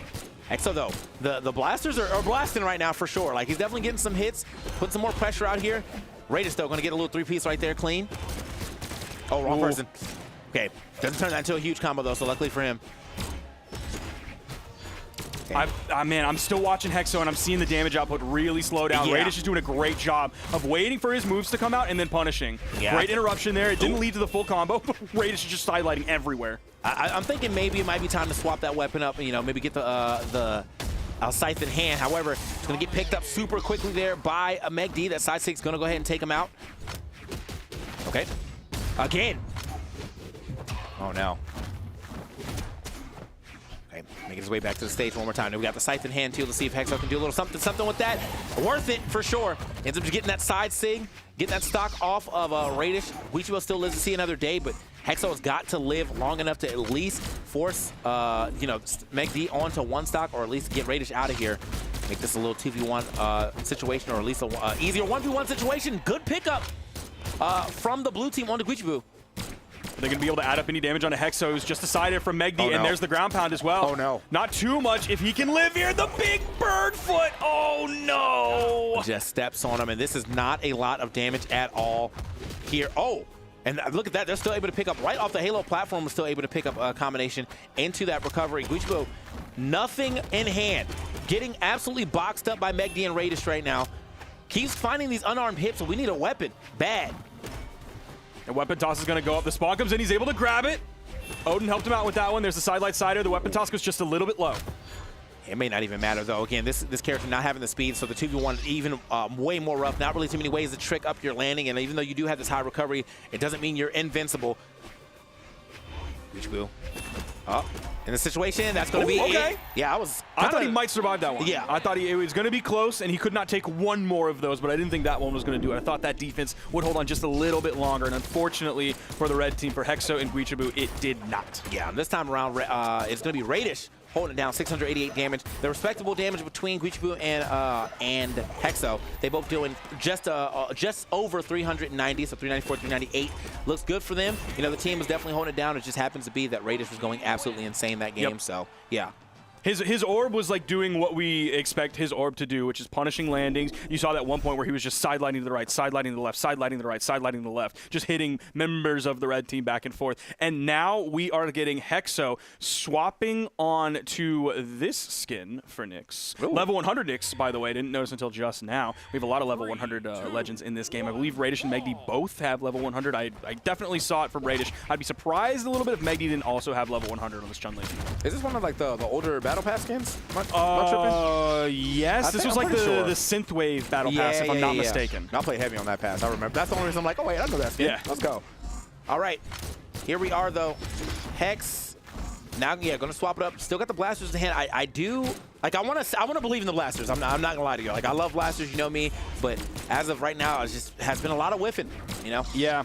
And unfortunately, given that he has a level 100 Nyx like this, he just plays Nyx. He's just a Nyx player. Right. So I think you don't have a lot of other options that are comfortable for Hexo at this point. You're just going to have to play a tough matchup. Okay. Nice. Pick up. Yeah, clean. Beautiful. That was an orange KO. That was massive. That's what we wanted to see right here from Hexo. You know, we want to see more of that level 100 Nyx gameplay, but let's get some more hits in here. That's a good start, though, for the red team. He's been a little bit more sparing with the neutral signature on the blasters as well. I'm waiting for him to, like, sneakily pull that out and then all of a sudden grab a stock in orange. Oh, okay. Good pass, however. Oh, wow, we're still keeping the edge guard going. Nice edge guard right there. The pogo real quick. This should be big. Yeah, nice. You're gone for sure. Man, we talked about like Nash signatures being perfect to like follow up off of someone. It seems like every pass that your teammate can give to you, a Nash signature can cover. It also feels like that with Wushang, whether it's the side signature on the spear, if they go a little bit higher, you go neutral signature. Kind of the same thing with the gauntlets as well. Yeah, absolutely. I mean, with the way that you're just able to let them go past you to make sure they get past that blast zone, even if he needed to push it back toward his opponent, I think it's a good sig to push in too. So very good sig hit here on Wushang, but right, oh, hold on. They're trying to do something to Radish, but no one can get that hit. Okay, Radish back off the stage. The weapon toss is going to work. Quick spot dodge into the recovery. Not enough to go ahead and take it, though. Now, unfortunately, Hexo was in that tough spot there where you go, do you go for the side air? It's probably not going to KO. Do you go for the recovery? Don't think it's probably going to KO there, so you just have to make a choice. Yeah. Oh. Okay, nice. there it is. Side air, yep. This time's going to do it up. This looks great right here for the red team. Radish and Meg D behind by full stocks, but it's Hexo that's kind of hurting. I like that chase down by Meg D, trying to maybe make something happen here on Hexo. Nice Hexo. spacing from Hexo, dude. He almost got the ground pound. That would have been so awesome. If he was a little bit more to the left, he would have clocked Radish with that. Absolutely, yeah. You saw Radish, or Guichi will kind of think about going out there, but Hexo's probably like, I'm not going to make it. Just go ahead and let me die. Let me go. So. Dude, Hexo really stepping it up this game for sure. Yep. Okay. Hexo gonna make his way back down to the stage. Guichibo here on the other side, though. They have both the blue team. Oh, couldn't get the pick up there from Guichibo. Oh, okay. Side sig just kind of trying to break up the madness. Able to, yeah, get away with the neutral sig, but that did allow them to get a lot of damage here. I like what Guichibo is trying to do at the top, though. Like, maybe I can surprise the stock here with the recovery. He's got to go down here and maybe save his teammate. Does do such. Oh, but he's snipe riding on him. Still living. We talk about the high defense of Queen Nai, but Nyx also has pretty high defense. Oh my God. No, not going to survive the ground pound. It's okay. Oh wait, it's not okay. That was the last stock of Hexo. Okay. I thought he was with Guichibu holding 2 stocks. I mean, it's still a full stock lead up in favor of Guichibu on a very high defense legend. So I think Guichibu will still probably be able to close this one out. It's going to be nigh impossible. Oh, that's enough. Yeah. Very quick with the Guichibu finding the immediate GC downlight into recovery, but yeah, I mean, a whole nother stock and a high defense legend. It was going to be a hard-fought battle for Radish regardless. But yeah, that weapon toss kind of scared him for a second. He definitely threw it down and hit Hex on the dome, cut his recovery. But yeah, I think, you know, with the amount of stocks they had left, wasn't too much to be worried about. Man, I really wanted that ground pound to hit. I love a nasty Blaster's ground pound. It does feel so good when it comes out of nowhere and hits. Yeah, clean punishment, though. I mean, like, you turn that, what was a real bad position, into a great position by hitting that GC down heavy. So good stuff to Guichibu, able to even or take that game and now put us into a game 4 situation. And we're going to be getting into it. Same legends for everybody here on the board. 3, 2, 1. Right. And we're going back to the Demon Island. The island's super evil right now. Everybody keeps still staying here, but I like that. Again, when you want to come here, basically what you're telling me is that you're trying to edge guard super hard.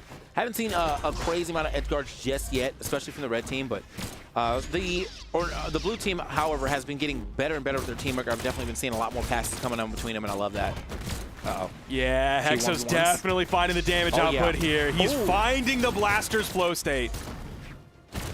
Okay. Oh, he's finding it. Exactly right there. That's what you need to be doing. Hit him with the Blaster's inlight, let Guichibu grab a neutral sig. Okay. All right, go get that toss back. And no, getting you saw Guichibu trying to go for that down air, but gets scooped up by that neutral sig. Another neutral sig. Hexo's going to be out of there. Oh! Nobody home for it, though. But, hey, you know what? You got to try something major. Meg D actually walking into that one this time around. Okay, flourish. Hitting that neutral sig right there. Boom. Or down sig. Nice. That's going to be the first stock lost for Meg D. Guichibu the only one on first stock still. That doesn't quite do it. That's definitely not going to do it for X. So he's going to go high, but Radish was just a little bit too low for the GCN sig to pick up. Nice. Okay, chase down one more time. He's looking. Can't find it. Now he's going to chase Radish all the way up to the skies. No, actually going to change target. Looking at Meg D. Hexo now. Trying to get a little edge guard situation. Reverse down sig is going to hit, but just on Meg D gets that good damage, though. As you said, you know, he's been super conservative there with his neutral sigs. I want to see like one slide charge neutral sig now because he's kind of setting it up. Oh, okay. The double? Okay, still another program. Nice. That's it, yeah. There's like 2 routes you could go with that one. You can end it with a weapon toss pretty early like Meg D did, or you can just go for like, I'm going to hit you with 6 dares, and then finally that 6th one will do it. You won't have enough to get back. Going off the map right here. Oh, that little interruption from the orb toss from Radish and the neutral signature, even from like relatively basically on the stage where he ended that insig, it's still KO'd off the top, and a nice down air from Hexo. There's another situation now where, you know, Hexo is hurting. Guichibu has 2 stocks, but Hexo is fighting on this last stock right there. Some good damage there on the Meg D. Almost set up an edge guard situation. Meg D now looking back now, trying to get something done. The throw off here from Hexo onto Radish, putting him off the stage real quick. Oh. Okay. Hexo was just playing the movement game, and you can hear Guichibu behind him just whiffing all of those D-lights. Wah, yeah. Wah. There you hear it again. Okay. Nice punish. Throws him the other way. Man, the Mad 6 being put in on top of that. This big punish. They were trying to get on the Guichibu, putting a lot of damage on him, and they did. The recovery is not enough. Super heavy of a legend. Oh, no.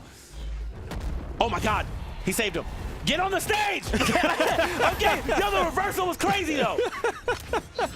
He took that bullet for you, Mr. President. Why are you still outside? Nice with the D-Sig over the corner. Guichibu and Hexo, all of a sudden, we're in a game 5. It was looking really tough for them. The blasters were finding nothing. He was just wasting bullets at that point. Yeah. That's just ammo down the drain, brother. It really is. He's like, I got infinite, bro. It doesn't matter. But yeah, no, man, I was kind of shook here, man. I was too. When you were saying get back on the stage, I was like, yes, you should be getting back on the stage. And then Hexo was like, hold on, y'all, I got this now. We're going to make sure this is a game 5. All right. Game 5 announcer, that's my guy. Speaking of, if you guys didn't know, that's actually me announcing that too. I'm kidding, I'm just lying. I'm lying for sport. Lying for the love of the game. Yeah, for the love of the game. Which you got to respect. Actual announcer's about to tweet at me. That's my voice. My fault, bro. My fault, gang. All right, where are we going? That's a good question, because they have not decided at all where they're going. Demon Island definitely has to go. That has to go. Okay. So we have Small Fortress, Miami Dome, Western Air Temple. I'm believing in Western Air Temple or Miami Dome. I'm not sure if a Small Fortress is going to help him out. I'm thinking it's not Dome. Not Dome. Okay. I'm thinking it's not Dome. 4 seconds left. 3, 2, 1. What's it going to be? Nothing. Oh, all right, no. cool. Oh, you're allowed to do that? 57. 56. Same bands here. Yep. We're still thinking about it. Miami Dome, Fortress of Lions, or Western Air Temple. The small walls have definitely not been helping them out too much. So I'm like, let's get away from Fortress Line. The walls aren't as small, but they are definitely smaller than the other two. But we'll have to see. It is Small Fortress of Lions. All right, they want to go there. We have gone here a couple times already. Man, Hexo's name has Dara Best Caster. Like, we're right here. That's crazy, bro. Like, we are right here right now. Shouts Dara, but come on, man. Yeah, like, what's going on, man? It's okay. Whatever, man. All right, here we go into Small Fortress Alliance. Last game, Game 5 situation. Meg D and Radish were able to win those first two. Hexo Guichi coming back after that, and it's been a super nice set ever since. So I just said Hexo's just been able to activate. Like, we actually been seeing him get more hits. Like, in those first 2 games, I feel like he was just whiffing constantly. No damage being put out there. He's getting punished a lot. He's losing stocks first. And a lot of the times, he still is the first person to beat down his stock, his last stock first, but he does so much work on that last stock that I actually, it's not that bad. Both of his weapons really have leveled up so far. Like, the blasters were tough, and it seemed like the scythe was basically non-existent, and now the blasters are looking great. Scythe is looking great as well. It doesn't matter what he has in his hands. Oh, okay. That's out of recovery. Okay. And he's going to turn it around. Classic Scythe moves him back over to the wall, and Radish is going to go high, completely disengaged from all of that ejector seat. Yeah, and then also Meg D on the other side, making sure that Guichibu couldn't put any extra pressure on there. That weapon toss would have been pretty clean. Missing the recovery chance right there. Guichi! Nice! I like it, yeah. Just cover all that wall. Oh, wait, the double? I was like, there's no way you're getting both of them. Okay, ground pound. Going to be off the mark right there from Radish. Oh. He's looking for the down airs.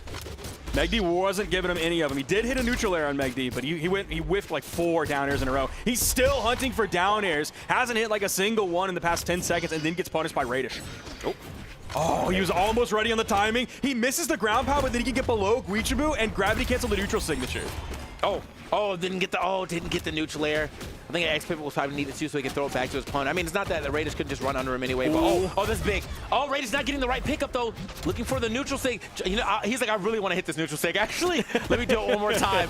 Gets sent out of there though. Active input on the down light is gonna go ahead and push him off that stage. There's one. That's like the first insig we've seen. If they can turn it into a stock, but a great save by Radish. No. Hexo's gonna fall for that, and both blue team members escape. Yeah, Hexo went a little crazy, maybe expecting Guichibu to go all the way down there, but he did not. He did not try to get all the way down there and get the save, so. Nice interrupt. Okay. All right, needed to get back in there. Now they're playing, you know, legitimately 2v2 right now. Both of them standing right next to each other. Hexo was able to find 2 hits after that. The quick wall touch from Radish until he faded back. There's the neutral sig. Wow, that ended up to KO off the top. That's the strength of Nyx. Just the fact that he even got that neutral sig lasted so long too. I'm surprised that Megzy didn't turn around and try to interrupt at all. Like, just must not been paying attention to time. He was over there. He was close enough to maybe just get like a dash, anything, but nothing happening. So now pretty even game, except for the fact that Hexo is hurting. He needs to play a little further back. He doesn't care though. He goes in, finds himself a side air to go ahead and get that stock off of Meg D. And he's sticking with the blasters here. He had time to strip the field and keep that spear away from Meg D, but he's stuck with the blasters. Oh my god. Oh, ooh. Oh, this is bad. Yeah, he's floating. Where's the punish on the landing? Radish wasn't able to find it. Hexo over to the wall, waiting for his teammate to spawn back in. He's able to grab a weapon, but he disarms himself by throwing it away, and he can't re-grab. I feel like I would be way more comfortable right now with oh, it doesn't even matter what I'm comfortable with. I was gonna say with the scythe in his hand, but oh, this is gonna be a big team combo. The double pickup, it's not enough. Too much of that defense, but still love the fact that we're getting that much damage all at the same time. I don't really see a world where Creature can bring this back. They're both only in just the start of yellow. Find himself a down air, double down air. Yeah, I think the punish potential from Radish is just too high right now. I don't think he can take another sidelight side air from like the correct side of the stage. Okay. If that would have started with a sidelight, I think Creature would have been done after that. Oh, yep, there you go. Goodbye. It's just too easy for him to find that. He's just too good at it. Yeah, it's just one of those things where like it's too big of a threat that you're always going to be looking for it. So in those situations where you don't air dodge, it's a GC sidelight side air. You air dodge down, he just sidelight side air. It's like it's just too easy of a game winning pickup for Radish, and he's very clean with it. So good stuff to Radish, 622 damage right there. Also great stuff to Meg D being able to hold it down. We saw some great team combos in there. 464 damage, they were able to hold it down. I had to say Guichibo, you know, held it down for his team too. 540. Definitely. 540 is a good number, and 604 damage taken, that is nice, so that's not going to be as crazy as you think. And then Hexo was able to get back into the set. Definitely. Yeah, definitely. Sure. He made sure it was going to be an interesting set. They pushed it all the way to Game 5. Right. So we got to give props to Hexo as well. Started off struggling, but fought back into it. Made a rousing comeback, but not strong enough to deal with Meg D and Radish. One of the biggest things that I was seeing, and I almost just lost my train of thought, but one thing that Guichibu was doing that I'm not used to seeing like any Queen Nai's do, is he was almost doing like the classic hammer edgeguard setup, where he wants to get below his opponent over on the wall, and a hammer player is going to reach up with a recovery and send down. But he was trying to get below his opponent so he could gravity cancel a neutral signature, because I think people just weren't really expecting that. They see the opponent below them, and they have Katars, and they're like, okay, he can't really do anything here to contest me. A neutral air isn't going to do anything because it's like this big and I'm all the way up there, right? So the fact that he did that multiple times of going deliberately below his opponent like a hammer player or like a gauntlet player, and then gravity canceling that neutral signature to then bring up. He got like 2 KOs off the top with it. Yeah, no, he's definitely making that work. I mean, the neutral signature for Queen Nai is super huge. I think it has some invincibility as well too. So like just a big move. Queen Nai, I meant to say, but yeah, big move. I really like the way he was using that, and as you were explaining, you know, more often than not, if a Qatar player is directly under you, there isn't a crazy amount that you can get done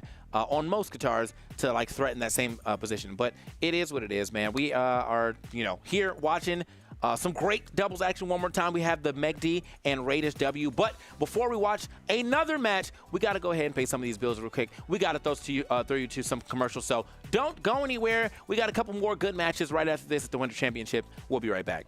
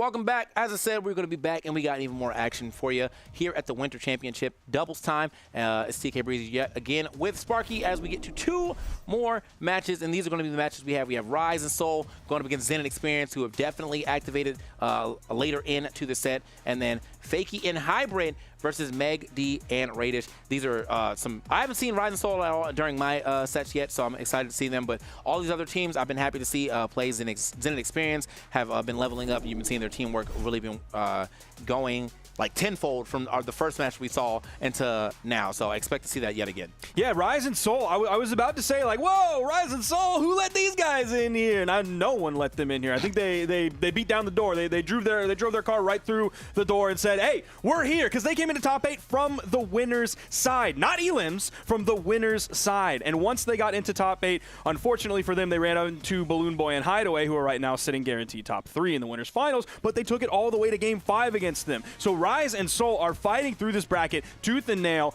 Unfortunately for them, it's going to be probably one of their toughest opponents yet coming up into Zen and Experience. This is going to be very difficult. This could be a shock for them after maybe sitting for a moment, waiting for some of these games to happen, into all of a sudden, like, it's Zen and Experience, and they're just going. They go and go and go and go and go. Experience really wants to get this Onyx to work as the first part of their thing, but I feel like after seeing the success so far of your Rayman in the Wushang, I just would start off with, I just want to see, but maybe, we're still at the point where we could get a little practice and we got some sets or some games to throw if that's what happens. Not to say that his Onyx isn't doing anything, because at the beginning of one of those, the last set, his Onyx was going crazy, but that Rayman has just been doing so much that I feel like at this point in time, oh my God, no way, Soul, please. No way, he's able to grab that, and then the ground pound after. I love his Onyx as well, but I still really enjoy the setup that they had of the Rayman X down signature to bait the dodge, and then Zen is right there able to throw a down air or a ground pound or even just a weapon toss to make sure the stock is finished off and confirm that edge guard. I love that setup. To get these stocks first, though, so I'm not even too mad at him.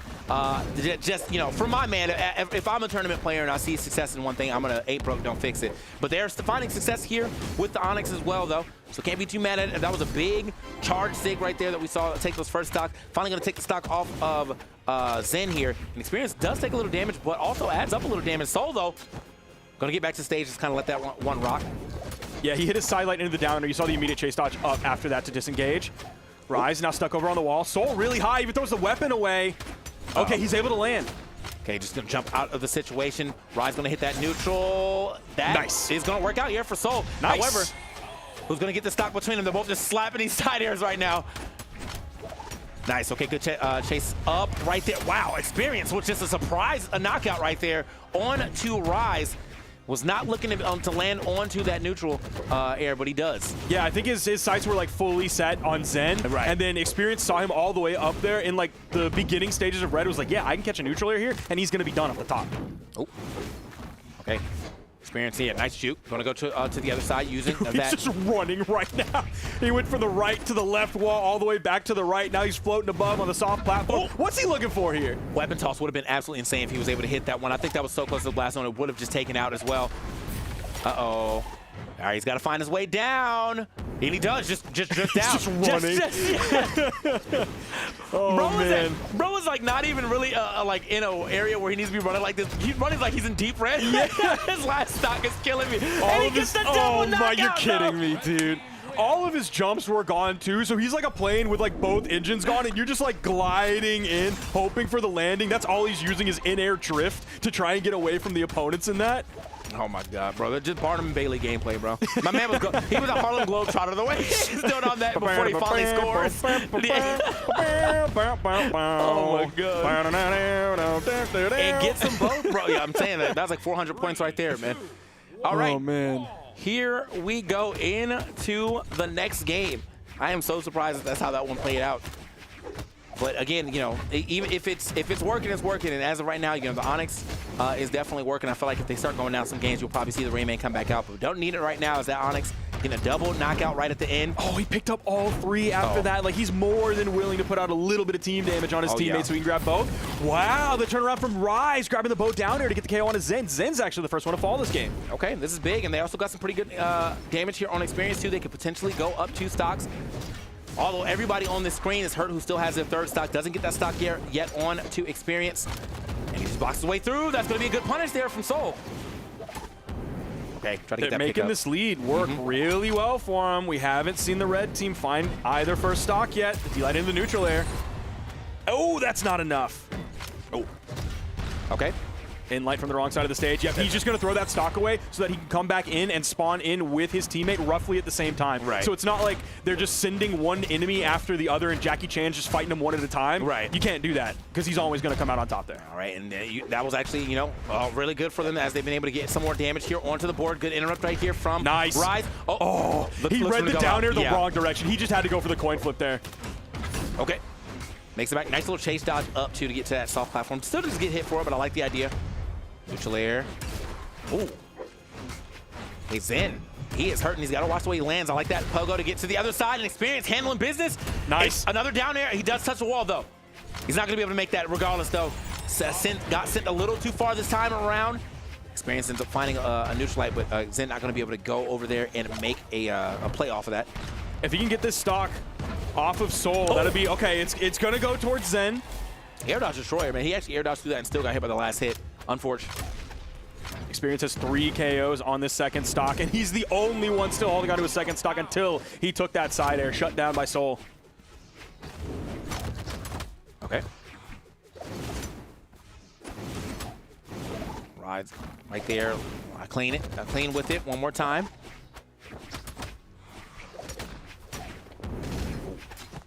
Soul is in the middle of the stage right now, just kind of controlling everything. They're looking pretty hard at Zen, as they should. I think he does have the most damage, also least defense on that side of the team, but Experience, he's fighting out of disadvantage every time, and it definitely has been working for him. Oh, wait, watch out. Nice. Zen's got to find his way back down. Now Experience taking a little damage. Tries to get in there and break it up. Couldn't do it in time, though.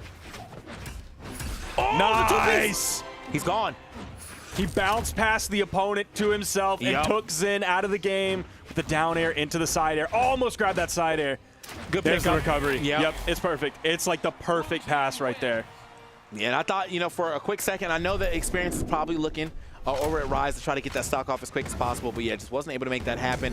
Zen was kind of getting beat up on that one. Definitely. You know, he was kind of the guy who was always kind of behind when it came down to where they were on the stocks and probably on percentage as well, or damage. I don't know how much damage he was able to do. Let me look. 493? I think this is updated. Okay. Sometimes it does lag a little bit behind, so I think this is updated. So it did the damage. And not the game before. No, actually, no, I don't think. I think Soul did more than 374 Okay. damage. All right. Yeah, it's probably I'll not let you know in a couple moments. All right. If we have an update on this. Either way, yeah, I just felt like, Zen felt like he was getting kind of beat up there from the blue team. But it's not anything that he can't like get back into. You know, we're at these higher parts of the bracket, so I expect to see a little more back and forth this time around. Okay, yeah, 3-7. No, see, that makes a lot of sense. Yeah, he was way under everybody else. The next person next to him was 411 damage from Rise, but they won that game, and then 630 from Soul. So you know he was out there absolutely putting up numbers. But yeah, now, he was doing a great job like with extending juggling situations with neutral air. He's doing a great job starting juggles as well with the sidelight into the neutral air. Then you turn around and hit sidelight into the neutral air on the other person. He's doing such a great job last game. Yeah. Oh, okay. Here's to the other side, Experience. Nice, okay. Gets himself a recovery, but doesn't actually get the stock just yet. Is going to lose that stock to that side air. And then, yeah, just like that, the quick turnaround, the neutral light's going to go ahead and take it out Zen as well. So now a full team lead. Until then, right there, Soul ends up getting sent out in there. We're going to get that back immediately. That's how you keep it close. Only a little bit of damage here onto Experience. Nothing bad.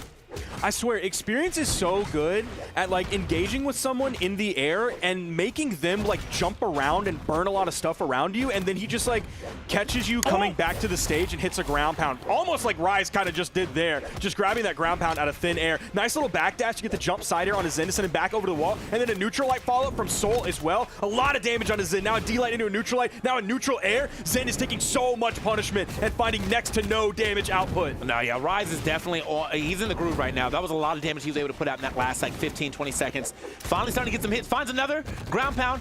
This time, oh my God. Nice! Oh, the save from Zen.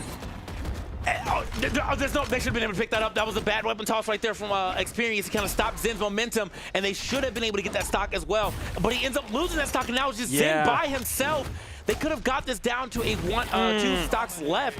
Zen hit the D-Light with Gauntlets before that and then did nothing after because he was worried about hitting Experience with the recovery. With how damaged Experience was, there was the potential to take him out of the game completely with that, or he's juggled up in the air floating and the opponent just takes him out with a recovery, specifically the Kaya recovery on the spear or anything like that. So he was worried about his teammate losing that stock there, which is why he didn't follow up and potentially get the stock of red.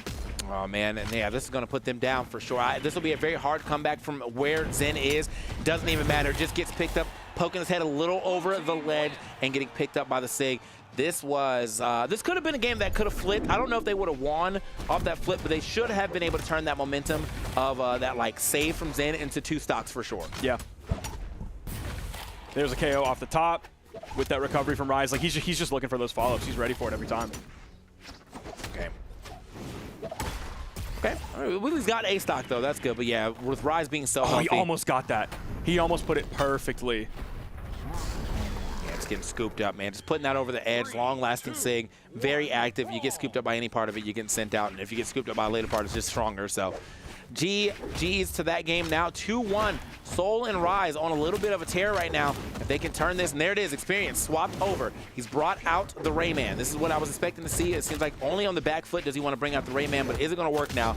Got to find out because the teamwork from Rise and Soul is looking good. Let's see if they can find that setup that they were having so much success with before. You can also do it on the Gauntlets as well with the bum little like fist airstrike that comes out. Man, it's just, his lance damage is so good. His sidelight nair, it's just like 30 damage every time. Oh, all right. Ends up hitting Rise there, but Rise still finds that stock on Experience. Just a quick one. Sidelight Sair. Ooh. Okay.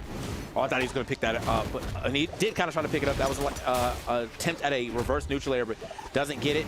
They're both just kind of hunting. Right now, that very opportune down air there from Zen, who has been in Sweat Beast for so long, finally makes it again. But as soon as he lands and recovers all of his resources, just gets sent out of there. This is not looking good for the red team at all. Experience is hurt, finds a very Hail Mary recovery to get that stock. It's really starting to slip away from them. Was he going for the D-Light gravity cancel down heavy? That's what it looked like. Yeah, he got punished by it, by Zen. Able to take the stock off of that, but Experience is taking so much damage here. They're going to be looking for that KO anytime soon. Cool. Caught him going high right there. Still gets the pickup. And he can't even get the chase dodge in, man. Soul is like, get back down there. That's going to be a stock on Experience, and Zen is hurting as well. He's going to get combo to Oblivion. Yeah, goodbye. No. 4 stocks to 2 TK. Soul and Rise against Experience and Zen. They're PR22 and PR44. Yeah, Sparky, they're definitely not playing it right like that right now. I'm looking at PR2 and 4. The way that I'm seeing, got to take those second numbers away with the way that they're playing. Nice. Okay, that's a good pickup, and he does get a stock off of at least Rise. Oh, man. Rise is still fighting, though. They already got the dodge from that, and they still weren't able to convert Rise into a KO there. Okay. Wait, this is good damage. But there's team damage interrupting the combo. Yeah. It just feels like they get something started, and right when it's about to turn into something really special, it's like the momentum gets interrupted. Okay, hold on. Yeah, Soul's got to live this. And he's juking. Look at the movement right there. Let me get out of there, and rises back into the mix. Now, we got a really good, situation for the blue team. They're able to get Experience out of there. Soul is hurting. Zen is hurting as well, though, so it really just now, we're in the same situation, actually. We might end the game the same exact way. Yeah, you see the decent coming out. Zen's right in that spot. He just didn't do the reverse nair this time. Rise is definitely going to take the lead here. Ooh, a little bit of slow follow-up from Soul, but that is going to be it right there. And Rise and Soul punching way above their weight class here, taking out Zen and Experience, sending them packing on the elimination side of the bracket, and they're going to be moving on. That's huge. That's absolutely huge right there. I mean, as you saw from their PRs, like 22-44, absolutely insane for them to bring all the way up here. And then I got to give it up to Rise, though, for sure, because there was a moment in that game for like a good 15 seconds where he just was everywhere, that he needed to be at the right time. 635 damage, 490 taken. He absolutely put out numbers here. Zen had to put out, he did his fair share of work too on his side with 544 damage, but it just wasn't enough. Experience. Swapping over to the Rayman usually was successful off the swap to get them a W, but the Rayman actually kind of faltered this time around. Only 336 damage on the board. That's not the greatest Rayman game for him. Yep, definitely doing much less damage than everybody else in the game.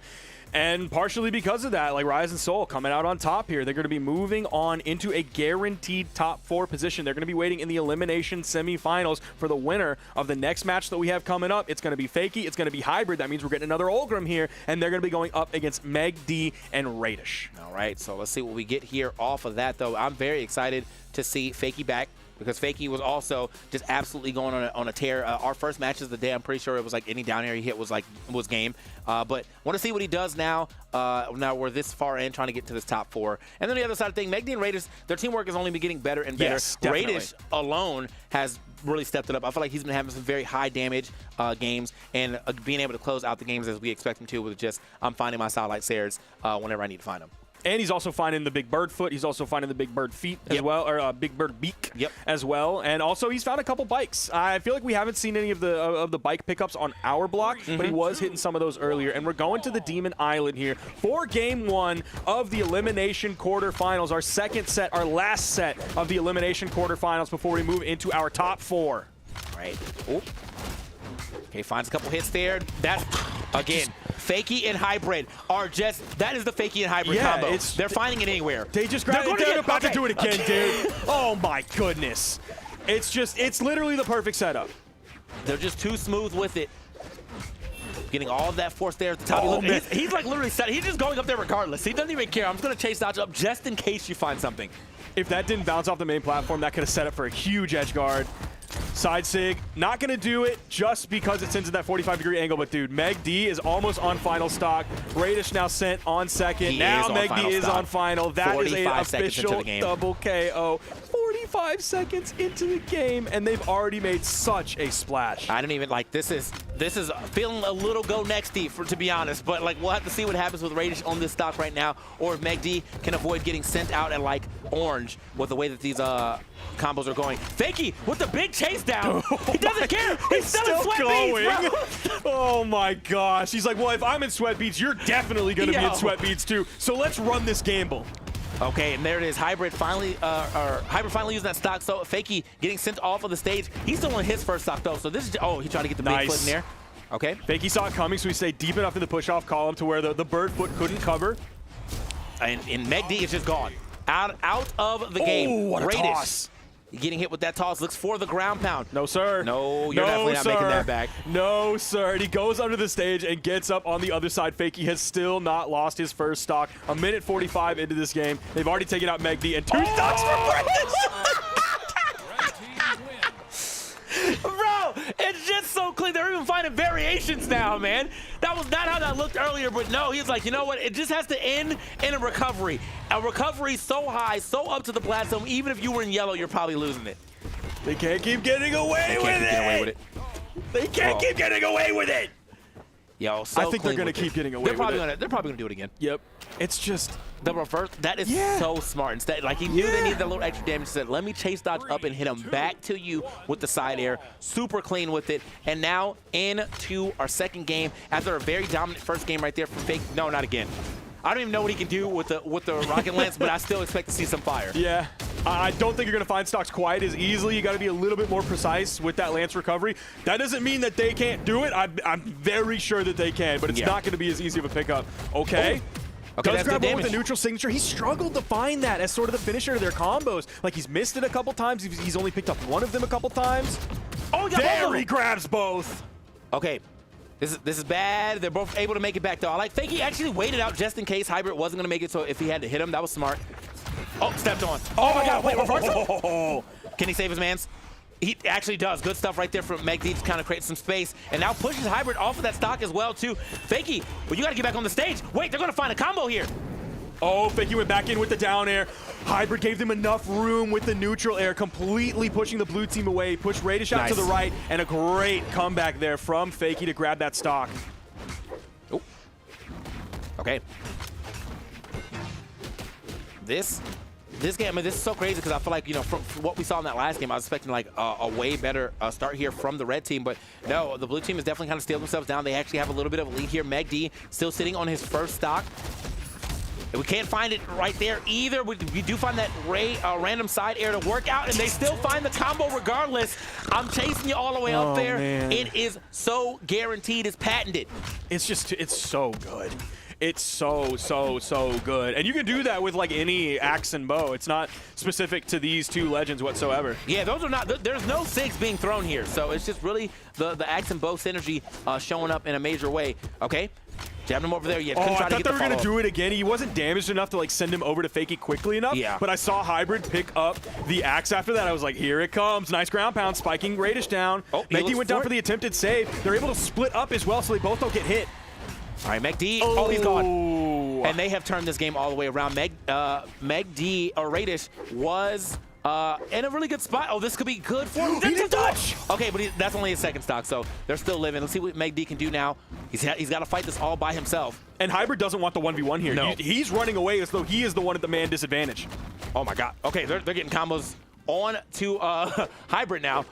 You just gotta wait. You just gotta wait for the one, the big one. Oh. And Megdy, I mean, like really, he has put up a decent amount of damage here in this 2v1 so far.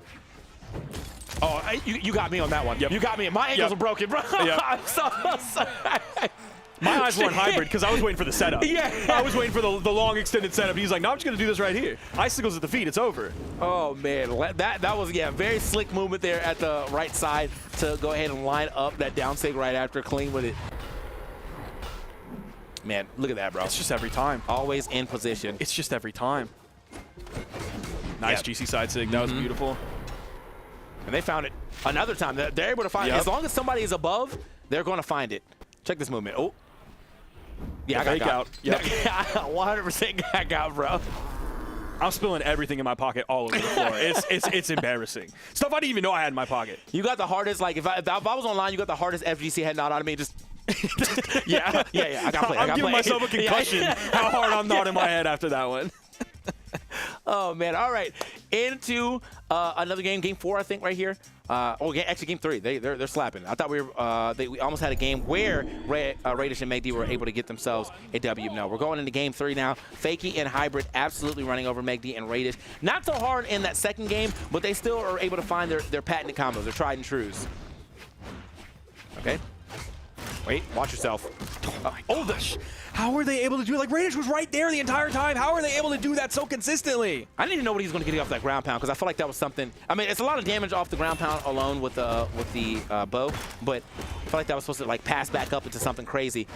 Radish, dude, he's there, but yeah, he hasn't really been swinging too much just yet. That was his first hit of the Sair. Fakey's movement is so good. It really is. Like, I'm seeing Lores here. You take away those letters, and I'm getting shades of Lores here. Megdy, what are you doing, brother? I don't know, some diversionary tactics or something. I mean, Radish now off the stage. Gets hit with that neutral air, though, to get pushed back into the sky. Megdy, a lot of team hits happening here from Hybrid onto Fakey. A little bit of stepping on each other's toes there. Hybrid did the first neutral air, and I think Fakey wanted to take over, and Hybrid maybe didn't see him there, so he went for the second neutral air that actually hit Fakey, but still, they're able to find it at the end. All right, Radish is still living, but barely. He's in that super deep ready. He's going to be able to make it back. Nice. Okay, nice bike. We haven't seen it. I just said we haven't seen too much of the bike, but he's able to slide out on him. He's going to get taken out of that side. Megdy, you were there. Just too slow. You just were too literally slow there. on that. That's tough. Oh, man. Okay. Yeah, so he at least got the damage. I mean, but I feel like because I think Fakey was already at this, at the very least, man, if you were going to be too slow, like, let's throw out a SIG instead. Yeah. You know? Yeah. Okay. Oh, all right. He went for the turnaround side air, probably just to move himself back to the stage. And, like, if he got the read off of that, sure, he'll take it. Oh, he's starting to touch. Okay, there it is. Yeah, needed that very small but necessary recovery to get back to the stage finally. Neutral SIG's going to hit Megdy. Side SIG's going to hit. See, now Fakey is able to punish with the signature there. He's ready for that when Megdy wasn't before. Okay. Side SIG, speaking of, Hybrid finds his own side SIG right there onto Megdy. Dude, their overlap coverage has been just so good covering each other. Look at this. Radish trying to put the hands on the Fakey right now. Got an orb back in hand as well, and that's that's definitely his cleanup weapon, but no one's really able to get cleaned up just now except for him as he gets sent off of that stock. But we're looking at a yellow and an orange. You're not really going to clean it up just yet with that sidelight side air. So Hybrid does have the axe in his hand, unlocking that like potential for the axe recovery for the KO at the end. But Fakey is over on Spear right now, and we haven't really seen any major setup with that just yet. Going back in, Hybrid going in with the ground pound. Can he convert this into a 1-for-1? No, he's not. But he is able to land and actually get away after hitting that neutral air on Radish. Meg D, man, there's just been several times where he's been slow with the follow-ups. He didn't have the timing on that either, when it feels like that's perfect neutral signature territory. It really is, and especially with the way that neutral signature works too. There's a lot of time you're in that neutral signature from Radish, so it should be a little easy from the lineup, and maybe he can just throw out a very wide move. Oh my God. Oh my, and it doesn't even turn around. It truly doesn't even matter if he gets back. Meg D just leaves. He's like, I'm good, man. Oh my gosh, a 3-0 from Hybrid and Fakey. And look at the way that Fakey's name is spelled. I feel like that's the way we've been saying his name half the time. Yeah. It's been Fakey! After he grabs these nasty edge guards, his movement is so good. Hybrid is doing such a fantastic job, no matter what weapon he has in his hands, of controlling space, controlling the opponent, looking for that down air, and look at the coverage there. The extra hit and then the side air pickup, instantly charging that recovery. Meg D can't do much, like he throws the side air, but Hybrid's just a little bit too low for that to make a connection, and he ends up falling. But he had to go for that. He had to go for the big play there. Yeah. The opportunity presented itself, and I don't fault Meg D at all for going for that side air. I believe he used all of his jumps there too. So like, yeah, he missed. It was just over. Like there was no way you're making that back. So unfortunate for Meg D to go, you know, kind of risk it all there, but he had to make some type of gamble, some type of play, because they were absolutely getting ran over. Don't even really see a way for him to kind of bring that back. Even if he was able to get that stock off of Hybrid, that was Hybrid's second stock, so you still have to deal with the 2v1. And as you've seen, Fakey and Hybrid's 2v1s, or just combos in general for this set and the time that we've been watching them, absolutely insane. Yep. Been really loving their team play, been loving their individual play as well. Like, they're showing us how good of a team they are. They're showing us how strong of a team they are, how good they are individually, how good they are together. And like, we're getting the beautiful moments of like the whole is greater than the sum of the parts. We love to see that in 2v2 teams, and they're showing us today, especially with how low PR'd Hybrid is going into this tournament. That PR is gonna go to the moon after this, the way that Hybrid has been playing today. As it should too, man. You know, you're here really making a name for yourself. First double event of the season, and you're out here making this top 8 look all kind of different. Marky Moo and his teammate, right? They aren't in top 8 either. They're gone. They're gone. They did not make it into the top 8. What I expected to see normally, you know, if you're looking at off the heels of BCX, you know, you're kind of probably expecting to see some familiar names in here. A lot of those familiar names are not in here. So I'm a little excited to see what happens as we get into this top 4. But that doesn't mean that's it for us for this weekend. Us two, this is our final block. We're gonna get into the top 4 relatively soon. Enjoy hanging out with you guys for this weekend. We'll see you guys for some more stuff. But right after this break, we'll be back with the rest of the Winter Doubles Championship.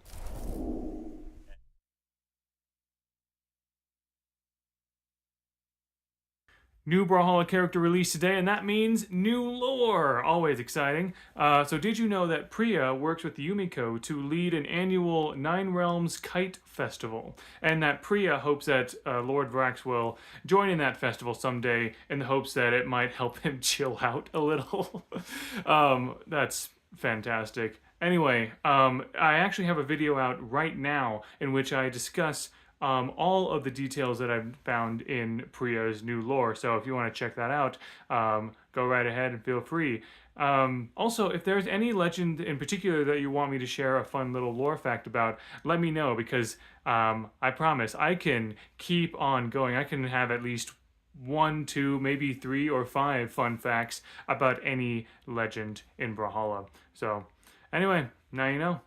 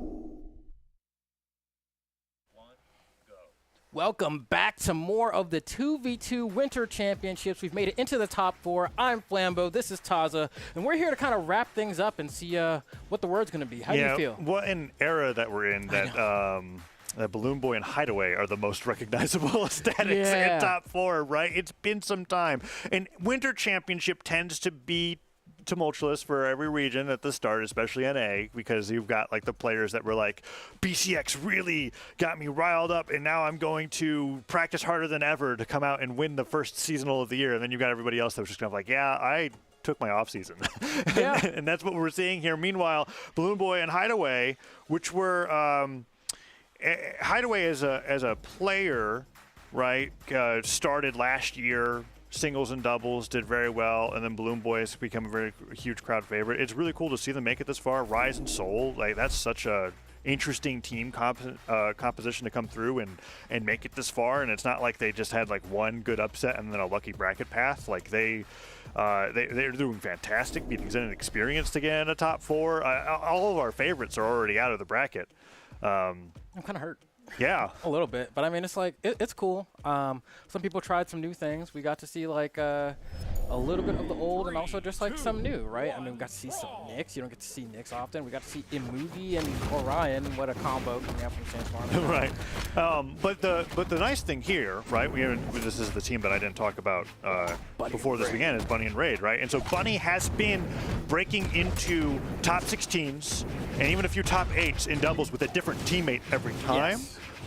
And so seeing her have the success with Raid is really exciting. Winners finals, top 3 to go up against Balloon Boy and Hideaway here is quite an impressive feat. However, Balloon Boy and Hideaway are starting off very strong going into game number 1. Yeah, and Bunny today, I think, personally, just from what I've seen, I feel like is playing the best as any individual player that I've seen on a team. I feel like the amount of edge guards, I mean, one of the sets we saw earlier was just a Bunny highlight reel. The moment she's been able to get anyone off stage, her gauntlets have been pretty impossible for them to break through. She's usually getting one, if not double knockouts off the side of the stage. So we're going to see if that continues here into this game. But so far, Balloon Boy and Hideaway are looking very comfortable with this. Yeah, incredibly comfortable indeed. Right on the Ulgrim, just getting blasted away. Hideaway with the cannon down airs. I mean, that move's been touched a few times over the last year to get some of the power removed from it, but with the spacing that Hideaway has got, it doesn't really matter. Side Sig is going to take Ray down. Bunny does get a revenge knockout onto Balloon Boy. It's the first stock that goes down with that end Sig, but the D-Light side light will put Bunny into deep orange, and Hideaway on the left side of the stage gets a Nair and a Raid attack on even more damage with that side light as an end Sig tries to catch Bunny's landing. Yeah, but Bunny on Rayman in 2s. Oh. There she goes. Is very impressive to me in terms of how aggressive that she can be in closing out these stocks. But man, the red team has not had a chance to even get started. Hideaway ends up going down there because of the result of his aggression on this first stock. Yeah, it's kind of weird to see look so oppressive. I mean, generally here's Bunny off stage trying to get Hideaway here, and that should work. A dog should be back, and gonna get a Nair onto Balloon Boy instead. This is what I'm talking about, kind of like these double edgeguard attempts from Bunny, right? You can just see Raid waiting on the stage, kind of like just having nothing but faith in his partner there. Yeah. And it's been working out this far, but this time Bunny not able to capitalize and get any stocks. And so a slow bleed here as Raid is in the red on his final stock. Hideaway on the Onyx is looking unstoppable. Down air will spike Balloon Boy, gets the recovery on the way back, but that side air will spike Bunny. Raid's got to go out to the save and can't even do that. Nice shot from Balloon Boy, just doing the drop off from the wall to then get the ground pound. That's something that we've seen a few times this weekend. Yeah. It's being used a lot better by a lot of Gauntlet players in 2s, where if you don't jump and you just fall off the side of the stage or off the wall, you can then buffer that ground pound to get like almost like it feels like an instant ground pound, because usually you're used to seeing a jump or something like that. We'll see that at the very end here, because Raid was going low to have a chance to save Bunny, I think, off of this spike. Let's see it here. Yeah, there goes Bunny. Raid gets the recovery. Oh, wait, we start really early. That's where the edge guard goes, and Raid's like, oh, I gotta save him. Spike comes down. Oh, I didn't see that. It was actually just a spot dodge ground pound. Balloon Boy just destroyed him. Yeah, okay. I guess just kind of, I don't know, Balloon Boy's different, you know? Hey, sorry, I just... You saw Mordex and you were just kind of like... I was like kind of Mordex is on the screen, but... Like a good neighbor, man. 0 on the screen, but do really be there hit. He is. But yeah, he lost the scythe. Yeah, kind of...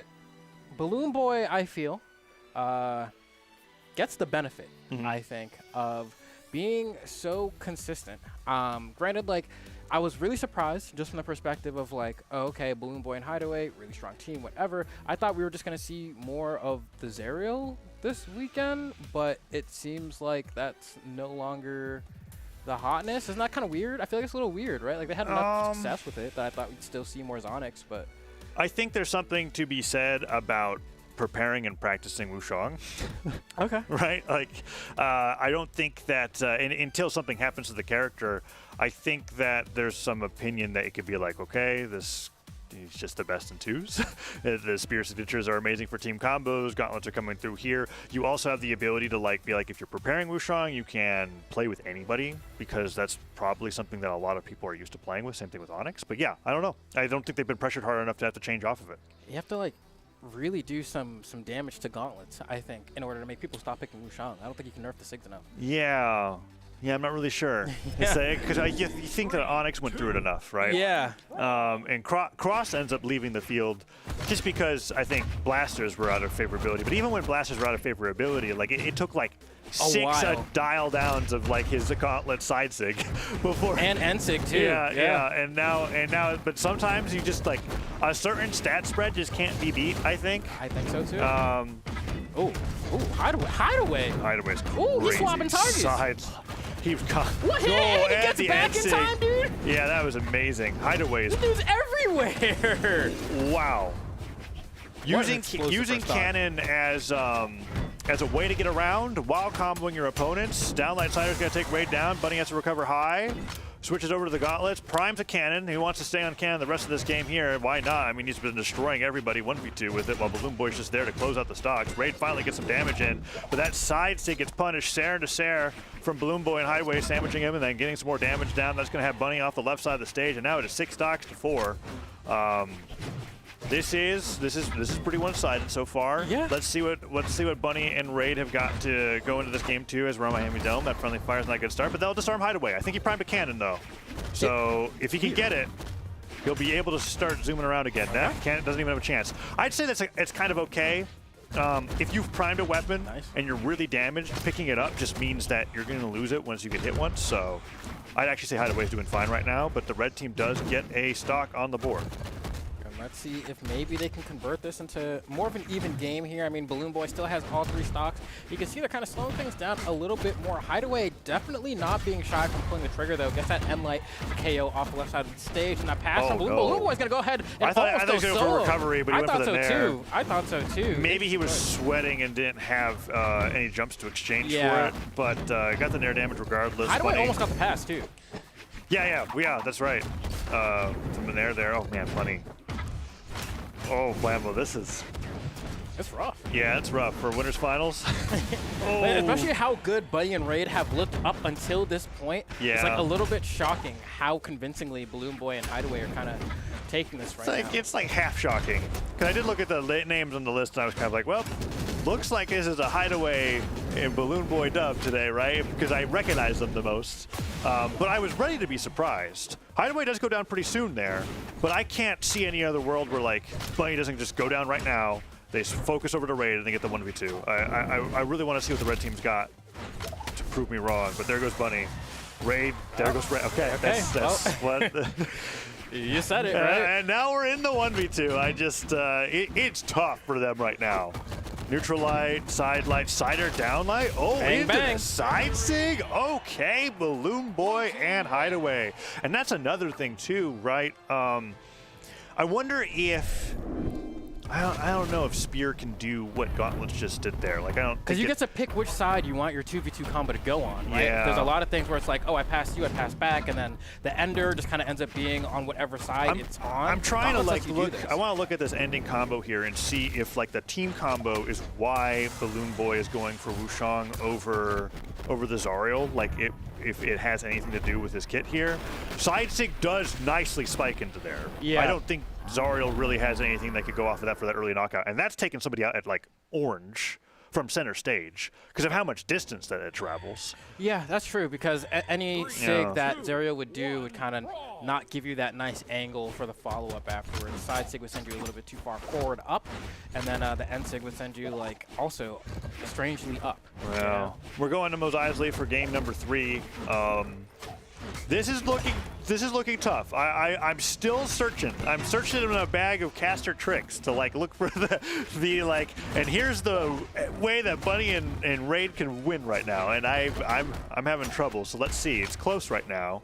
But Hideaway just has so much presence. Yeah. Look at that down air and the target switch on the Bunny. She does get a side air there. Okay, first stock could go over to the red team, but that recovery from Balloon Boy saves Hideaway. Balloon Boy almost gets nared off the top. Raid with the counter hit. Okay, so far so good in the early game here. Let's see if they can get these stocks. Neutralite sends them flying.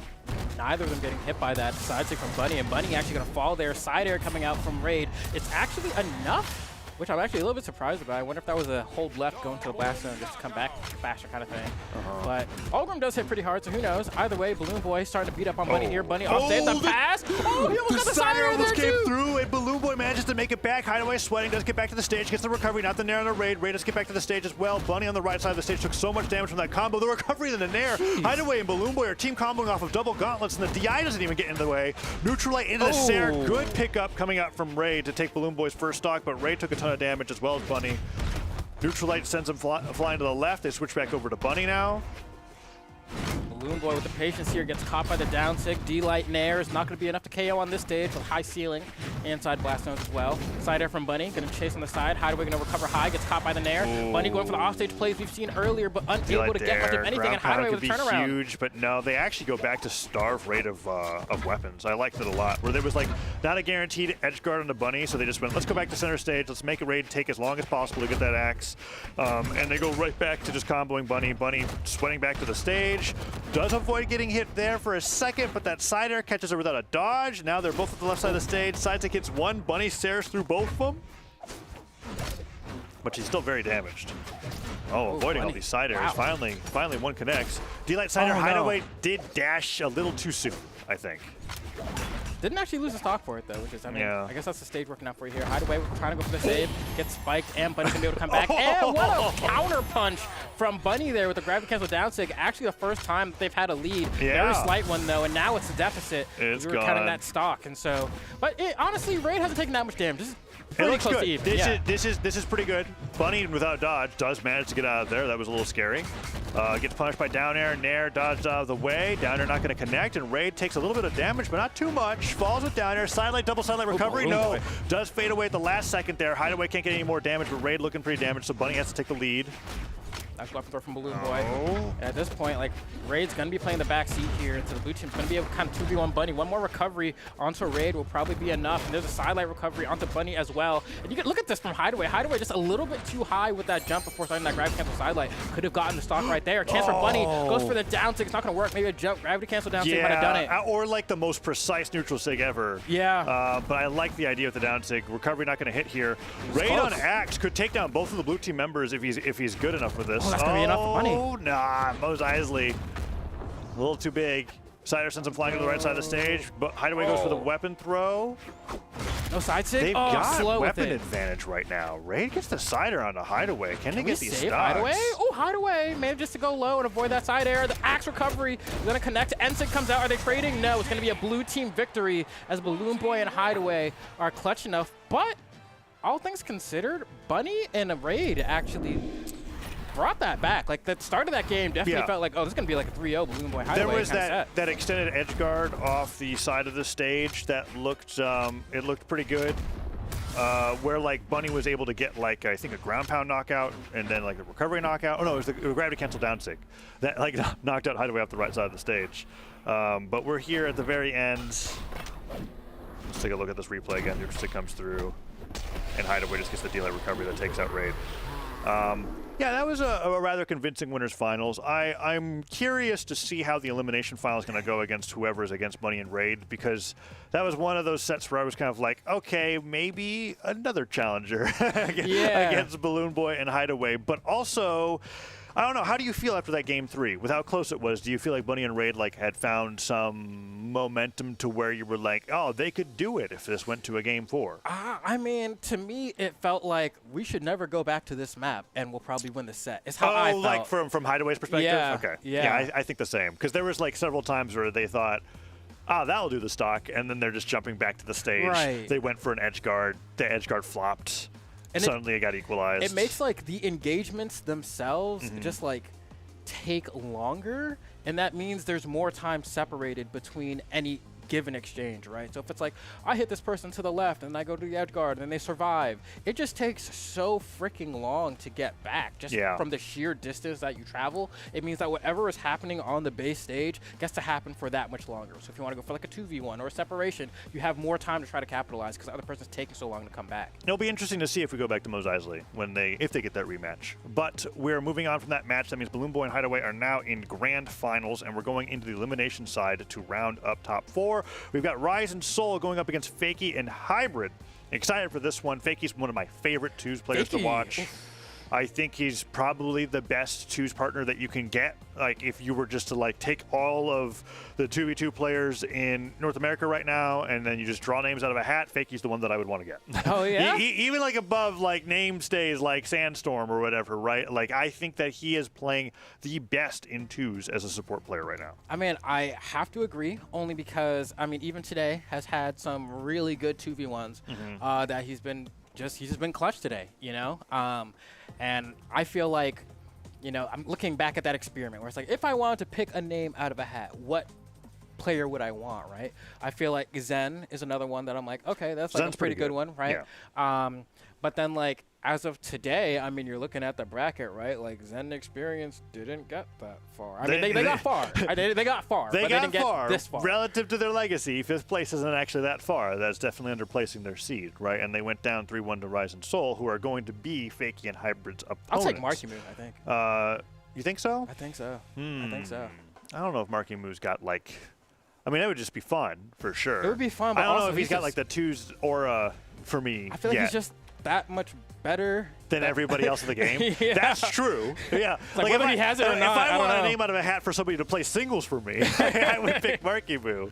I don't know about doubles though, just because like I feel like in terms of like the game, the way that Fakey enjoys playing the game is 2v2s, whereas like Marky Moo just enjoys playing Mordex and playing singles or whatever, right? But I see what you're saying. It's close. Anyways, we don't have Marky Moo here in top 4 right now. It's going to be Fakey and Hybrid going up against Rise and Soul. We've got game number 1 queued up, getting ready to go. We got Olgrim and Kaya versus Kaya and Olgrim. I said them in a different order, but it is a mirror match.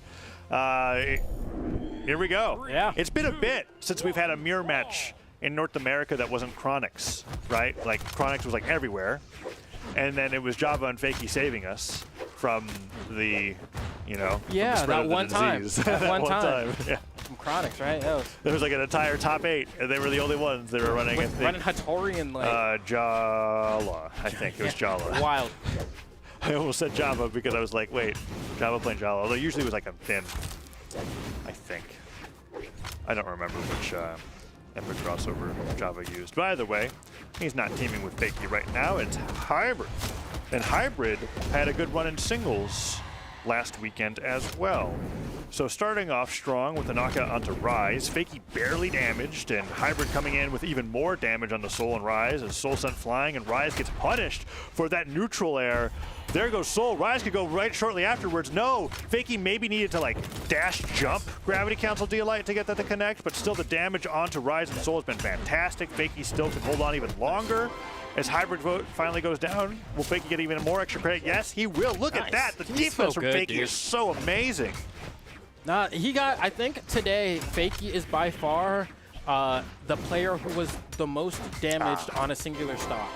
His damage bar was so black that I was like, I actually don't, I wish there was like a stat that we had for like all-time longest stocks in Brawlhalla damage-wise, because that has to be up there. Yeah, Fakey's survivability is unmatched, and it's so impressive how he's able to play defense in 1v2s and just win 1v2s. No, he missed. Oh, he no, missed. Okay, did get the save. He went for a few non-committal things. Hybrid does end up going down, and heck, we might be in a situation where we see a few 1v2s depending on how this goes here. It looks like Hybrid has been pretty easy to take early stocks on, but Slow goes down. Rise gets spiked at the stage. Fakey gets the weapon throw, picks the weapon back up off the throw, and then spikes him into the stage. He does get his jump back, does get the dodge, but Rise took a lot of damage there from a pretty creative edge guard from Fakey. Let's see, gets the recovery as well. Fakey doing a good job closing out some of these stocks here. Was able to get one with that neutral sig before, and this time with the recovery, and it looks like things are gonna be pretty close here. Hybrid is in the orange here, so needs to be careful. Gets hit by some really beefy damage there, but manages to hang on. Shout out to Ulgrim defense, but now, how do you survive this scenario? Kaya downsing on the ledge. Demon Islands, yeah. You just don't. I don't know what I would have done there as Hybrid. Fakie now stuck in the 1v2, which we were kind of foreshadowing. And I am curious to see how he navigates this against Soul and Rise. So far, some friendly fire showing some shakiness, but that's going to be a team combo, sidelight in air, and a recovery. Beautiful. And Kaya Ulgrim is probably one of the most labbed out combos, right? Like the teams, it's kind of like what I was talking about with Balloon Boy and Hideaway, right? Where it's like, hey, if you lock in one of these 4 characters, chances are whoever you're teaming with for the weekend has experience with that character, regardless of having experience with you. And we saw right there the beautiful combo there. It doesn't even take that long. Sidelight in air, bow recovery into axe recovery. You get that perfect angle to send them straight up. And it's not like, even though the angles changed, the force is not different. Right. Like that is a move that will knock out off the side. If you're that close to the top of the blast zone, you'll take you out in orange. So well played coming out from Rise and Soul. Their teamwork coming out ahead of Fakie's individual skill. Let's see if Hybrid can avoid getting isolated and taken down very early here in this game too. Yeah, I mean, because he was in a nightmare scenario, right? Like, Fakie had been KO'd, and then you had Rise on the corner spamming Kaya down sig on bow, and you're like, I don't have. And the stock before that, he had his second stock ladder comboed up to the top right until he was in red. Hybrid now also taking a big beating here once again. This time around, however, Fakie has not been able to avoid taking damage himself. Rise and Soul playing very solidly. Gravity Council side stick going to do some friendly fire there that gives Red Team an opportunity. Nice job with the side stick, takes him down. Soul responds with a knockout onto Hybrid. Let's see if Fakie can get the stock as well. Down Sig's going to get there right before Rise is able to get for the punish, and Fakie survives the D-Light end Sig from Rise that tried to knock him out. And you can see right there, Fakie is kind of waiting for the pass. He has the opportunity to go weapon starve Soul, but doesn't go for Gravity it. Cancel D-Light recovery. Okay, I thought that was 2 D-Light. That was 2 D-Lights, so maybe he could have DI'd out of that, but he just chose not to. Big drop gives Fakie a chance here. Down Sig in the down air. The down air got Fakie and Hybrid. Good option select from Soul. Dare, Nair, side air, Rise making it back to the stage. Fakie gets down Sig, Hybrid gets down aired. Soul playing fantastic on this situation here. Fakie tries to cut all the way through. Is this going to be the edge guard from Soul? No, he just goes right back to center. Wants to stop Hybrid from getting a weapon. They are scrapping. Holy cow. Okay, that Sayer's going to get the stock there. Fakie trying to get around, gets caught by the D-Light. Goes for the unarmed recovery, can maybe make it around the lip here. Soul's going to go ahead and try to collapse on a Rise. Fakie grabs the spear in the meantime. Recovery, almost combos. Fakie goes down. Hybrid on the left side of the stage. Is Down's going to come out here? No, Rise goes for the sidelight, expecting Hybrid to punish.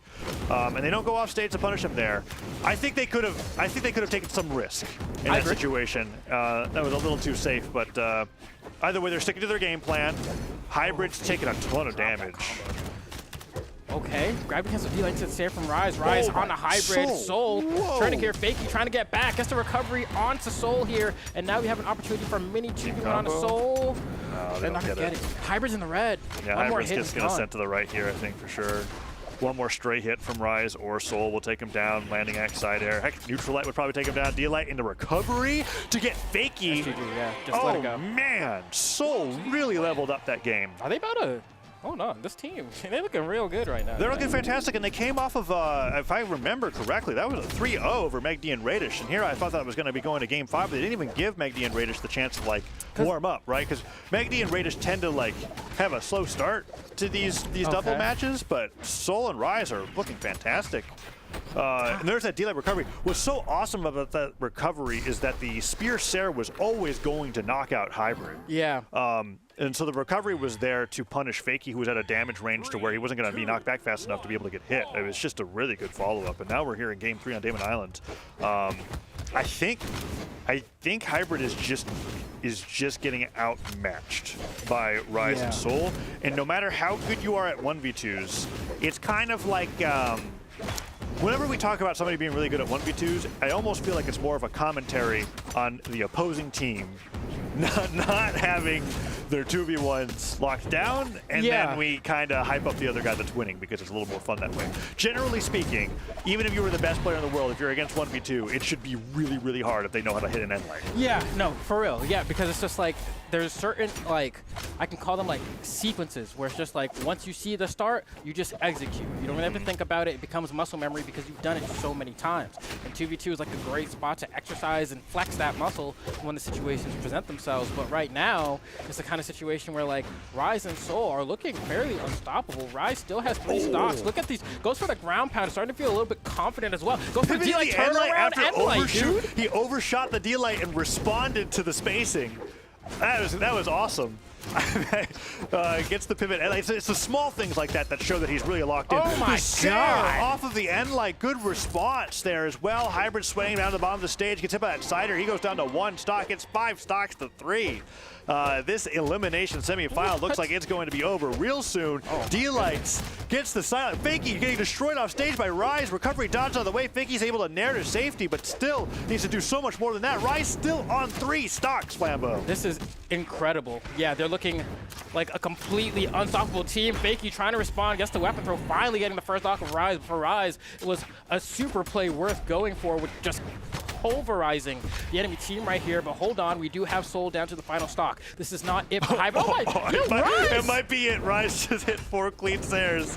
The downline side air goes for the pogo onto Hybrid right afterwards. Recovery from Soul will cover that. Goes over the end sig. If Soul pivoted double weapon throw. Fine. And that burns out the dodge there. Soul trying to punish the landing with a sideline, not quite able to line it up. One more hit on the Hybrid, and that's going to be it for him. I mean, what do you do here? I'm not sure. How do you clutch? Bouncing again from Rise. No, okay. Fakey's able to come back to the stage. Let's see. D-Light side air. Gets the down sig on the Hybrid. There he goes. Down light and the neutral light side light nair. End sig, and Fakey is gone. Double knockout for Rise in the blue team.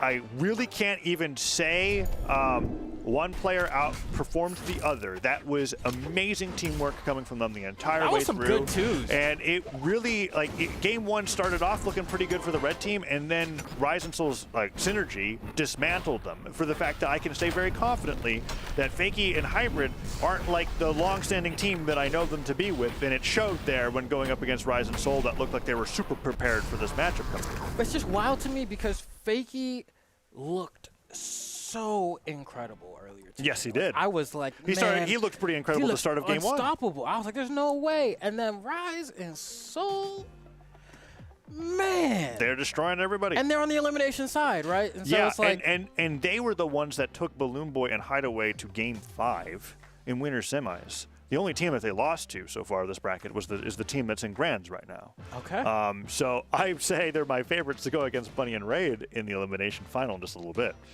Well, I guess we'll find out in just a moment because we're going to go to a quick break. But when we come back, we'll close out and find who's going to be the champion of NA 2v2. Be back in a moment.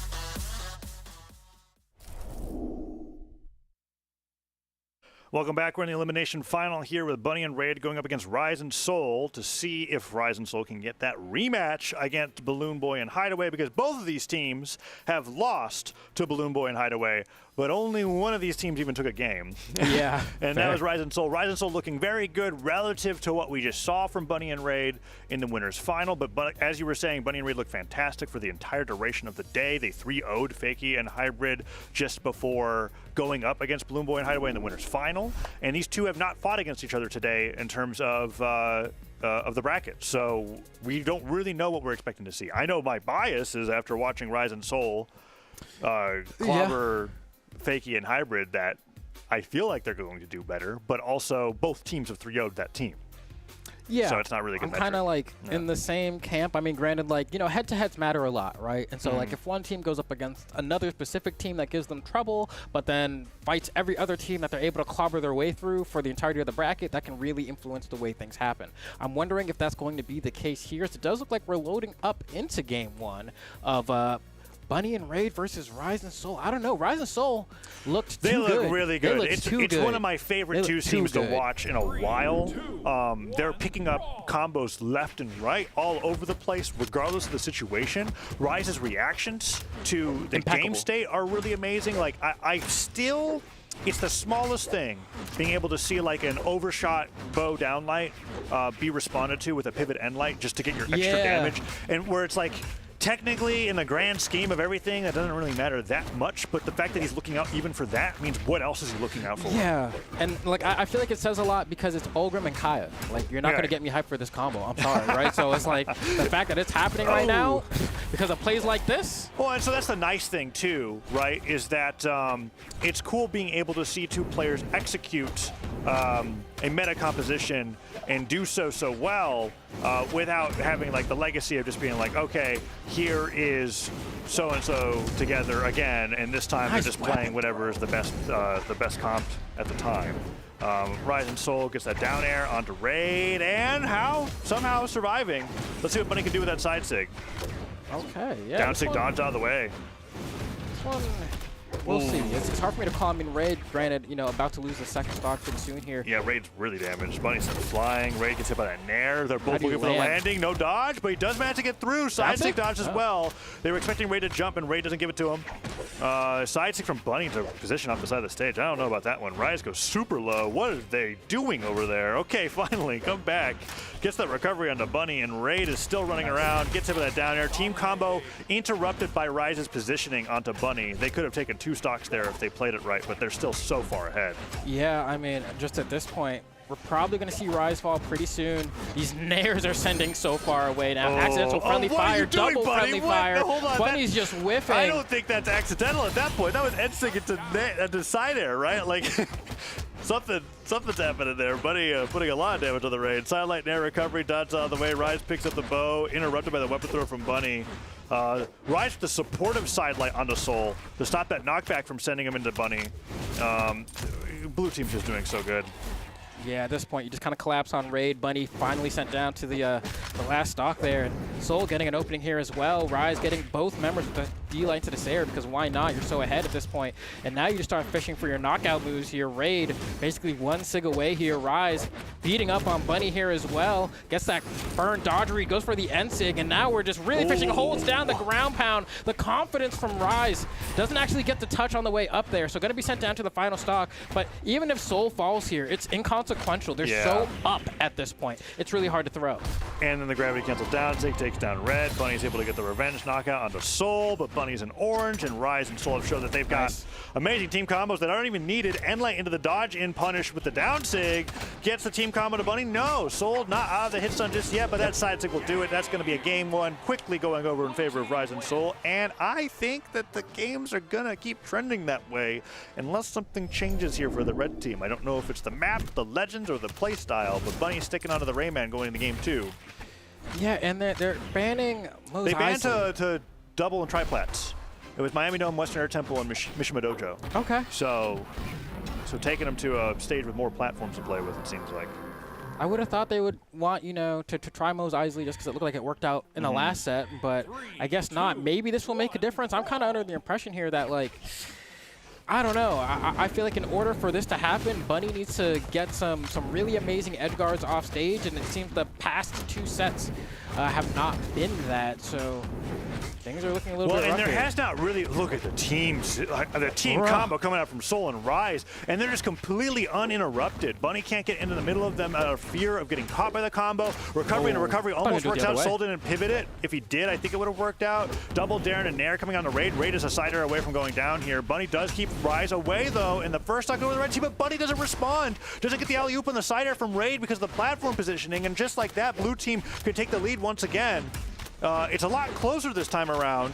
I'd like to see what red team's able to do with the lead if they're able to get it, but Raid just falls to the right-hand side, and Soul, can he get a weapon? No, Raid ends up getting some more friendly fire. Okay, this one's close down. That's going to be the first stock going in the way of the red team. For how long? Rise responds right back. Goes for the down sig on Raid as well. Navigates through the gloves, gets the end sig onto Bunny. Raid is too far off the left side of the stage, thinking that he was going to get the edge guard, and then the down sig catches the dodge in to be able to get a double knockout, and the 1v2 finally goes down, but only after getting the lead here for the blue team. Can Soul navigate the fray? Yes, he can. And then sidelight Nair into unarmed Nair means blue team gets a great combo into Raid. Oh my D-Light, gosh. side air, Soul trying to reach with the Lance Nair, and is getting even more damage on the Raid as the blue team continues to take this lead.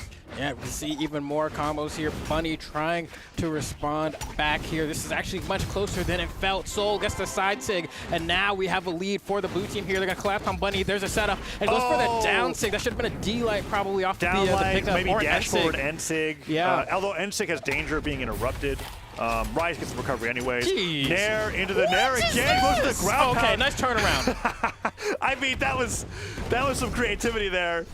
Soul ends up ground pounding down. That was a great turnaround. They got the stock for it too. I wouldn't say that Rise and Soul are so far ahead that they can be that crazy, but it definitely feels like they're showing off a little bit. A little bit? Yeah. You know? Like, man, they really just put, I mean, look at the into the ground pound. Oh, he goes for the ground pound as well. They're trying to just clip Bunny at this point. Bunny trying to respond back. If Bunny can maybe get a cheesy stock on Rise, maybe there's some hope, but you have so much damage here. There's no hope here. Bunny is just trying to avoid getting caught by whatever the heck it is that Rise is doing. Gravity cancel side stick. Soul goes all the way down. Okay, maybe I mean, why Soul. not? Hold on, here's a chance for Bunny. No dodge either. Big damage. Down air. Doesn't switch over Has to to shark, gets hit by the side air. You can gets the get down air, ground go for the ground pound. pound here, and Bunny's just trying to fight her way back, but at this point, you just look, Soul's just kind of standing back, and Rise is just holding down. Like, this is some BM, if I've ever seen it. It's been a bit since I've seen BM like this, and it might not pay off. Okay, now they're just, it looks like they're trying to like take a breath to get into edge guard formation. Finally gets the end light in the side air. I'd say about a minute longer than it should have been with how it was going, but the disparity is there. We were talking a little bit about it during the break, and I said I was looking at these two teams, and I was like, I think Rise and Soul are just going to speed run right through this, and it seems to be that way. We have another similar situation where Raid is kind of getting demolished like Hybrid was getting demolished, right? Yeah. And then Bunny's being left trying to pick up the pieces just like Fakey was. Whereas Rise and Soul don't have that weak link. They are playing as one. As a team like should. So much like one that it's like kind of like scary, right? It's giving me shades of like Coco Spyrox, or like where just you have the two. Look at the ground like, look at that, is right? so good, and it catches both of them too. Raid already in orange. They're like getting creative now. Like it feels like they're only locking more in. You know what I mean? But as I say that, that last game was actually pretty close up until about the penultimate stock moment, right? Like it was close enough. Yeah, and then they started trolling, and it got even closer, right? Let's see if that happens again. Goes to the ground pound a little late. I think if Rise didn't jump, it would have been fine. But this is the first lead that Red Time's had in a long while. Side sig will take him down. And just side sigs. D-Light not going to hit. Bunny's going to hold on for a little bit longer. Waits out that weapon spawn nicely. Bunny sent off the left side of the stage. Team combo to Raid. Weapon throw, stop the down light. Good job from Bunny. Rise just falls all the way off the left side of the stage. Yeah. But it's close. It's even right now. D-Light side air, however, that's more damage on the Raid. Ground pound will take down Bunny. Can Raid survive? That's one good gravity cancel end sig. And they're he has no recovery. What a swat. I thought that could have been a stock, but he manages to make it back with some well-placed side airs. Nice movement from Soul. Whoa. Oh, doesn't get that side air there. Oh, might have a chance to get a down air here. Recovery on the way back. Oh, the pogo. But then the return knockout. Soul manages to make it back. No, Bunny does finally get the side air. Okay, good saves coming out from Bunny and Raid all around. Oh, nice down air from Bunny to stop that as well. Puts on another down sig, yeah. How many saves can Bunny have here, right? One, We've seen at least 4 different interrupts. one more down sig from Rise. This one will hit. Trust. Oh, no, he doesn't go for it there. Bunny goes off the left side of the stage. Soul trying to edge guard Raid. Falling side air, doesn't get outspaced. Okay, the red team is starting to tighten up a little bit. I like what I'm seeing. Side light and air does get the recovery. Pogo into side light, not going to hit.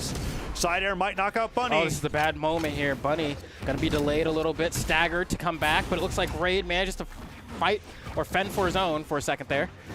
Kind of pivotal, honestly, with the way the stock count's going here. Bunny going to be able to follow suit. And if they get Bunny stock, it's going to be the great opportunity to set up a 2v1. Raid's going to camp the corner. Oh, they're going off stage. They're going off stage. Raid does get out of there. They got good damage, though. Yeah, there was a little bit of hesitation before going off stage, and now it is just relentless pressure. They are not even considering their stocked resources. Soul has so much Silent near health. Pogo. I love that Rise has Rise favors moves that send people back to the stage on these quick team combos. Like bow, ground pound, spear, down air. Even if they don't necessarily confirm into the 0 to knockout, he's just trying to get them back on the ground so Soul can continue applying the pressure while being grounded.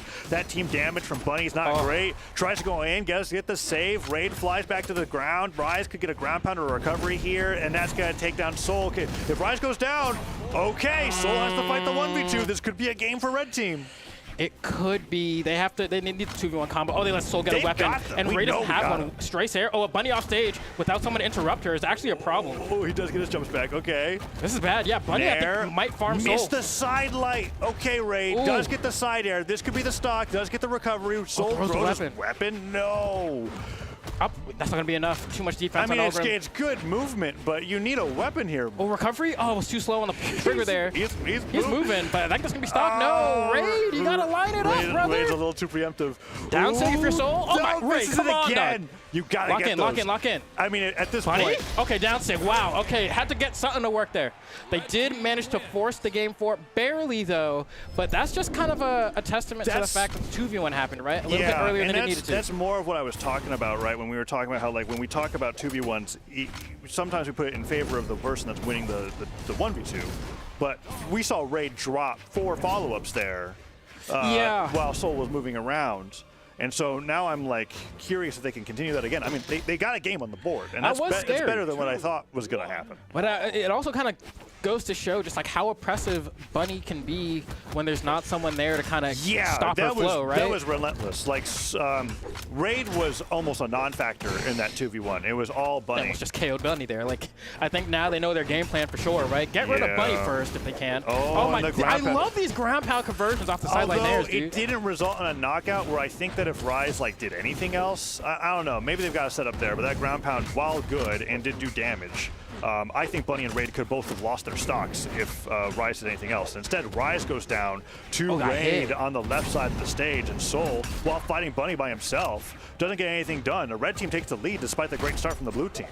I wonder for how long, though. They are pretty damaged here. We'll see how long it takes for them to lose those stocks, and the answer is not very long. 3 and now seconds they from when you said it. Pull ahead, and Soul, though, does have quite a bit of damage racked up, but if anything was kind of told in that last game, Soul can hang on to these stocks for a while, but that may not be the case here. That side air is enough, and Rise has to fend in the 2v1, is doing a great job. The movement is impeccable. Wow, look at these chase dodges as well to avoid harm's way and swinging. Bunny's going to try to punish that. It's already known. Soul already in place to punish the punish that's coming. Yeah, down air comes through. Bunny disarms herself. Down sig catches the spot dodge. She's gone.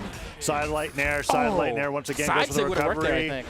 Yeah, a little dropped combo follow-up from Soul there, and the backswing of the down air from Raid will connect, but a lot of damage came in from that half-team combo. Goes for the side sig, and Raid does get a good punish. That was great responsiveness in the middle of being caught there. Ooh. And the end sig will catch Rise jumping. Raid's actually been doing really great so far on this stock. Yeah, but Bunny's on the final stock now. We already kind of identified when left alone, she's a problem. And so now, kind of speed running through her stocks, Raid hanging on, but is it just a matter of circumstance or is it the gameplay itself? I think it's a bit of both. As Rise trying to maybe get something here, we're going to see Soul fall to the final stock. There goes the Raid's penultimate. The reversal! The ground pound was so greedy from Rise. Bunny dodges it, gravity cancel down 6. Okay, red team can bring this to a game 5. Huge play coming out from Bunny. Let's see. Falling nair is going to come out. It's not going to connect. We get the down air here as well. A spinning nair might be the case. Nice gravity cancel from Raid. Bunny and Raid are starting to wake up here. Rise and Soul kind of getting split up. Raid playing really well with the lands, gets the downer onto Rise. Soul sent to the left, gets hit by the Nair, but the recovery accidentally sends Raid saring Bunny off the right side of the stage. Rise and Soul now have the edge guard opportunity here, but he downlights Rise, Soul. miscue. Bunny, no recovery, can't finish the stock, but Soul goes down. Rise now in the 1v2. Raid accidentally hits Bunny, but this might be game 5 here, Flambeau. I think it might just be Bunny not having the best time here. The Endlight's going to catch, and that's going to be game 5. All right, Queued up. I stand corrected. Bunny and Raid doing so well. Raid is really playing amazing. That last game, I watched him hold his own in like 5 different scenarios where he's caught between both members of the blue team. He gets out of their weird team combo, and then he manages to turn it around into a ton of damage for himself while making sure that Bunny stays alive, because Bunny went down to a Kaya down sig, second stock, like a minute into the game. Yeah. And it was rough. I was kind of worried, honestly, but I mean they were able to lock it in and bring it back. I think it was a matter of, you know, sometimes you need to step up and can you rise to the occasion, and I think that's exactly what we saw. So we went back to banning out all the maps to triplats and dual plats. Western Air Temple is going to be the stage here for game number 5. Rise and Soul against Raid and Bunny. They were up 2-0, now it's 2-2, so the reverse 3-0 is in Raid and Bunny's favor to get that rematch against Hideaway and Balloon Boy in the winner's side of Grand Finals. Here we go, opening up game number 5 with a solid lead for the red team.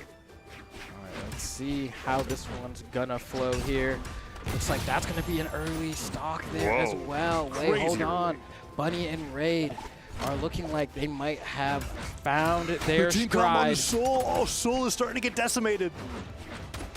Raid, can he get this down air here? Double down air, or D-Light rather. Double down does not take down Bunny. Raid tries to go over for the save. The weapon throw from Bunny saves Raid, and Raid gets a sidelight for it. How much extra damage did he get? Because that down stick would have absolutely taken him down. Rise does get the exhausted recovery. Raid goes down. Bunny trying to land. She does manage to make it with a down stick. It's going to take her out. Okay, this one's going to be a little bit of a rough one. Bunny hanging on by a thread, but Rise still pretty healthy, but Soul has taken a fair bit of damage as well, so this one's going to be a close one to call for sure. Yeah, both Olgrums looking like they're closest to going down first. Bunny does catch Rise in the air. Falling Stars is not going to take her down just yet. Raid on the right side of the stage. Lands with side air. Doesn't take down Bunny. He gets that benefit of the knockback being reduced because it's friendly fire, but it's still good damage for the blue team. Can Bunny get anything else started here? Gravity cancel Endlight does not get punished. Raid actually kind of saves her by nairing her, and the downlight from onto Rise almost knocks out. This is a really long stock coming out here for Bunny, and she's still managing to make it count. But Rise gets the knockout onto Raid. Trying to go for the turnaround here. You're going to go back to the stage. Oh no, Rise is going to play. I think at this point, Bunny's survivability is actually hurting the red team. Like, I mean, yeah, fair. Like surviving that long ended up costing Raid so much of his life. And they have a chance to go for an edge guard here. If Rise loses the stock, it's whatever. I get it. Go and get as much of an advantage as you can here. Goes for the ground pound because why not? In that situation, it's just so much value if you do get it. And Rise still sitting pretty with 3 stocks here. Bunny holds down the ground pound, throw away the stock. Here? It doesn't matter. No, and Bunny doesn't get the reversal of the bow. Neutral air so great at being able to cover that situation. Doesn't get the recovery after the ground pound either. Rise tries to take Bunny off the left side of the stage. Raid trying to hold on the left or on the right. Doesn't get the side air. Side stick will take down Soul. And Rise is only going for these high-value plays and still has 3 stocks, Taza. At this point, it's getting too far out of the realm of possibility for the red team. Down stick from Rise as well, forcing off stage with the down airs in the chase. Somebody better lose a stock here. And it's not going to be Rise. That Kaya defense is too good.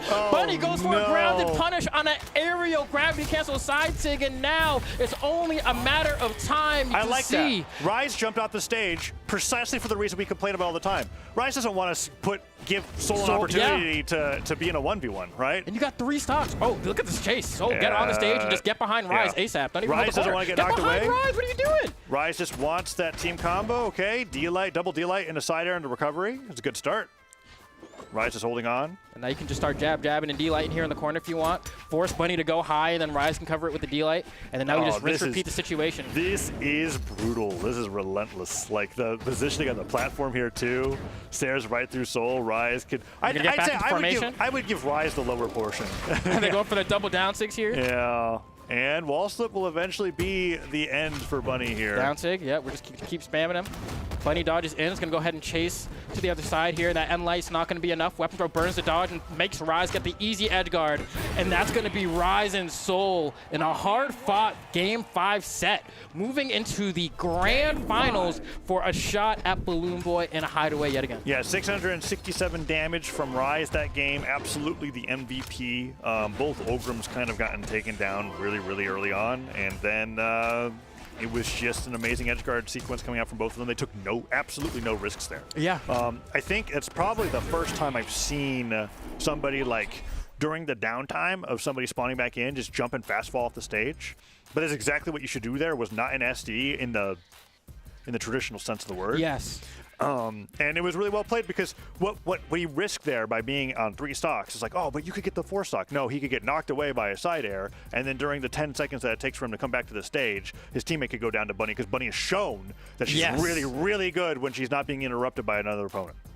That was immaculately fought, honestly. A part of me surprised it went to Game 5, but with the way that it developed, I really do have to give my credit to Bunny and Raid there, just because like they made me a non-believer for an ill minute there, and then all of a sudden I stand corrected. I was definitely looking at that thinking like this is going to be a 3-0. We're going to go right into the grand finals. The result does end up going the way that I expected, but not how I expected. Right, not in the manner, right? But now the question is, Balloon Boy Hideaway, what do you think is the outcome? Do Balloon Boy and Hideaway just Good question. It went to Game 5. I think there's a strong chance that we could get a reset here. And it was just a matter of like how it's going to play, because the Balloon Boy Hideaway set against Bunny and Raid was not close. So I'm curious how it's going to go with the rematch here, with the last one going to Game 5. Okay. So let's go ahead and take a look at the bracket here, so we can go ahead and kind of look at how we got to this point in the first place, because it's been a hard-fought journey. It's been a long and treacherous top 8, and you can see Experience, Zen, Bunny, other fellas on here. What do you think, Taza? I think that this has been an odd 2v2. So the Winter Championship always ends up being a little crazy about it, but Balloon Boy and Hideaway being here on the winner side of Grands against Rise and Soul, I don't think was in anybody's predictions. I think Balloon Boy and Hideaway maybe have gotten into like a 3rd place point in time. But Rise and Soul, I think, were barely even a conversation. I know there'll be the conversation going on for the rest of the year, at least in the Spring Championships. It would take like maybe a top 8 or 2 of them missing the mark for us to not talk about this team again with how great of a run that they've been having. I know that I'm excited to see them team again in a future bracket if they end up coming through. What do you think, PJ? No, I definitely agree. And it's interesting you said, we're going to have to talk about them again. And it's exactly what we're doing right now as we get a rematch.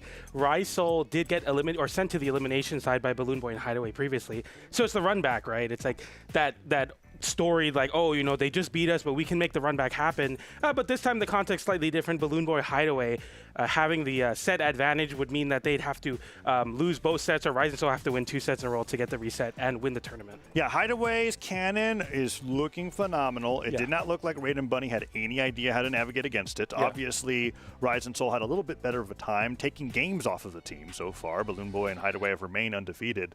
And I'm really excited to see Hideaway's Onyx again. I just want them to lock in here and get started with the game pretty soon, because this grand final could go the distance. It could go Game 5, it could go Game 10.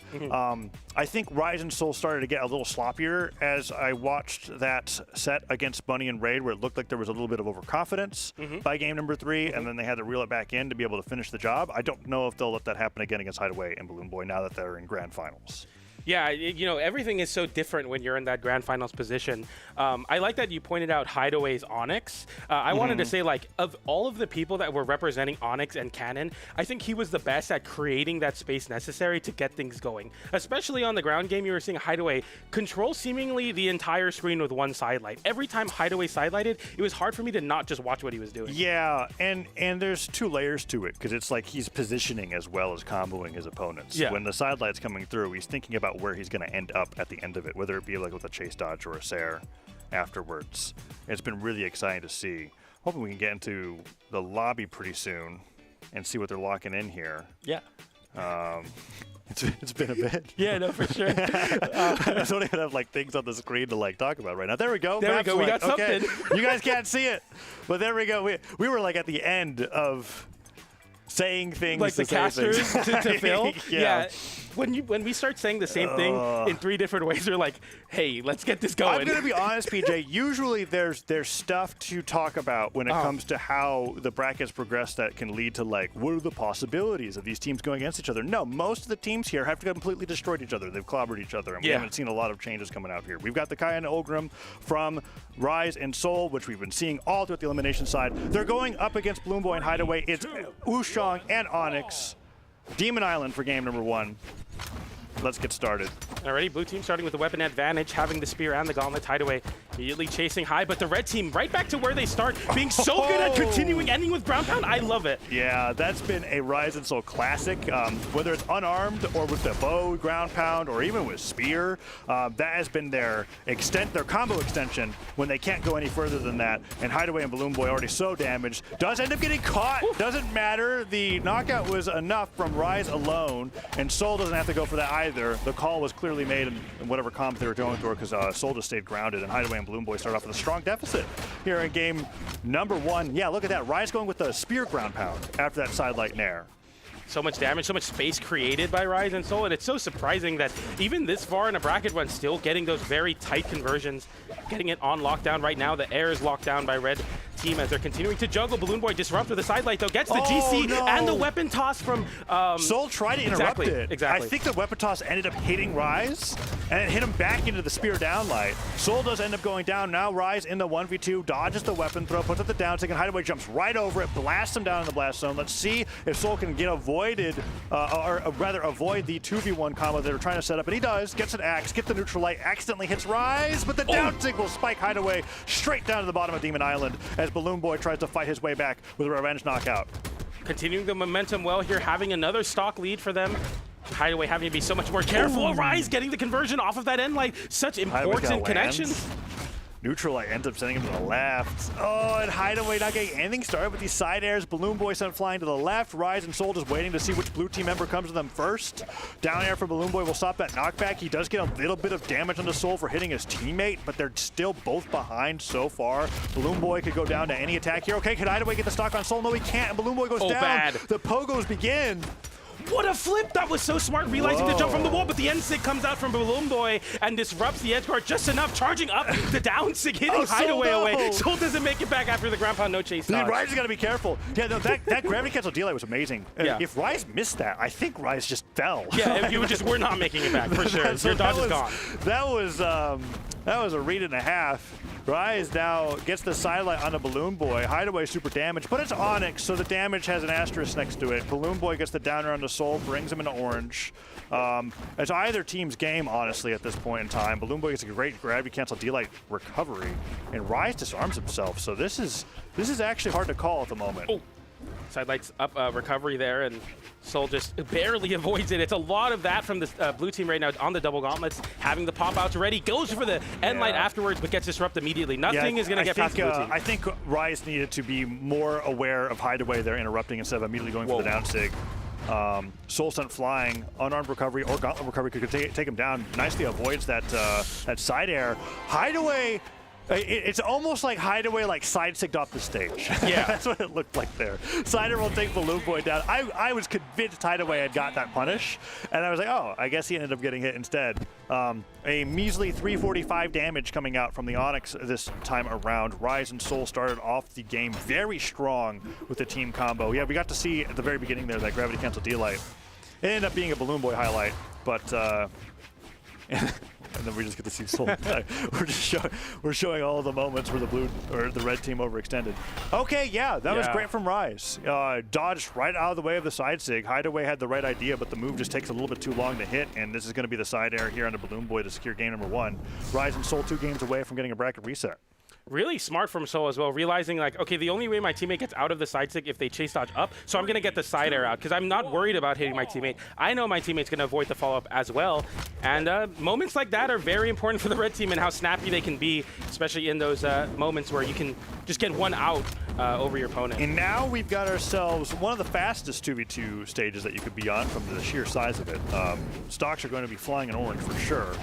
We're on Stock Castle, and that recovery almost takes Rise towards the top of the stage. Look how much damage Rise has taken so far. Tries to go in there to help Soul out. Hideaway and Balloon Boy starting off much better here. Nice combo. Fadeaway side air on the down air to tack on even more damage on the Soul as they are getting closer to taking stock number 1 here. Rise flying around with the helicopter on the spear, but can't get the first stock. This is pure chaos on Suzaku Castle. You're exactly right. I mean, I don't know what's going on. Balloon Boy comes out on top with that side air to close out. I thought he was going to take the stock too, but he doesn't go down. Finally does. Rise on the right, Soul the left. Blue team up 6 stocks to 4. They take the lead here in game 2. Quite the gambit, I feel like, to leave the stage open versus a team like Balloon Boy and Hideaway. The Wushonics seem like they're really good at controlling small spaces like this. And also just the nature of the Wushang Onyx combos is that, like, that side signature right there from Balloon Boy going into the ground pound almost takes Rise down. Ground pound, Rise is gone. That's it. Balloon Boy goes down, and there was a moment where Hideaway evaluated that, and he was like, it's your first stock. I don't need to go down to that. We'll trade stock 2 for stock 3. But yeah, there's a lot of built-in momentum from Onyx and Wushang with their signature combos to begin with. Means you get to the blast zone sooner, means the stocks fly faster. I think that it was a little bit of a gamble to go here. They may have left this open as well as Demon Island and got surprised by the pick, but either way, red team very far behind here in game 2 as Rise has the most damage on the screen on that last stock as well. I feel like they're just clicking more buttons on this map as well. I mean, there's just so many whiffs coming out, and no big punishes. Finally one there with the side air. Balloon Boy getting sent off stage. Hideaway as well. The weapon toss follows suit. Balloon Boy avoiding the ground pound, but Soul makes it back. It actually reversals because of the weapon toss. The very last hitbox, and now... I think that's ideal for blue team to get the resets to link up, right? Like if Balloon Boy survived a little bit longer, let Hideaway get back to the stage, iframes are gone, then goes down, there's a 1v2 opportunity. Now they get to go back on the stage, same time, get the weapons, get the knockout on a Soul. I thought that was the knockout on the Soul, but another recovery is going to have to come through there, and Rise just has to run for his life. Can't do much besides wait for your teammate to do something, but it doesn't come anytime soon as Balloon Boy gets the side air. Now Rise, Sweat Beads looking to line up the ground pound. The Hideaway ground pound, that was a little crazy. Ends up saving Rise instead, but Rise can't really play the game right now, so Soul is stuck in the 1v2 while Rise just jumps around with his pressure, quote unquote. Maybe he'll put on a down sig. Wait! Okay, the side air into the ground pound. I like the attempt to flip from Rise, getting involved in the game. Red team wins here. That's crazy that Balloon Boy makes it out, but also no big punish on red team. Rise gets back to center stage with a signature, and they get a side sig. They find the KO there. A side air trades it out. Hideaway against Soul. Soul gets the neutral light, but Onyx defense holding on. Soul has to win a 1v1. Oh, no dodge. Gets the dodge back. Nice dodge. Maybe. The dare hits. The weapon throw in to pick up down air. Hideaway might get the recovery. Soul, how do you win this against the gauntlets? He spot dodges, but he doesn't react. Can he get the down sig here to get the 1v2 comeback? The neutral light hits, and that's not it. Hideaway holding on. One more neutral light could do it. Still not it. It's the left side of the stage, and he gets the snipe. Soul and Rise win game 2. I mean, Rise did 225 damage, PJ. It was 865 damage from Soul. He single-handedly won the game against Balloon Boy and Hideaway there. I mean, a ridiculous showing, and kind of when they kind of said, okay, I need to really KO Rise here, I really need to go after Rise here, it felt like Soul was just able to get away with so much. Rise comes through the wall. Rise was jumping on the right side of the stage for 2 minutes doing nothing. That was crazy. It was actually comical how well he was able to play that out and then find the moment to get the stock on Balloon Boy, and then Soul clutched it out against Hideaway. We're not gambling on Suzaku Castle anymore. Even though Onyx's defense saved Hideaway 3 times from Axe Neutralites, it wasn't enough, and now we're at match point for the bracket reset. Rise and Soul are 1 game away from bringing this to the final grand final reset. Let's see if they can do it. It's interesting how we just go straight back into a much bigger stage, and one that could hopefully give some more peace after losing that Suzaku Castle game. Hideaway stuck on the wall. Nice attempt with the ground pound there. Hideaway couldn't punish it, though, on that whiffed ground pound, and more damage getting dealt by Soul, who's just hitting Balloon Boy over and over again with his axe.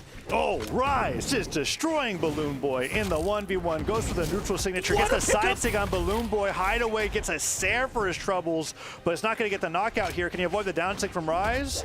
Rise doesn't go for it. He interrupts the catch from Hideaway. Does end up going down. Soul now stuck in the 1v2. Like the movement from Soul, staying elusive here, gets hit and actually flips it with the side air of their own. Snipe. Soul once again taking a stock.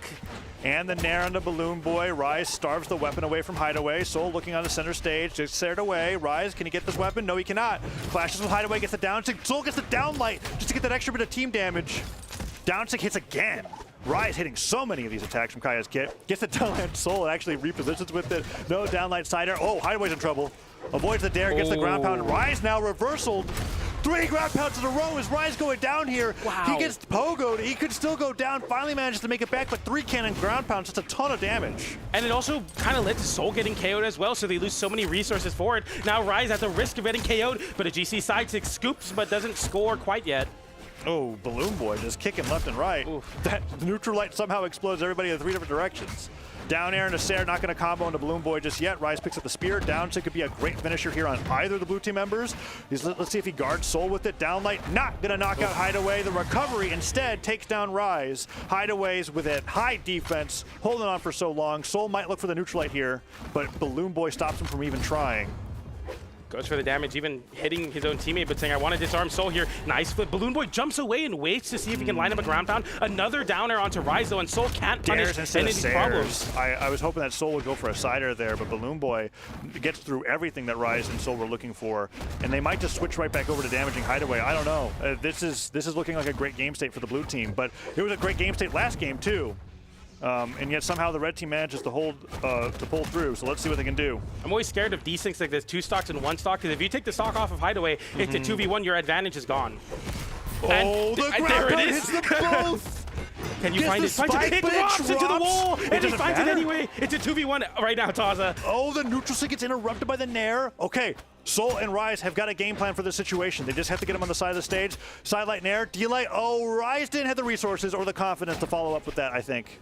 Either way, they go right back to center stage. Rise takes to the top platform. Soul gets a Nair. He is the most damage. Balloon Boy, I don't think Wushang side sig is going to take down Rise just yet. Kaya's still decently tanky, but that's a good start. Goes for the ground pound. Rise gets the pogo. Nice. That's going to be the reset. Rise and Soul quickly 3-0 Balloon Boy and Hideaway to get the grand final reset. That was crazy that it happened so quickly. It was just a 3-0. I thought it was going to go game 5 to in a the reset. last 2 games, the blue team had the lead the entire game to the very end. Yep. That's a big deal for the blue team. It's definitely hurts the confidence a little bit, having such a lead and then dropping it after making 1 mistake off stage. The red team capitalized, and now you had 2 games where they were in your hands. You drop them now. Grand finals reset. No more cushion room. Whoever wins the 3 games first wins the tournament. I wonder if we will see a legend swap coming out from Balloon Boy. I know that I was talking about it with Flambeau a little bit earlier today, where we were expecting to see maybe the Double Gen, which is that epic crossover for Zariel, which is something that Balloon Boy's really made a name for. Also in singles, the Diana came out to play last week. But so far, I don't even necessarily want to say that it's team composition that's costing Balloon Boy and Hideaway here. They are keeping up and even keeping the lead most of the game. It's at the very end, when everything's chaos, that seems to be when Rise and Soul are actually the most comfortable. I wonder if it's just the matter of Kaya and Ogrim being more tanky legends on average, just having all the Onyx defense. is the tankiest. That's true. And Hideaway is living for a very long time. I don't know if Balloon Boy's got anything that could match the survivability. But you are right in terms of stat spread. It's pretty hard to beat Ogrim and Kaya. I guess if Kaya had 1 last dex, right, sitting there at 3 decks instead of the 2 that Ogrim is at right now. You could have a better shot, but yeah, I'm not sure. I think if I was Balloon Boy and Hideaway, I would just stick with the game plan and maybe change up the stages a little bit. The Suzaku Castle pick was a little bit of a gamble. Let's see where we go for the next game here. I mean, we get right back into the Wushonic, so we're not getting any significant legend swaps. In fact, no legend swaps at all. They're taking time on the maps, right? Let's see what they ban out here. They haven't gotten anything just yet. We're looking at the damage from the last game. Rise playing phenomenal. Soul playing pretty well. I mean, heck, that one game, game 2, 868 damage, I think it was. Yeah, and whereas Rise was sitting at 250. 250. It's hey, I rounded it up to 1,000. Yeah, we did it together. Here we go, game 1, grand final reset, last set of the weekend for Winter Championship. Winner of this set will be crowned the doubles champions for the weekend. We're starting off on the Western Air Temple for game number 1. We start off here. of obviously 2 platforms and as well as a bigger stage, smaller side blast zones if I'm not mistaken, so you have to be careful about that from the Wushonics team. So definitely a good pick for Balloon Boy and Hideaway. But the red team get back to regular scheduled business, covering the ground with the bow, getting some big openings with that axe, and Light sends off stage. But the blue team fight back pretty effectively already. Yeah, Rye's not finding his marks, looks for downlights, looks for endlights. They're not hitting. Hideaway gets the reversal. He is sweating though, and Soul allows Rise to get back to the stage, but Hideaway has actually gotten a few one-ups on Rise on the offstage so far. Balloon Boy comes to join him with a gauntlet side light, and the double gauntlets from the blue team is putting on a lot of pressure. Hideaway, however, is taking the most damage, and the N-Sig will just take him out. I thought he had a little bit more oomph to live with there, but ends up going down, and Balloon Boy takes a lot of damage in the meantime as well. Neutral light into side air, not going to be enough to take him down, but Hideaway has to go out there to help him. It's definitely scary to go off to help your teammate as well when you're on your second stock already. Balloon Boy getting an end light on Soul, and Rise getting put in the blender, but Balloon Boy puts Hideaway in the blender as well. Yeah. Some team damage leading to Balloon Boy getting weapon starved as well now. And now that he's been weapon starved, Hideaway's taken 2 axe nairs. Balloon Boy goes down. Hideaway goes to the left side of the stage, but you know red team's just going to switch right over. Spot dodges the N-Sig from Hideaway. Sidelight down air, not going to combo. And Rise will go down to Balloon Boy. Let's see what Soul can do here. Honestly, I'd reset if I was Soul. Get some damage, go for a crazy offstage play, lose the stock, make it so that Rise isn't alone for too long, because Rise could take a lot of damage here if you go down in the wrong spot. Yeah, exactly. But Soul now pushing the advantage. Well, Just jump ground pound, finds the KO on the Hideaway. So he can get another ground pound here. That's crazy. The weapon throw tried to stage spike him with the unarmed recovery. I like it. Soul went for the crazy play. However, during the crazy play, Rise went down, and just like that, even by numbers alone, Balloon Boy with a little bit of damage to his name, but really good cleanup from Hideaway there to take down Rise's second stock. Look at the space from Soul. Both the blue team members having to go away from Soul, respecting the damage. The Ogre get put out, because in moments like that, a recovery is all it takes to take that stock. And now Rise saying, I'm going to kind of weapon starve Balloon Boy a little bit here, or put Hideaway in a very bad spot. A side air as well. So much damage on the Hideaway. Hideaway having to land Balloon Boy stuck on the wall as well. They both can't get any footing right now. Rise is playing so well, supporting Soul's openings, and Soul is just cutting through both Balloon Boy and Hideaway. So many sidelight nairs. The down sig ends up hitting. Hideaway stops them from getting more damage, but I think it's already been done, PJ. Game 1's almost certainly in red team's favor here. Look at how damaged Hideaway is. Axe neutral light would take him down. Rise gets the N-Sig, and the down sig connects onto Balloon Boy, and Hideaway stares him straight in the face and gets stabbed by the spear on the end of the move. They both go down to the double knockout. Rise taking game number 1 with a strong down signature. You know, I know we talk a lot about momentum leading into sets like this, but surely burnout has to take effect too, but it doesn't look like the red team are feeling any fatigue. They're ready to win this tournament in 6-0 fashion. Yeah, they have been playing a lot of games back to back. A lot of games, and waiting too. It's not just playing nonstop, it's a lot. And off the back of a game 5 where they almost got reverse 3-0'd as well to go into Grands and win 4 games in a row, they had to win 6 games to be able to take this championship title, and now they are definitively in the lead. They need 2 more wins to be crowned champions. Hideaway and Balloon Boy have got 3 wins to go to be able to hold on to that title. We're going on to the Fortress of Lions for game number 2, and we have Hideaway off the Onyx onto the Rayman, which was talked a lot about as we saw it earlier today. Yeah, some axe in the team composition can definitely help out, but right now it's looking not so great for the blue team. Balloon Boy, nice side stick onto Rise, but so immediately disrupting, getting it hit with the side air of Balloon Boys though, so not a great spot for the red team, but they somehow follow up the side light into the ground pound on the spear. The recovery comes in from Soul. It seems like Soul just hits whenever he wants to. I haven't seen Soul whiff anything. Yeah, and Soul's actually been taking the initiator here in a lot of the team plays, and he's just been succeeding. They're terrified of him, and whenever they get damage onto him, it's fine, but he's just right back into the fray, even unarmed, trying to get a starter here. Hideaway gets up with a neutral light. Balloon Boy just gets the punch to the side tip, but then the D-light side air. Can Soul get the alley-oop? He cannot. Balloon Boy recovers away, does get the reversal on Rise. Rise might be down for the count. No, avoids the down heavy from Hideaway and gets the punish.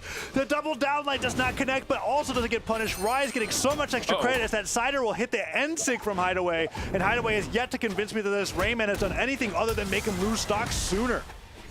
A nice N-Sig from Balloon Boy to close the stock onto Soul, but Rise still scrapping unarmed, pushing them both away. The blue team are scared of being in a 2v1 even. It's looking tough for the blue team. They need to find a way back in. Rise being off stage is a great way to start, but Soul elusive once again. Balloon Boy not even investing in hitting Soul, just saying, we're going to get this KO on Rise.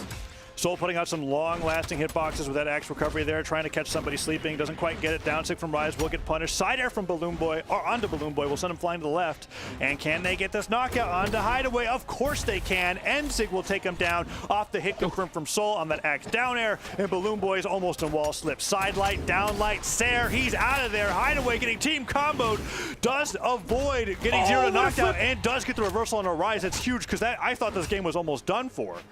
That's such a big moment now, and you had some opportunity to get some extra damage onto Soul for essentially free. Now Rise being on the last stock, similar to the blue team here. Hideaway in a bad spot, getting hit by so many lance moves. Yeah. Nice end light into the side stick, gets the down light into the recovery. No recovery afterwards. A drop from Balloon Boy, and now the red team get back on the stage. Not for long though. Yeah, Nair, down light.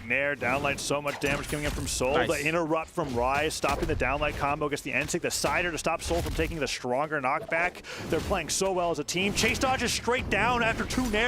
Great repositional tool, does end up going down. Rise has to hold on. That recovery almost takes him down. The Sair sends him flying, avoids the weapon throw, but he's got nothing left. Side stick is stopped by Soul's side light. He's saved so many times. Soul playing so good. Down stick will take down Balloon Boy, not yet. And Soul now with the axe having the position to take these KOs. Recovery comes in, Rise both whip, and Soul gets the double signature to close out the game. Did you see how Soul saved Rise 3 times? 3 times, yeah. Ridiculous. The unarmed side light kicked him out of the side stick. Yes. It's like Rayman took him for a ride, and then he literally just kicked him off the axe. He's like, get off him out of the bus. He was like, you're not leaving down.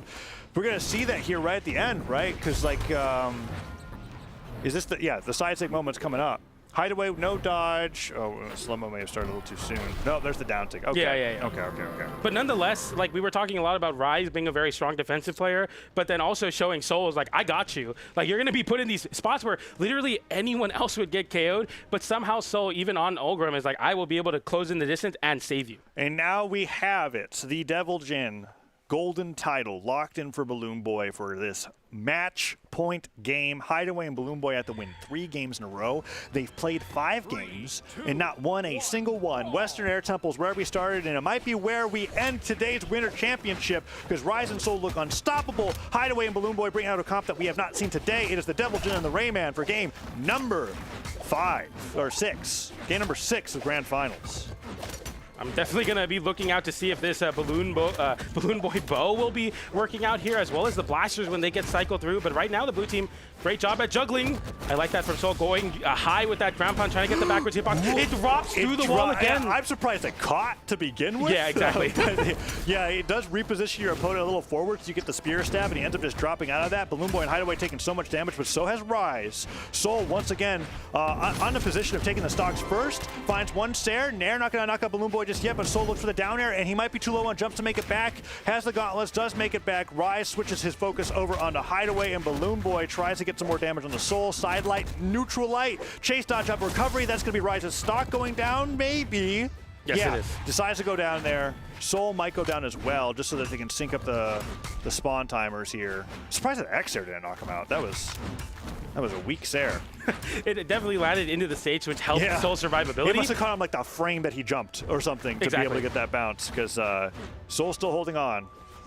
Somehow weaving in and out of Rayman and Balloon Boy going for that there. Hideaway can't find it. Balloon Boy can't find it. Still holding onto the wall. Nice flip there, and Balloon Boy getting KO'd, and still Soul on this first stock. Oh, Soul ended up putting on some friendly fire onto Rise, though. Not looking so good. Balloon Boy gets punished with a Sair, a neutral air. Soul just, I honestly say, just go down. Like this is one of those game states where it's like, okay, you've held on to the stock so long that it's cost Rise. Yeah. Balloon Boy and Hideaway now have a pretty strong lead. Hideaway could go down, and then it's evened up in terms of the game state. But they're getting good damage on the Soul so far. Yeah, definitely the bow from Balloon Boy being very, very potent at controlling the stage. Exactly what Rise was doing with that one. That will find a KO, though, and now it's a 2v1 off stage. No dodge, exclamation point, but makes it back to the stage. Balloon Boy manages to make it through there. Soul and Rise don't get the edge guard that they were looking for. Hideaway looking for a weapon. Finally gets it. Doesn't take too much damage. And Rise winning the 1v1 against Balloon Boy. Does get the down stick. Disarms him. Sidelight comes through. Doesn't want to go for the team combo there because Soul got caught as well. But all the damage has been done to Balloon Boy so far to bring him down to 1 stock. Rise still holding on pretty nicely. Gets the ground pound. But that's a lot of damage coming onto Rise. That's their ticket to getting a win here. avoided there, going for the downer. That's a nair once again, continuing the juggle for the red team. Soul playing point, realizing that Rise is on their last stock, but so is Hideaway. Looking to go off stage. No, goes for the side six. Soul jumping over it. GC side light. Rise playing so defensively on the side platform, not wanting to commit to anything. Oh, and that's the ground pound, and now the 2v1. Through, and Soul now in the 2v1. Balloon Boy and Hideaway almost certainly have this game. Well, let's see. Okay, I don't know if I would do sidelight to punish a down sig like that, but let's see what Soul's got. Sider comes through. Hideaway now in the 1v1. He's just got to run away. Don't ego it. Oh, no, down air hits. Recovery could knock out. That sends Soul flying to the left. This is scary, PJ. Like, Hideaway's got to play keep away this entire time, and then Balloon Boy stuck in a 1v2 against Soul, who is very clearly eager to end this grand final here and now. It Spot would dodge is down. A heck of a story if he could do it, but the side air comes in, and now the 2v1 is much more simple. Let's see if they can do the weapon starve. They'd have to get it off here. Weapon comes through, they don't stop it. Lance is scary to fight against in this 2v1. One Soul side air clipping Hideaway could be the end of this 2v1 advantage. Yeah. Grab cancel down light. What's Soul looking for? He's just trying to fight Balloon Boy. I don't think he's going to take the bait on Hideaway at all. Yeah. But recovery down air is looking pretty tough. One nair comes through, another nair is not going to be able to hit. Balloon Boy and Soul are trading, and it's going in Balloon Boy's favor because Soul can't really touch the ground. This might be it here. Ground pound, down sig, gets the spike, nicely done. Hideaway didn't have to do anything. Balloon Boy dismantled Soul by himself, and they've got a chance now. 657 damage coming out from the Devil Jin. This is what people were asking for, and now they've got the first win coming out on Balloon Boy's signature Legends as we're going into game number 4 of the grand final reset.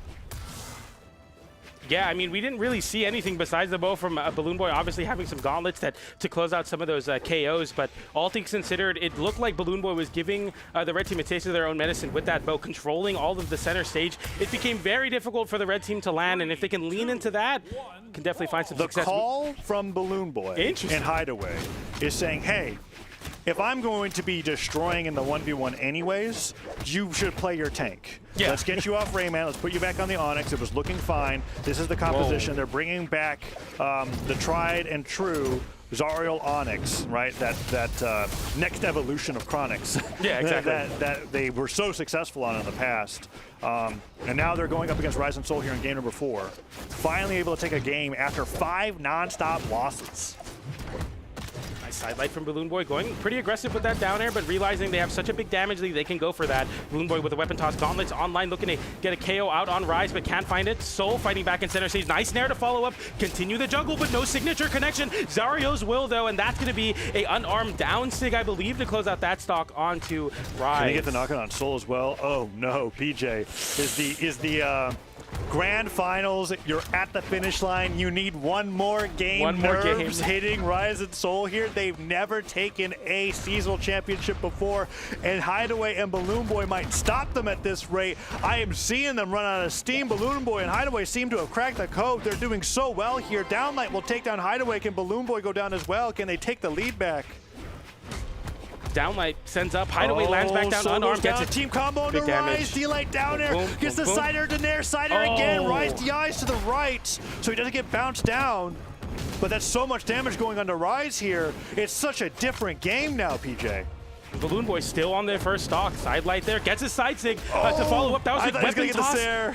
Hideaway did weapon toss, nair to pick up as well. That's huge. Oh, Soul running for his life. Gets spiked by the NSYNC. Balloon Boy switches over to Rise. Rise gets team combo. The gravity cancel. The weapon throw goes to the ground pound. Balloon Boy and Hideaway take down Rise in under 2 minutes. It's 4 stocks to 2, 4 stocks to 1. You know Soul's jumping off the side of the stage and he's fastballing. There's no way that he is fighting that 2v1. It is game 5, PJ. It happened so fast, as quickly as it seemed that we got to the grand final reset. Balloon Boy and Hideaway with a couple legend swaps have now forced game 5 true finals. The winner of this game wins the Winter Championship for North America.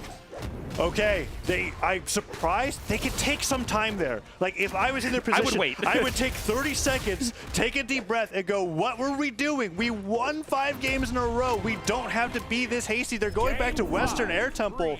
Can they do it? I mean, they won game 1 here. They got the grand final bracket reset here. Let's see. The 13th game played between these two teams in this tournament. It all comes down to this one. We're in game 5. There's no more games after this. Hideaway and Balloon Boy look fantastic on the Zariel Onyx. Rise and Soul are getting dismantled so far at the beginning of this game number 5. Okay, the neutral light's coming through. Nairs are coming through as well. Hideaway taking a lot of damage. They're responding back. It's close. Okay, and there, Hideaway getting juggled very hard by Rise's spear there with the Nairs. Hideaway, nice open up there, double sidelight. Great dodge from Rise. Incredibly crucial to avoid getting KO'd there. And he gets the down to the Hideaway with the interrupt from Balloon Boy. Gets the side air back onto the stage, but the silent recovery does disarm Rise. Soul still holding on, gets the recovery again. Down tick not gonna knock out, but both of them trying to land. They dive kick in the same direction, and Hideaway trying to deny the weapon. Sidelight dodged by Hideaway's gravity cancel sidelight. Who's gonna get the first stock here, PJ? Oh, that's not even it. Balloon Boy still holding on. And Soul looking for that side air there, trying to punish the recovery as well. Soul now stuck in a very bad spot. Some team damage, but Hideaway comes out on top. First knockout, gets the team combo onto Rise, gets the downer to Nair. This is so bad. Neutral light doesn't get the jump. Nair, Soul comes through, stops Rise from taking any more damage, but a huge lead secured for the blue team. It could have been dead even, but instead Rise is now in orange because of the double gauntlets combo that came through before Soul was able to save the day. It seemed like blue team was like, just get as much damage out as we possibly can right now. We're not going for anything crazy. Soul, we just need it. Now they're getting a lot of damage on the Hideaway. Oh, what a ground pound! The spike gets the ground pound and now rises on tournament stock. The combo is huge there, getting the side light into the cannon, down light as well off the GC, but Balloon Boy going for the edge guard, can't find it there, but Hideaway, another side air keeps Soul very, very unhealthy in terms of damage, already about to hit 100. Ooh, Hideaway trying to avoid Soul. Rise is letting Soul take the lead here. Finds a Nair. Hideaway doesn't get punished for the D-Light down air. Oh no, I thought Rise was going to get sent for a ride. Side sig doesn't take down Hideaway. Balloon Boy ends up going up high. Soul has to look for one of these stocks. Gets the end sig. Hideaway doesn't get the save, but it doesn't matter. Still surviving on Western Air Temple here. Soul needs to take these stocks. There's an end sig. Can he get it? Recovery off the stair. They take the lead in numbers. This could be Rise and Soul taking it back. They're up one stock, but Soul loses this stock, leaves Rise in a 2v1. It could be so bad. We've seen this strategy fail before the red team. Get him? He doesn't get him. Balloon Boy on the bow. Oh, he gets burned by one Nair. Get another Nair come through. Sidelight, side air. Run! Drop the weapon and go, man. You got to get out of there. He picks up a weapon. He fights back. He's fine. Soul gets back. Gets a team combo, but it gets interrupted. No, it's so bad. Spike. Does he go for the ground pound onto Soul there? No, he doesn't. Okay, no weapon for Soul. Advantage for blue team. Oh, this is so close. No weapon still. He picks up a lance, though. It's big. Oh, down light, down air. Does a combo into recovery. Soul gets the down light, gets stopped by Balloon Boy. Hideaway can't find the sidelight openers. Rise is now the weak link. He has to avoid everything from Hideaway and Balloon Boy. Dodges the recovery, gets the down light. Doesn't get the double down light. Doesn't get hit by the downer either, though. Hideaway stuck on stage. Balloon Boy getting juggled. So close. And light and sidelight. And the team damage. Hideaway. That's big now. Can you find it here? Can the red team clutch it? They can't find any hits. The blue team makes it back. The ground pound can Soul equalize it's a 2v1. Downtick could win the game. Just a Downtick. Oh, gets a side air. No way. It's a 1v1 for the tournament. It's a doubles tournament, but it comes down to Soul and Balloon Boy. Who's going to clutch it? Which duo will take this championship? Oh, the Nair again. Balloon Boy, does he get the recovery? Man. He does, but he's not disarmed. It's one hit for both players. Soul, is he going to throw the weapon away? He throws the weapon away. He picks up the lance. The recovery hits and Balloon Boy clutches the reverse 3-0 for Rise and Soul. Balloon Boy and Hideaway are your 2025 Winter Doubles champions for North America. I cannot believe it, PJ. I wanted it so bad for Soul. They went up 5 games in a row. They won 5 games in a row against Hideaway and Balloon Boy. They needed one more, and they lost it. Oh, man, congrats to Hideaway and Balloon Boy. Balloon Boy holding on there at the end. That was as close as doubles can get. Doubles cannot get closer than that, PJ. It cannot. It got so close, the format changed to a 1v1. That's just what it came down to. Look how much damage Soul had, double Nair. Oh, man, I think one recovery hits here, but it was too low to knock out. Oh, I mean, you know how many times over my years and years, it's like a decade now of casting Brawlhalla, right? That Foda and I have seen this exact weapon throw into losing the game. Because I think I mentioned it before it happened. I was like, please don't throw your weapon. It's the one. Why did you throw? What are you gonna get? If it misses, you lose. You picked up the lance. Oh, it's fine. 13 games between the two teams. That was game 13. It came down to that one. They were 6-6. I don't even know what to say. Congratulations to Balloon Boy and Hideaway. Absolutely. I'm being a little it's just because I could feel how much it hit them as a team to recognize that they were one game away from being champions from that elimination side. That was the team that knocked them into elimination side. They had won 5 games in a row, and then Balloon Boy just goes like, all right, 1 game left. I guess I'll play Devil Jin. And they 3-0 them. Oh, really great adaptation from Hideaway to switch to the Onyx off the Rayman after they barely won that game. The survivability literally carried them. They changed the team comp so many times that it was such a gamble swapping off just into the Rayman, still the Wushang, I believe, on Balloon Boy, and then switching from the Devil Jin and the Rayman game 4 and switching again. Switch after win. It usually doesn't work, but it worked there, and they win the tournament for it. And then Balloon Boy's 1v1 prowess on the Devil Jin carried them multiple times in that grand final reset. Congratulations to Balloon Boy and Hideaway. Well earned. Starting the year off with a very well earned winners final win. They did end up beating both of the teams that got in the top 3. So it wasn't even like a question of like, but what if they fought against Bunny and Raid? No, we got to see them against everybody across the board, and they looked fantastic. And that's going to do it for Winter Championship this weekend. Awesome. Great. NA2s is a lot of fun. A lot of new names, but a lot of fun. Let's take a look at the bracket. We can see the path that everybody took. Tons of 3-2s. It was either 3-2 or 3-0, right? There was that 1-3-1 over there with Experience and Zen, but everybody was either clobbering each other or it was going down to the wire. I know that I saw plenty of people in Twitch chats being like, I can't handle how many of these games are so close. Yeah. And they were close. Oh man, what an incredible bracket. Shout out to all the competitors this weekend for showing up and putting on a great show for us casters, but also a great show for all the matches that happened. A ton of teams signed up across all of the 5 regions that were on the mainstream. So shout outs to the competitors at home that decided to enter, and what an amazing top 8 for NA doubles. NA is so back. We had so many new teams come out, teams that were hinted at in the offseason and still performing at the Winter Championship. But in the end, it came down to Balloon Boy and Hideaway, and they locked in, they took it. Congratulations, Balloon Boy and Hideaway. That's going to do it for the Winter Championship this weekend. I'm Taza. PJ has been joining me for this entire top 4. And that's going to be it. Winter Doubles is done. Look forward to more esports the rest of the year. Start.gg/Brawlhalla to check out the schedule, and we will see you all next time.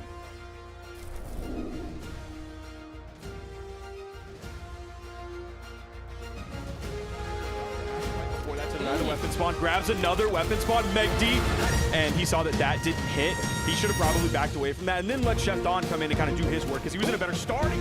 Okay, all good. Experience finally getting some good hits here. Trying to get that damage. Oh, no. Dude, like, look at Raid. Raid's insane. The coverage was continuously just finding 2 pieces here. Yeah, the fact that they just got that, like, long... Right there from Stingray. And Stingray's keeping the pressure going. You're seeing the down airs, but he eats a down signature and up. Sent off stage by Soul, but dipping down really low, so Soul didn't get tempted to go off stage. Nice double down like into side air to close out the stock on the Marky move. Soul. Combo. Team combo. Yeah, adding up some good damage here on the Raid.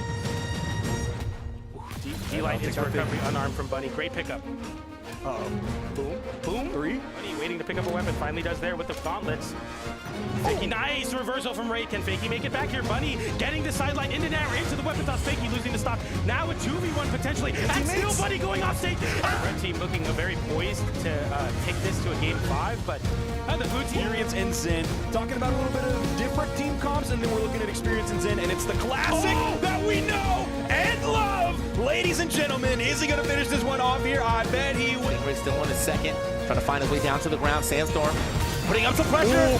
Experience just doing it by himself. And here comes Zen to make sure. And he can't even get the chase dodge in, man. Soul is like, get back down there. That's going to be a stock on Experience, and Zen is hurting as well. He's going to get caught. Lost his first stock. A minute 45 into this game. They've already taken out Megd and 2 stocks. So there's a lot of time you're in that signature from Raider, so it should be a little easy from the lineup. Maybe you can just throw out a very wide move. Oh my God. Oh my. And it doesn't even turn around. It really doesn't even matter. Neutral light, side light, sider, down light. Oh, bang, bang. Side. So far, some friendly fire showing some shakiness, but that's going to be a team combo. Side light in air, and a recovery. The stage, let's see. D-light, side air. Gets the down sig on the hybrid. There he goes. Down light, and the neutral light, side light in air. And sig, and Fakey is danger of being interrupted. Right gets the recovery anyways. Nair into the Nair again. Goes to the ground. Whiffs coming out, and no big punishes. Finally one there with the side air. Balloon Boy getting sent off stage. Hideaway as well. The weapon toss follows suit. Balloon Boy avoiding the ground pound, but Soul makes it the most damage. Balloon Boy, I don't think Wushang side six is going to take down Rise just yet. Kaya's still decently tanky, but that's a good start. Goes for the ground pound. Rise gets the pogo. Nice. That's going to Hideaway is. Axe Neutralite would take him down. Rise gets the N-Sig, and Soul now with the axe having the position to take these KOs. Recovery comes in. Rise both with. Boy, does he get the Oh, recovery? man. He does, but he's not disarmed. It's one hit for both players. Soul, is he going to throw the weapon away? Doll, he throws the weapon away. He picks up the lance. The recovery hits, and Balloon Boy clutches the reverse 3-0. Oh, for Rise and Soul, Balloon Boy and Hideaway are your 2025 Winter Doubles champions for North America. I cannot.